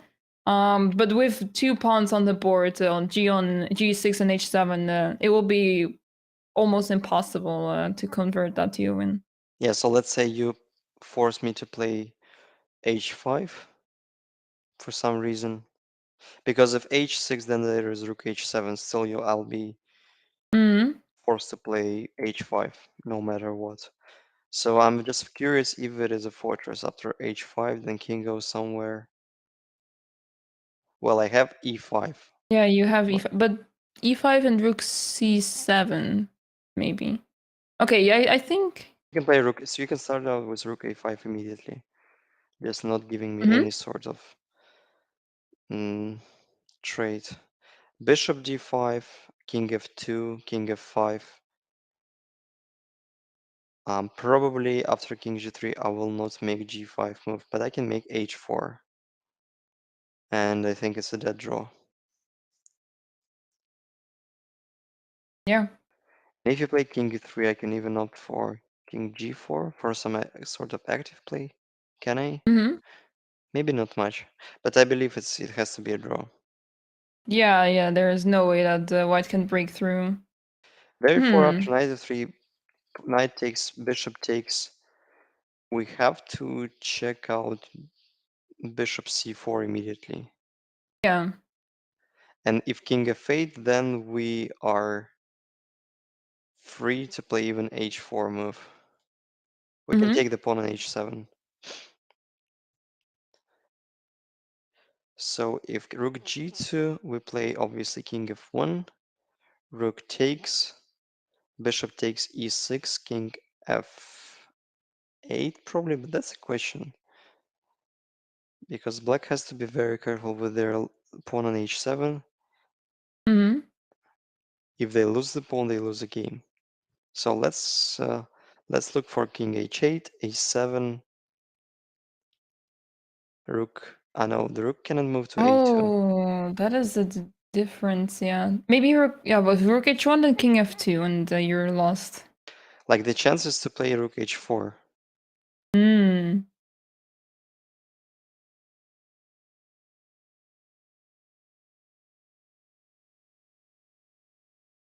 Do you have time to play king f2, king e3? Or doesn't it do much? It's a good question. It's like we can play rook f8 even. Mm-hmm. But then you mean there is some sort of ideas like king d4. Yeah, I'm trying to find a way to put the bishop on the diagonal. Actually, we can play rook f7. That's funny enough. Because black is forced to take on f7, bishop f7, bishop goes somewhere, then we play king d4 and the game is Yeah, over. and that is winning. Mm-hmm. This is the position on the board. Bishop takes f3, and now Ding has to think a bit and choose between a7 and bishop c4. Like a7, bishop d5, we are failing to break through. Mm-hmm. So it's not like super clear if white has any sort of improvement in this position. So obviously we want to trade the pair of bishops, but we don't have even a single square to do it. Mm-hmm. Like there is no square at the board at all. I think that's why bishop c4 has to be included. Yeah, yeah, that makes a lot of sense because if now bishop d5, you can just take pawn takes d5 and a7, and Hmm. black can resign. Yeah, that's true. That's the drawback of the king, of the passive king on the 8th rank. Yeah, and it's really important to have your king active, even though the white king is not active either. White has such a great position that even without the king, it's winning enough. Yeah. So yeah, bishop c4 should be played absolutely.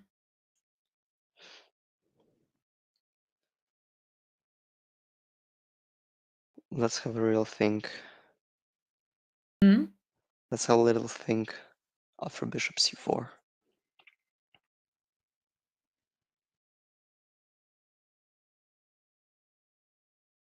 There's not much what black can do. Obviously. Hmm. Like rook g2 is probably the only valid option Yeah. because the rook is hanging and the e6 is hanging, and at least if we need to suffer for something. Mm-hmm. King f1. Then once again we're not pretty much asked. We have to take on h2. Mm-hmm.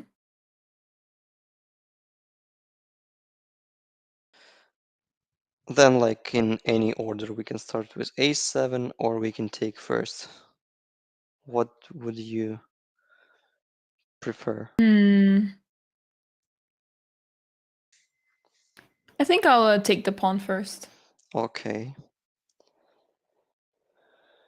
Well, king f8. I'll try king f8 for some reason. Because in this line, when we've sacrificed on f4, our king was pretty far from the action. So we need to True. put it closer. Hmm. I'm trying to think of something like bishop c8, bishop b7. But I'm not like convinced if we can really progress in the line if after bishop b7 we just move the bishop out.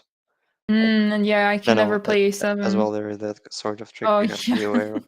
Ding played a7. I'm very puzzled with a7 and I'm failing to find like bishop g5 has to be played and then the endgame with an exchange up is occurring. But I think from the practical perspective of view, a7 is a crucial mistake. Mm-hmm. Yeah, now simply bishop d5, right? Yeah, and he just stops for this position. Well, after bishop d5, we are not like obliged to play bishop c4 at once. So we can Mm-hmm. start with h4. Maybe that is his idea. Bishop d5 is on the board. Mm-hmm. Yeah, maybe try to get black in Zugzwang so then the bishop either has to leave or the rook has to leave, and then you're able to improve the position. Hmm. Yeah, h4 makes a lot of sense.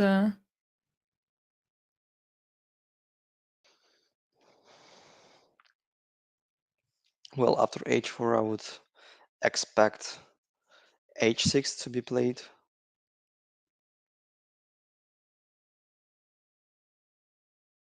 And then I'll be playing king f8, king g8. Mm-hmm. Well, but then you can try out some bishop d3 lines. Well, but not really. I can play king f8 still. So bishop g6, the pawn is untouchable because of rook check. You can improve your position playing king f1, but then rook a4, trading rook a4, rook h4, like checkers capture, like if you do it at once. Mm-hmm. Mm-hmm.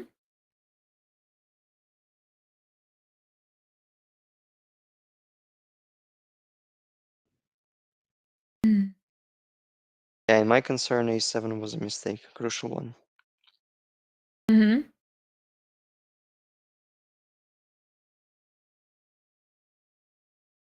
Yeah, allowing bishop d5 makes things really difficult, and it's difficult to see how white can make progress without losing Yeah, without the opting advantage. for this particular position. Mm-hmm. Yeah, so we take, check, king goes, promotion, take, and king goes anywhere, like king f6. Yeah, I think it's just Mm-hmm. that draw. Mm-hmm. Yeah. Yeah, and it's impossible to win because you just can't pass the pawns, and what also helps is that the bishop is on the same square as the pawn, so the bishop can protect the pawns, and the pawns can protect the bishop, and it's really impossible to play around this this chain of pieces. Mm-hmm.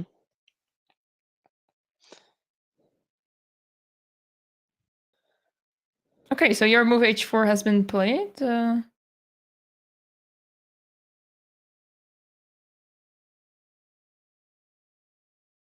Hmm. Well, in order to be able to make king f8, they have to put the h pawn. Obviously, h5 looks quite a rough decision because like some kind of breakthrough, some kind of pawn trace will not be able ever. h6 is a bit more flexible decision, to say the least. Now, what happens after bishop d3? Was that the line with rook a4 again? Yeah, we just play king f8. Okay. I think that's the line. Oh yeah, because bishop takes g6 is followed by rook g2 check. Yeah. Mm-hmm. And then you have to move out your king. Maybe you can include some moves like bishop c2 first. Mm-hmm. But then I see nothing wrong with king g8. It's like I think we will somehow transpose to more or less the same position. Like Mm-hmm. that, take rook c8, king f7, a8. Rook takes king f6. Yeah, in just the same position. I think this is just a positional draw. Yeah, I was wondering that after h6, if you're able to play rook h7. I mean, after Yeah, in this position. So yeah, rook h7. So my idea is to pick up the pawns h6 and g6. I will lose the pawn a7, and maybe I can try to push with the h pawn. yeah, probably you can, but I think it's still.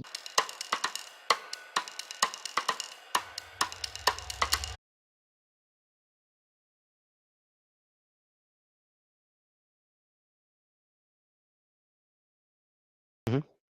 I think the producer has problems.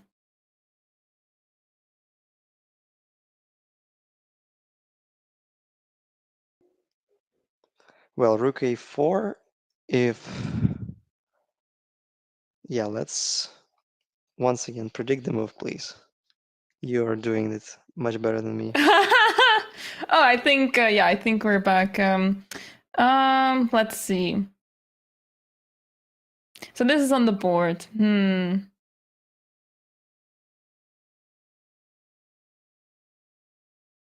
Basically, you can be sneaky playing king h2, or it's not about being sneaky. No, it's not, obviously. I thought after rook f4 I can play bishop g2, but then I realized that after rook f2 I think probably I'm lost.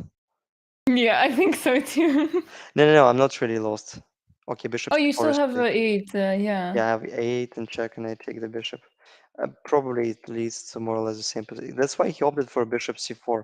So he pretty much Ah. forced him to opt for the position. No, bishop b5 is played instead of bishop Oh. c4. So it's been a little um, a little error in on the electronic board.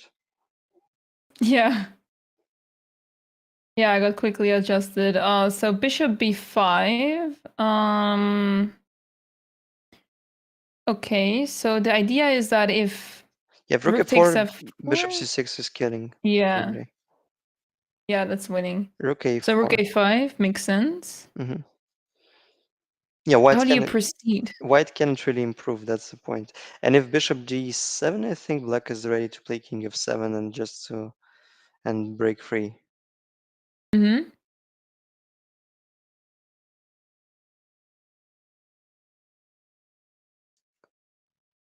If I'm not Yeah, mistaken. so Yeah, so obviously mm-hmm. you can try bishop c6, but I think it Then king leads. f6. And you don't have the check anymore on the eighth rank. But it's not a good way to proceed for black because in this position the h7 pawn is hanging. So after bishop b6 we have to play precisely. Mm-hmm. Yeah. That's kind of tricky, you know? Hmm. So it still depends whether black is on time to trade all the pawns in this particular line, like rook h7, king f5. Like Yeah, if and you this. play rook g7, I have bishop e4 first, and I'm taking the Hmm. e4 f4 pawn. That's a draw. So if you play rook f7, I play king g4, rook f6. I think I have to be precise to play bishop e4, like threatening bishop f5. Then you take on e6, and I take on. I play bishop f5. I think that's the way to equalize. Yeah, and make sure you have to make sure to get rid of the f pawn in any case, because it's always the case that the h pawn will not will make it really difficult to win a Hmm. position. Yeah, obviously. So I think that's quite a possible way of the game to continue. Mm-hmm. Yeah.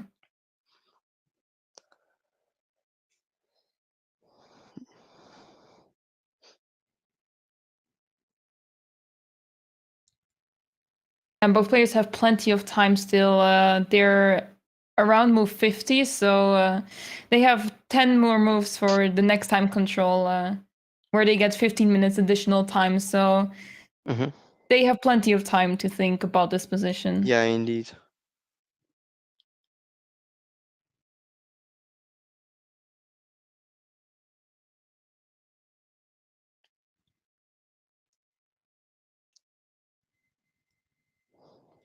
All right, bishop b5, rook a5 is on the board.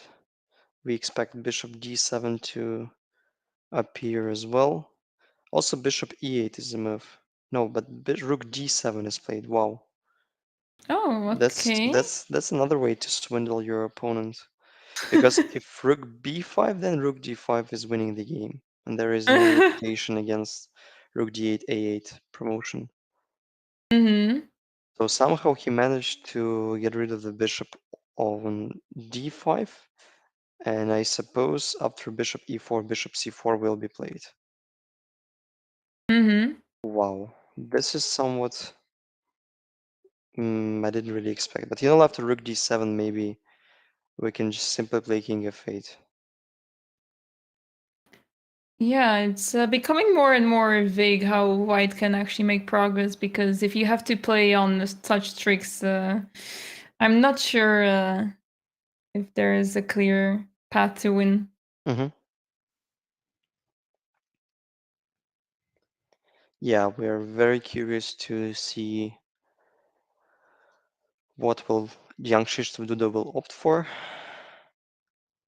after rook d7, especially. Yeah, like Ding Liren is a very unique player. He tries to all the time he plays end games. He tries to mm, like win them to convert them in a very tactical way.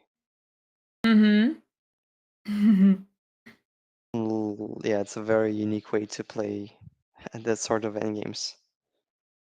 Yeah, absolutely. I think yeah, we just passed fifth hour of play with the only game remaining. So probably it's not a bad idea to have a short break and wait for Jan-Krzysztof Duda, who has a plenty of time yet to make a crucial decision. Absolutely. So stay tuned. We will be back shortly.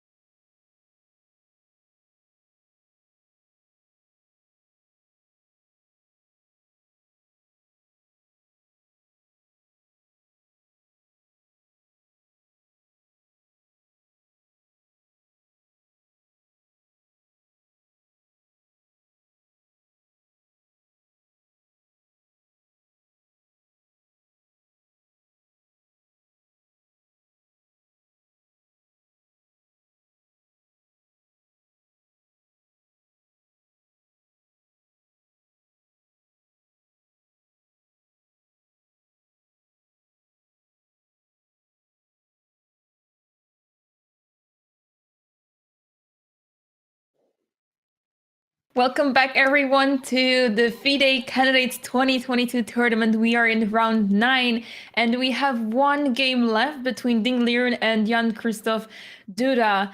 This is Anna-Maja, Kazarian, and Grandmaster Daniil Yuffa. Daniil, what do we have as an update in this game? Well, Ding finally found out a very peculiar construction with the bishop on b5 and rook g7, where black's king cannot really approach to e8 square, neither to push one of the pawns on the king side, and now white has some sort of free roll, just pushing his king towards the queen side. So Ding actually came up with just ingenious decision. Yeah,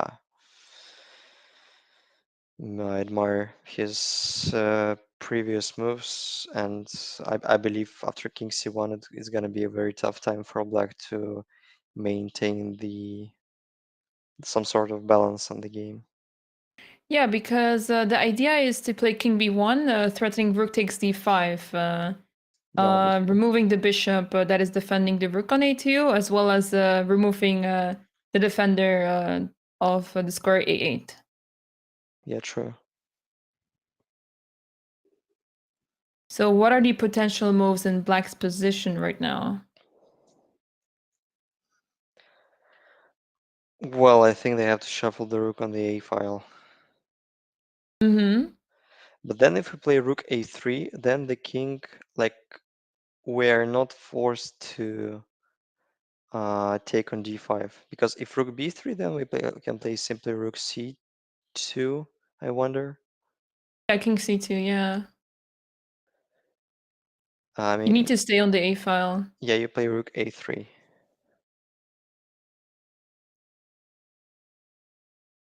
And then the question is how we progress. Hmm.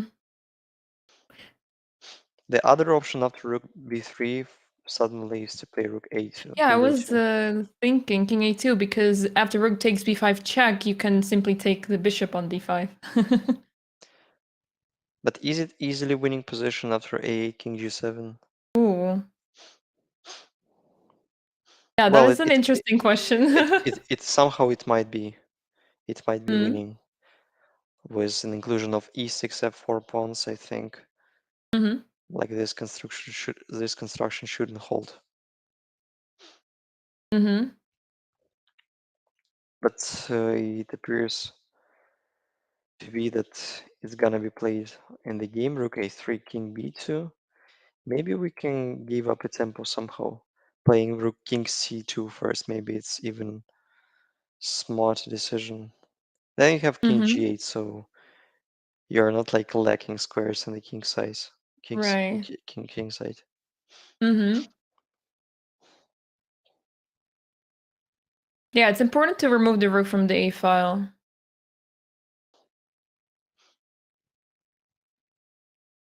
Well, and then if you allow me to play king c3, king b4, I think it's pretty much over because our king proceeds to b6, also threatening bishop c6 move. Mm-hmm. It turns out that rook b3, king a2, like with the king on h8 or with the king on g8, has to appear on the board. Mm-hmm. Yeah, definitely. Just let's put a little focus on this particular endgame, like Yeah. how like easily winning it is. Like check, we have to play king h6, probably we play queen somewhere, Mm-hmm. rook f5. Hmm. But then after rook f5, we have to take a look at queen a6 option. Oh, yeah, and queen e3, g5. Hmm. It feels like it has to be easily winning. I mean, we can receive this queen against the rook. Yeah.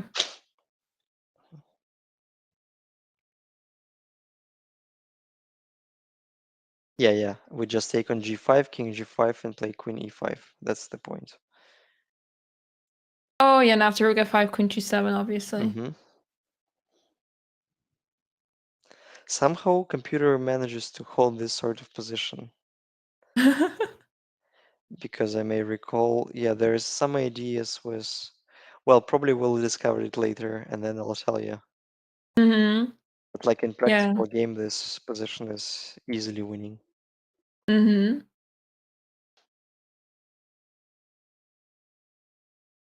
Yeah, that's an important moment for Duda to make a crucial decision of the game. Yeah. Yeah, I mean, I think Ding's idea is clear to kick the rook from the a file, and it's hard to see how Duda can stop this. Like the only trick is to play rook a5, but after rook a5 we play king c2, not Mm-hmm. king b2 nor king d2. Because of king d2 there's rook b5 and we take with a check if white takes on d5. So king c2 is the move. Mm-hmm. Yeah, like if it is a check on e4 we have bishop d3 all the time. So black cannot really progress. Yeah, indeed. And White King is just pushing forward. So yeah, and I feel like Black doesn't have many moves, so I'm curious what he's spending his time on because you don't really have many moves, and I think they all lead to the same problem. It's really difficult to find some miraculous way to get out of this Hmm. mess. Yeah, for sure. Probably he's considering bishop e4 just in order to prevent from king Hmm. b1. Like that's the only reasonable option I see in this position. Maybe you'd have rook d4, rook a4 then? Yeah, that's a great idea indeed.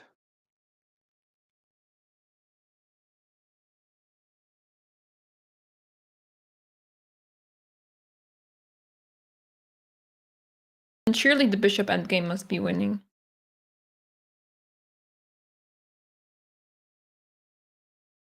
Yeah, like probably rook a4, bishop a4, king g7 is not really an option for many reasons, but bishop e4 is played.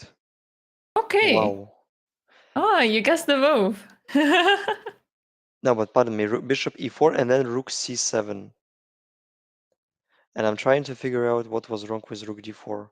Could it Oh. be that he was afraid of rook takes a7, so he wants to win it clearly? Hmm.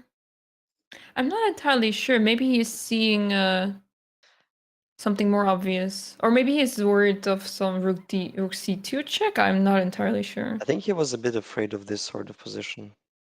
Mm-hmm. Ah, rook Like h1. theoretically speaking, I don't know if it is winning or not, but black, like at the first glance, black's drawing chances look quite decent. Mm-hmm. So he wants to win it clearly. After bishop Yeah. e4, rook c7, like without having any sort of doubts about the evaluation. Mm-hmm.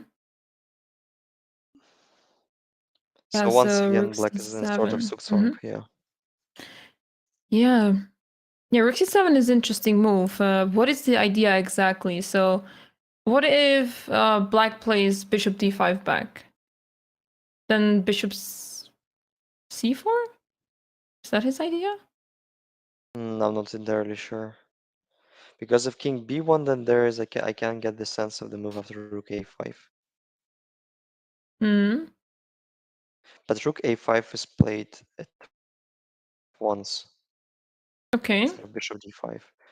Well, it has a clear point as well. Mm-hmm. I'm trying to get the idea of. So it's like if bishop c4, will he opt for rook h5? This is what I'm curious about. Mm-hmm. And then to put the rook behind the pawn somehow.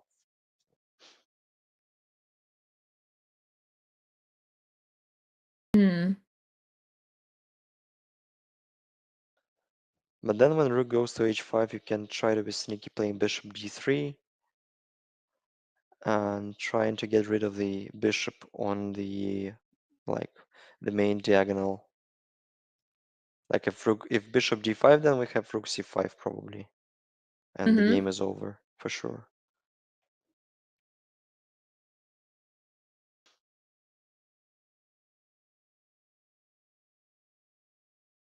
Like rook Yeah. a5.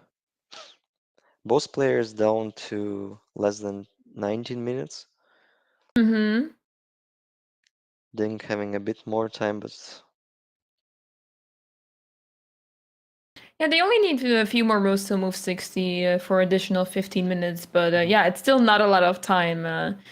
But yeah, this endgame is really interesting because it feels like, I mean, naturally it feels like white is winning here, but for some reason it's becoming more and more difficult in my eyes because the A8 square is so well defended and everything you want to try can easily be stopped. So I'm not sure what Ding could possibly do after Rook A5 because yeah, whatever the moves that come to mind can easily be stopped for the advantage.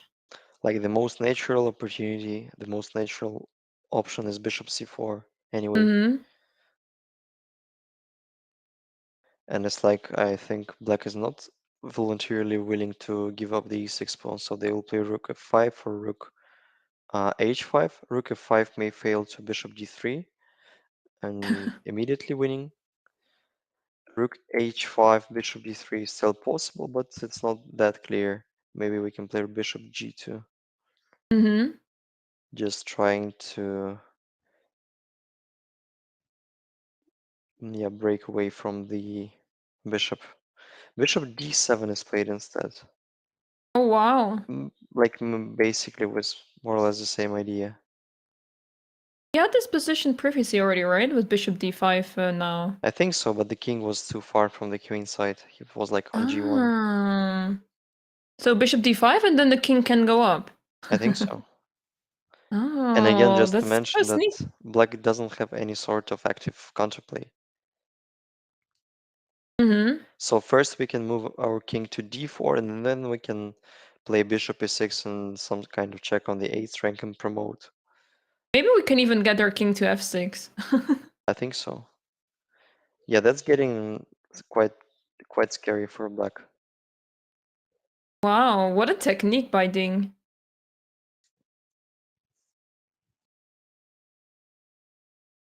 Well, I'm not pretty convinced that he's showing up a flawless technique, but the way No. the way he converts the advantage looks quite quite peculiar. Yeah. Yeah, it's an interesting way of converting because it feels like it's really difficult to convert this. Um, but the fact that he managed to remove the rook in from the second rank in such a way is quite interesting because now black is pretty much forced to play bishop d5. Yeah, for I mean, you're sure. not gonna drop the pawn on e6 Mhm. without any reason. Yeah, obviously he improved a lot. That's true. Mm-hmm. Yeah, bishop d5 has to be played, otherwise, like if we capture the pawn, the game is pretty much over due to many reasons. Mm-hmm. So after bishop d5, I think it's more or less the same between king b2, king c2, and king d2. Yeah. So we just, yeah, I'm trying to like realize how black can avoid king c3, king d4, king e5 plan. Mm-hmm.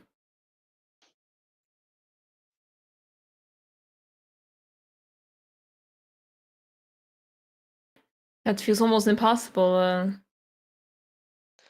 Like the only chance is to get use of this weak f4 and h4 pawns, be on time to capture one of them, and then retreat with the rook to a file, and Mhm. be ready to drop off the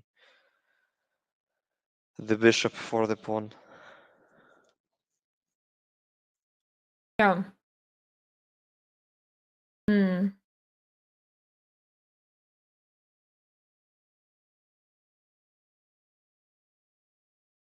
Yeah, with the bishop on d5, it's difficult, and the rook cannot access a4 either. So yeah. Yeah, it looks quite annoying for black. I mean, Mm-hmm. besides, like no matter what is the real evaluation, can be like +1 or can be um, +1000. It doesn't matter.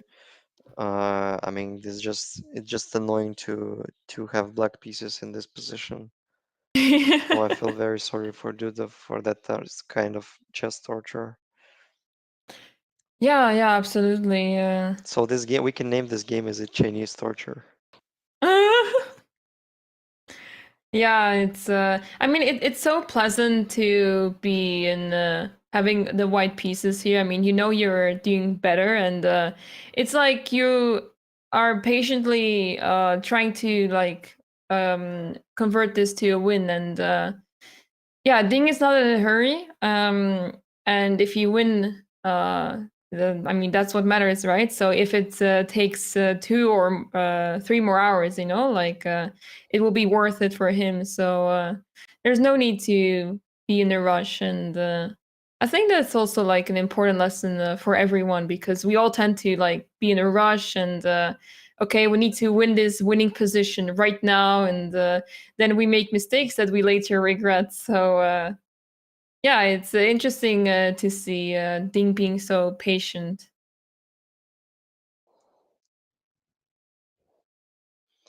Yeah, you're right. I think it's kind of distinctive feature for Asian players that are being very, very patient in terms of converting their Hmm. advantage Oh, okay. because of probably some special Oriental mindset. I don't know. I'm Okay. trying to make these things being connected between each other, but I don't know how does it really work. Like usually Yeah. Eastern people tend to be uh like less tempered, more patient, Hmm. Oh, as, I had no idea. especially like Buddhists Hmm. and Oh, and wow. some monks in Himalaya mountains.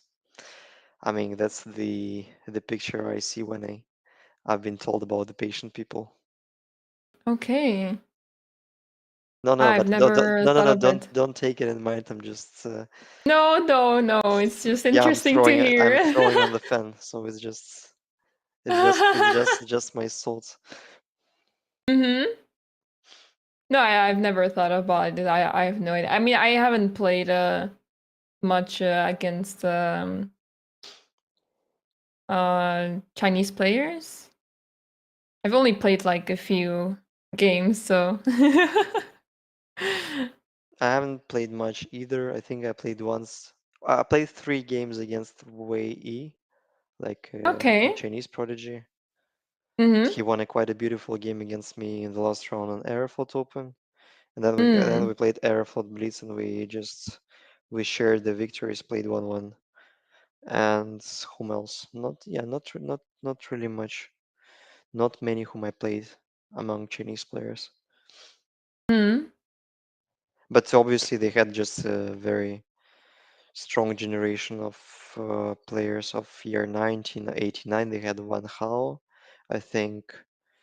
Um, Probably Li Chao is more or less the same age, maybe 1989. And their Mm-hmm. system of development of chess players is quite interesting to be concerned. So they make some kind of schools, like closed schools, like even camps, and develop their chess skills. So this is pretty much like I don't know how it is named in English. It's like a special school of Olympic Olympian reserves. If I translate it literally to Russian, as I know how it sounds in Russian. So that's a special way to develop the skills among the talented chess players. So they put them you put them together, and you work with them like let's say 5 days each week for 8 hours each day, Oh, wow. just to be pretty much. like being in like charged for showing good results. Yeah, I mean, studying so much is I mean, already very good and I should give some results. yeah, I think up to now Chinese like chess system as it like looks like as it is with such kind of schools, but recently I don't know. At least I haven't heard about anyone who made a quite big progress like after the latest talent Wei Yi, who is like 1999 but obviously Hmm. looks older. um like I don't know the younger generation of chess players after Wei Yi, let's say. I'm not sure. I haven't heard of others. I think the youngest I've heard is from Hawaii. Rook A1 is played after. Oh, okay. I don't know what's wrong with King king B2? king D2. I think we need to put it in the center. But then king b2 also has some clear sense because after king d2, black still has some sort of rook a3 ideas. King Mm-hmm. b2, that's why it's played. And again, your prediction became the move on the board. Rook b1 after king b2. No, but then it's pretty much over. Rook king a2. Bishop c6 is the threat. Yeah. And if rook b6, I think. No, we cannot opt for bishop c6 after rook b6 because of rook a6 intermediate.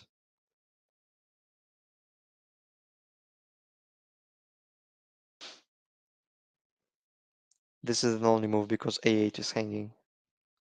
Or bishop c6. King a3. And the king is slowly marching up. Yeah.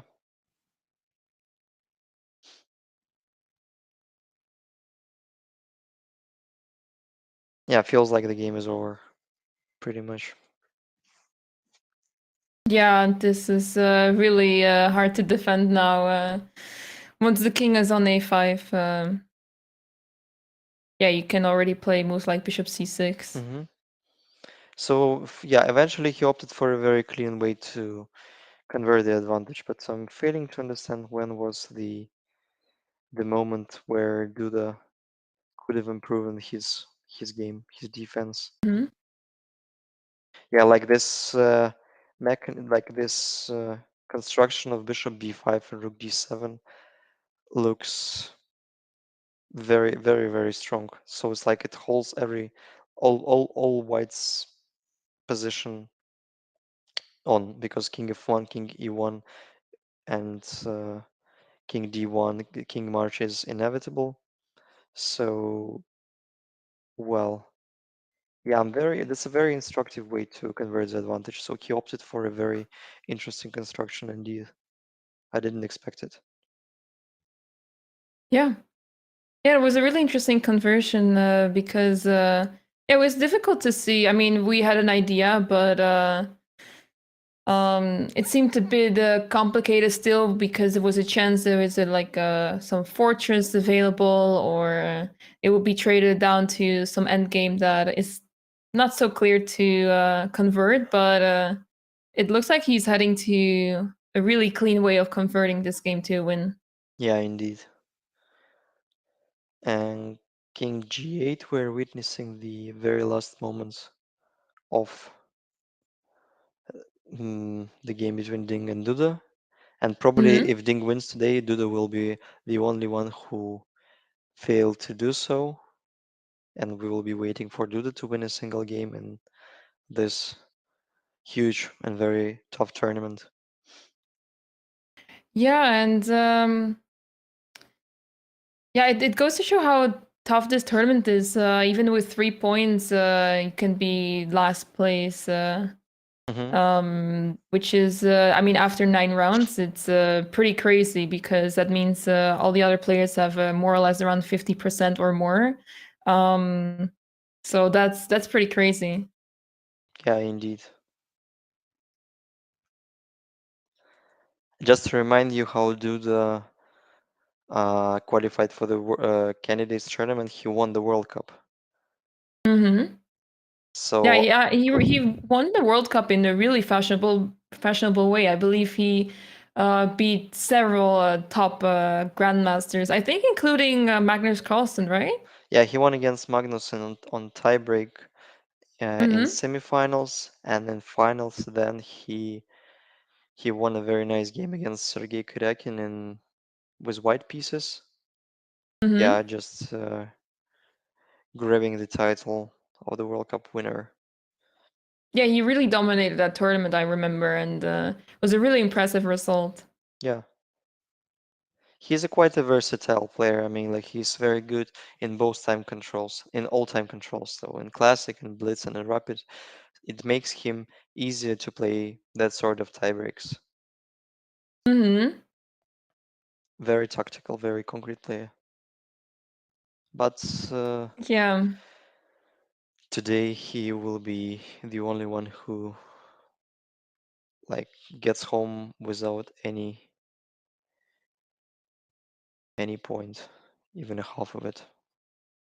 Yeah, it looks like it. Now King A4 has been played, and the king is just slowly marching up to A5, and yeah, Black can almost resign because King A5 is unstoppable, and after that, yeah, it will be very difficult to hold on to the A8 square. Yeah, indeed. So white black still can play rook b1, king a5, and give some checks because bishop Mm-hmm. c6 is already a threat. Rook a1 is needed, king b6, rook b1, and then the white's king changes the direction and moves on to the king side. So that's the issue. Mm-hmm. And then, as you told, king goes to f6, and probably the mate will appear on the board. So white is pretty Mm-hmm. much dominating on the board. Yeah. And is there a chance that in the current position, so imagine if I don't know, like anything happens. I was wondering what's wrong with Bishop C6 right away. You mean even there?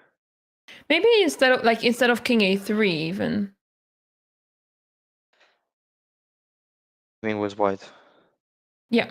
No, but then there is some rook a6 intermediate issues may appear. And then you take on A7 again first with Yeah, the rooks. or Ah, even bishop okay. d6. Mm-hmm. Oh, Duda actually resigned already.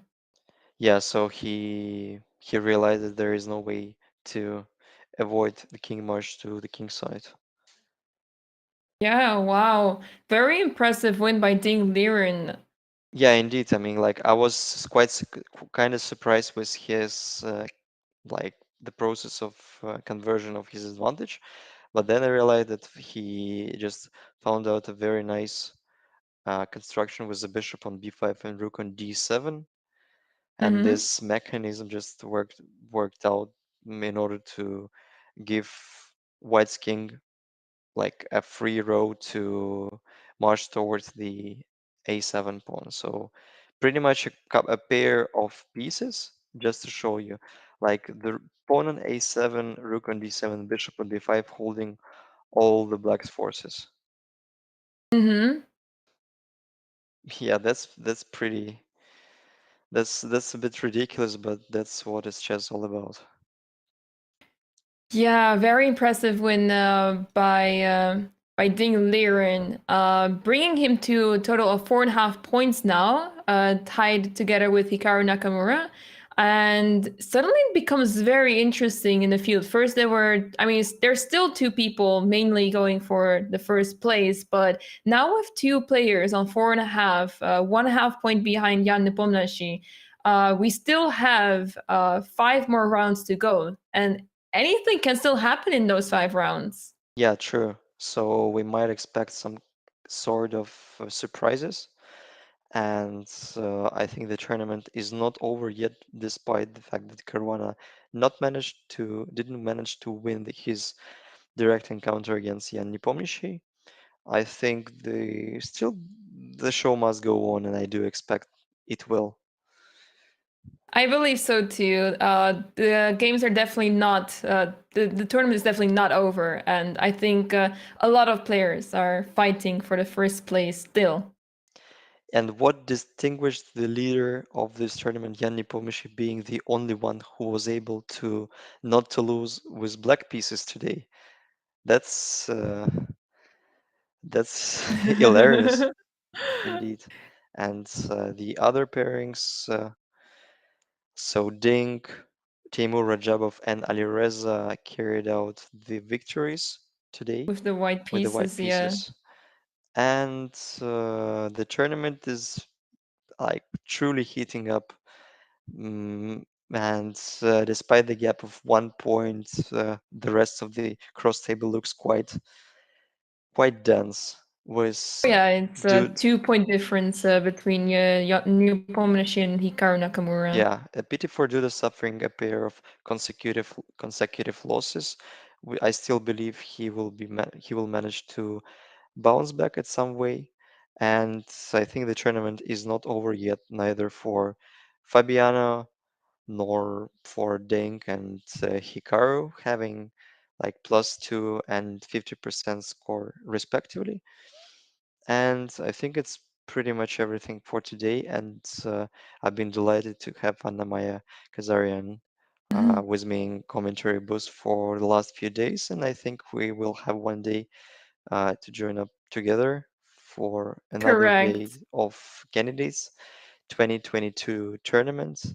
But the good thing that all of us will have some rest from chess tomorrow and players as well, obviously. That's why we are waiting for our upcoming broadcast on 29th of June, 3 p.m. Berlin, Madrid, Paris time. Stay tuned on World Chess. See you soon and have a great rest day. Thanks for watching, everyone. Goodbye.